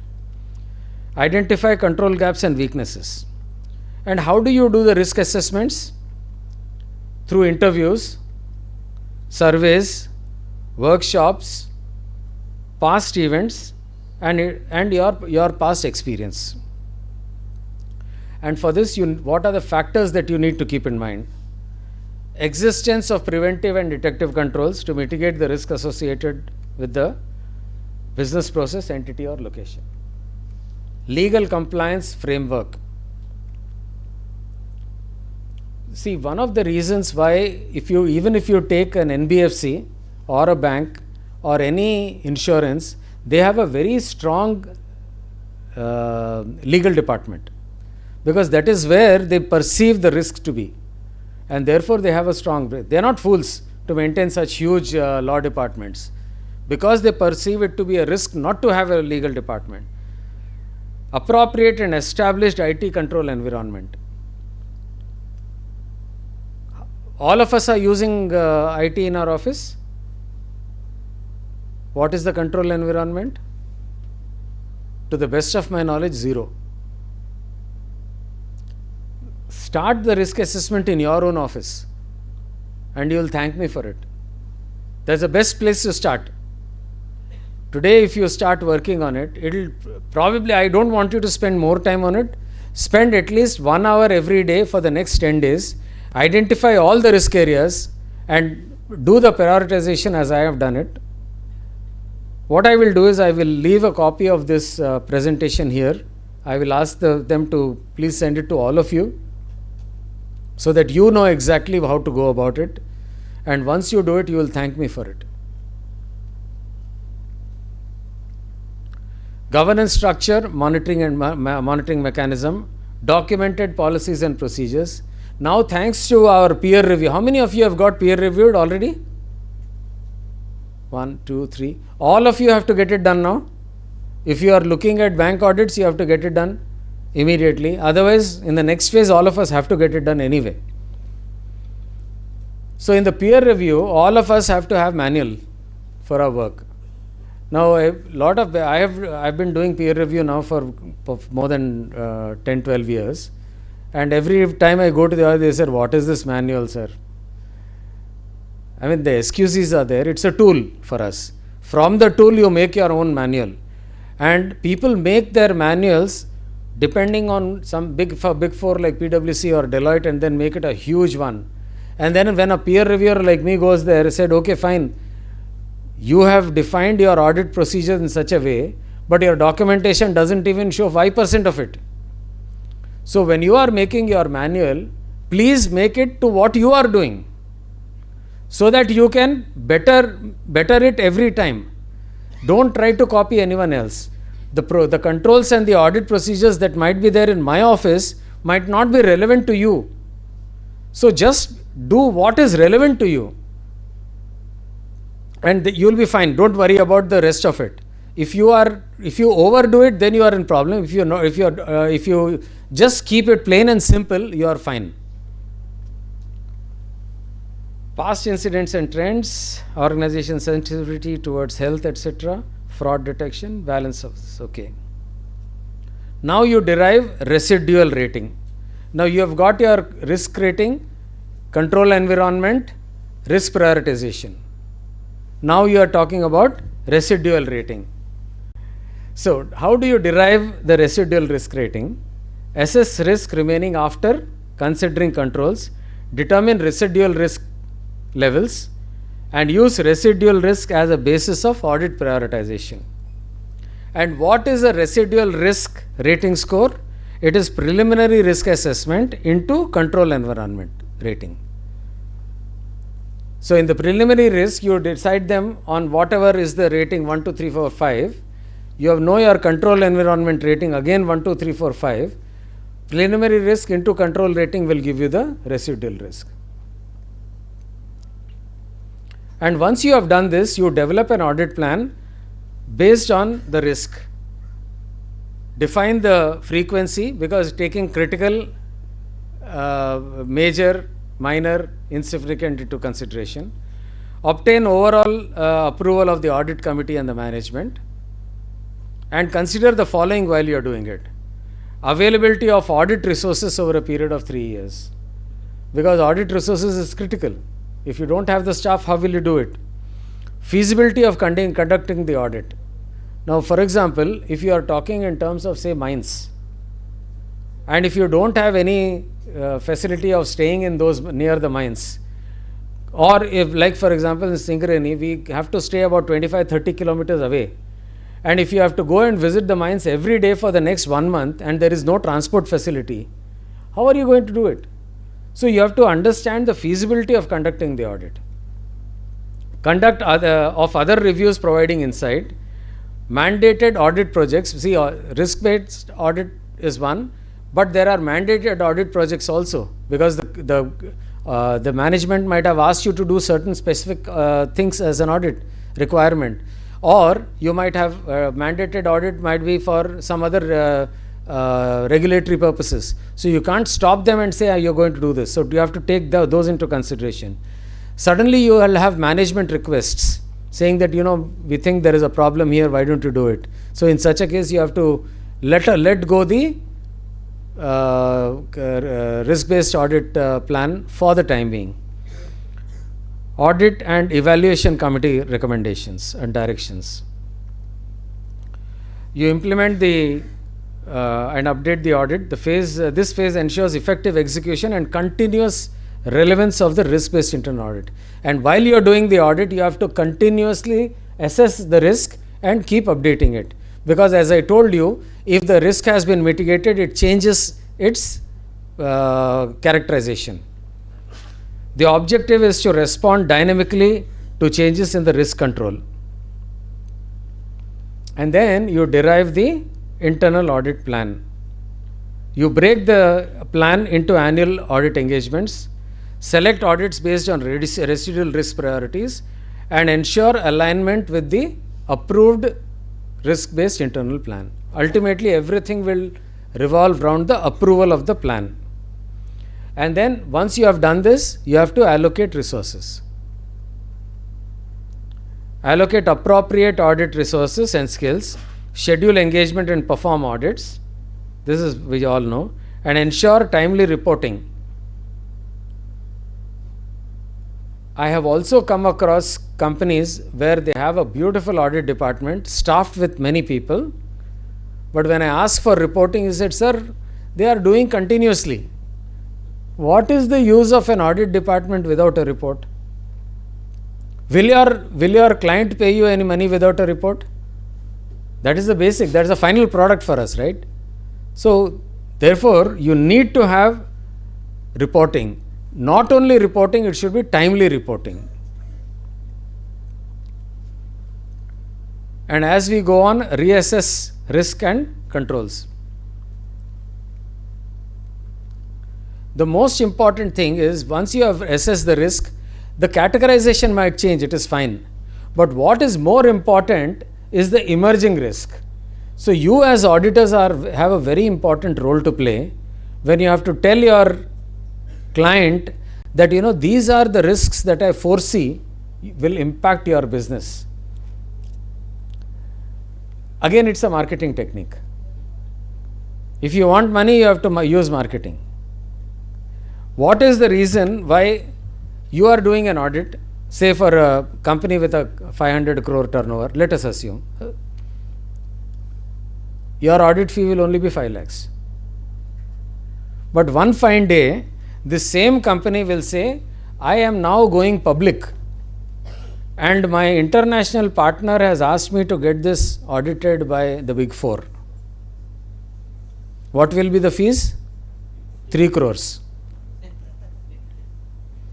We are seeing this day in and day out, isn't it? We are seeing this. Why are they getting more fees? Why are you not getting more fees? Because of the policies and procedures of audit. Because they will go wearing a coat. You will go without wearing a coat. There will be a team of 5 people, whereas you will go alone.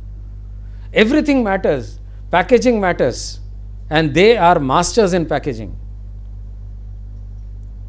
And believe you me, I have seen this when the Satyam case happened, PwC had gone and Deloitte had come in. Anyone from Deloitte here? I did the articles in Price and Ross. Then you know. Then you know what I am talking about. They will never send a single person anywhere. It is not just a question of lack of trust, it's a question of balancing trust. It's also a question of projection to the client. Now, if you are able to do those things, you will also probably get more. You might not get 3 crores, but you will get 30 lakhs. No? So, marketing is also very important. Packaging is critical in our line of business. Again, in my own case, I will tell you. When my partners go and talk to a client, their fees is less. But when I go and talk to the client, the fees is more. I don't know why. Maybe, my expectations are higher and I ask for higher fees. And they say yes. But when my partners go, how did you manage this? They will ask me. I said, I don't know. Management, I don't know. But I asked them, they said yes. So in their case also, probably if they had asked for more fees, they would have got it. I don't know. But the next year, when I go to renegotiate, I get my fees. So it all depends on how you package, what is it that you are promising them and how you tell them. The other day there was a call, they said, sir, your firm has been shortlisted as auditors. Please come and make a presentation. So with my junior partner, I went. I was working throughout the night. I made a good, beautiful presentation and went. There were 3 auditors in front of me. Before I went, mine was the 4th. And then, of course, after that, there were 2 guys. They came, didn't have any papers in hand. They came, they went, they met, talked and went. When I went, I said, sir, can I use your projector? I have a presentation to make. First shock. What presentation? Then I told them our audit procedure, I told them. Then I told them how we will go about it, what will be the method that I will utilize, what will be our reporting stages, what will be our management letter stages, what is expected of them, what are their responsibilities, the entire gamut. Whatever is there in our audit report, I put it on a good PowerPoint presentation. They were very impressed. Said, how much fees you will charge? So I said, 5 lakhs. Sir, it is too much. I said, well, you saw the amount of work I have to do, no? No, sir, please do reduce and all. Finally, they agreed for 3.5. Then I said 3.5 not possible. I told them, I walked out and said, I was stuck at 4 at that time. So I said 3.5 is not possible, sir, it doesn't work out for me, and I came out. After 2 days they called me. They said, sir, our CFO who was there, he was impressed with you, he wants to go with you, but he has requested you to reduce. So then I reduced it to 350. See, it all depends on what you package at the end of the day.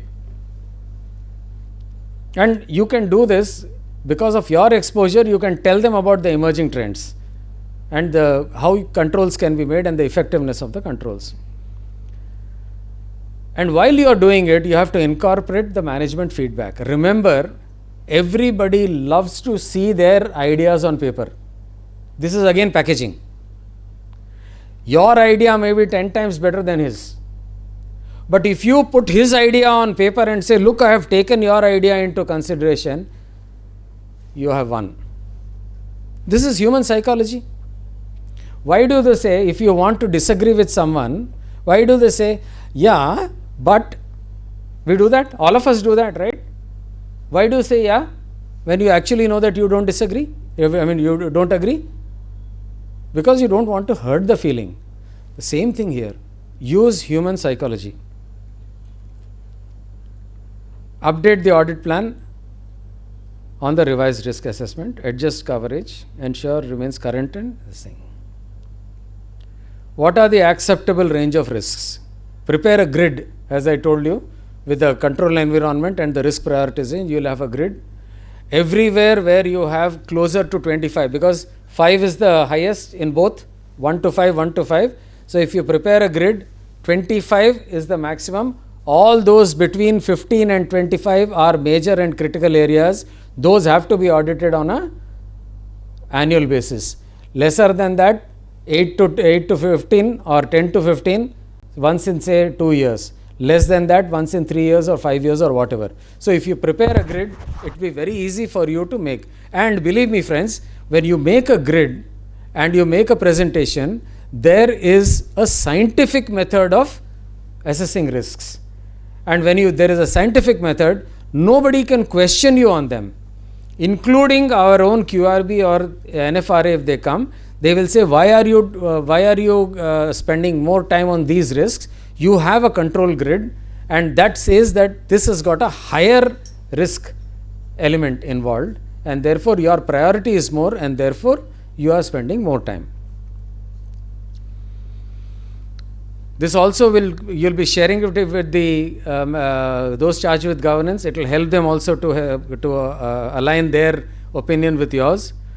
The boundary between acceptable risk and those that require managing is known as the risk appetite, that we have discussed. And you're a chartered accountant, so I need not delve in it. If there is a risk which cannot be managed, that will have to be terminated, transferred, or tolerated. That's exactly what we are talking about, right? That means you can do nothing about it. How do you transfer it? Insurance. And in most cases, it is tolerance.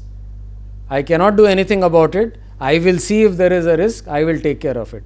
For example, all of you had heard about Kaleshwaram project in Telangana, one of the largest projects of the world.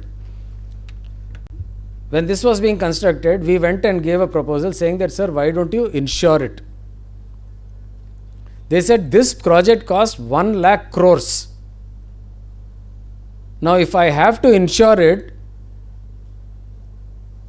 even 2% is how much? Huge.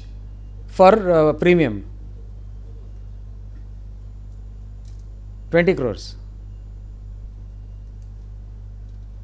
Huge amount. So they say we will take care of it.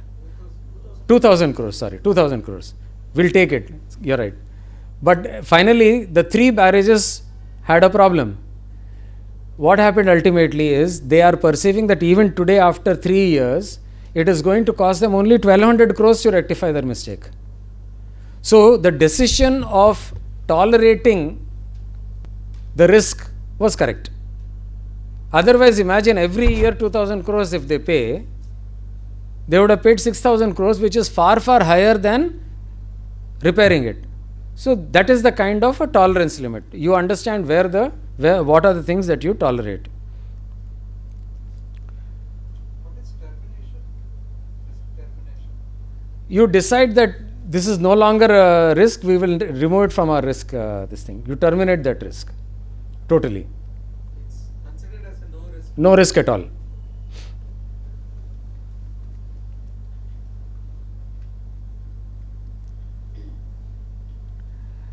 Now, once you select the risk and the audit universe show the risks, their scores, and the audits, audits linked to them. Based on the scores, as I told you, the moment you prepare a grid, it will show clearly which are the audits that you will do on an annual basis, which you will do on a biannual basis, and which you will do once in 3 years or 5 years. Then a policy will have to be established about which risks to cover and how often. Once you have decided on the grid, you have to your policy will clearly state that the risk grid has been prepared by the internal auditor, approved by the audit committee, and on that basis, this is the policy of taking forward. You will find this in every audit manual of every large, even PSUs, especially where the CAG is doing audits. They will have this policy very clearly. The board may require assurance on the risks with high likelihood of significant and critical losses every year, but other risks above the risk appetite every 2 or 3 years. This Need for audit committee to present something in the AGM? not in the AGM, sir. The audit committee presents it to the board. See, audit committee approves it, presents it to the board with their recommendation. If the board 99% there are no questions on the audit committee's recommendation. But if you have an external independent director who is a chartered accountant who also knows about these risk controls, he may have a few questions to ask, and then they may consider those questions, and 99% audit committee is no fool. They are all professionals there. So they would have considered all those areas, and it is done. So this is the entire gamut of risk-based internal audit. So I would be very happy to take any questions if you have at this juncture. This is my contact number. If you have anything, I would be glad to answer your questions. I would be glad to help you with any of your queries if you have. I am here for the next 5-10 minutes with you. You can ask me the questions again. Thank you so much. Really appreciate. Bye-bye. So thank you so much, sir. This was very insightful, and it was very engaging too. So I'm sure your expertise were very, we highly appreciate, and it has added value to all the participants. We sincerely appreciate for your time and contribution, sir. Thank you so much, and thank you all the participants too. Thank you.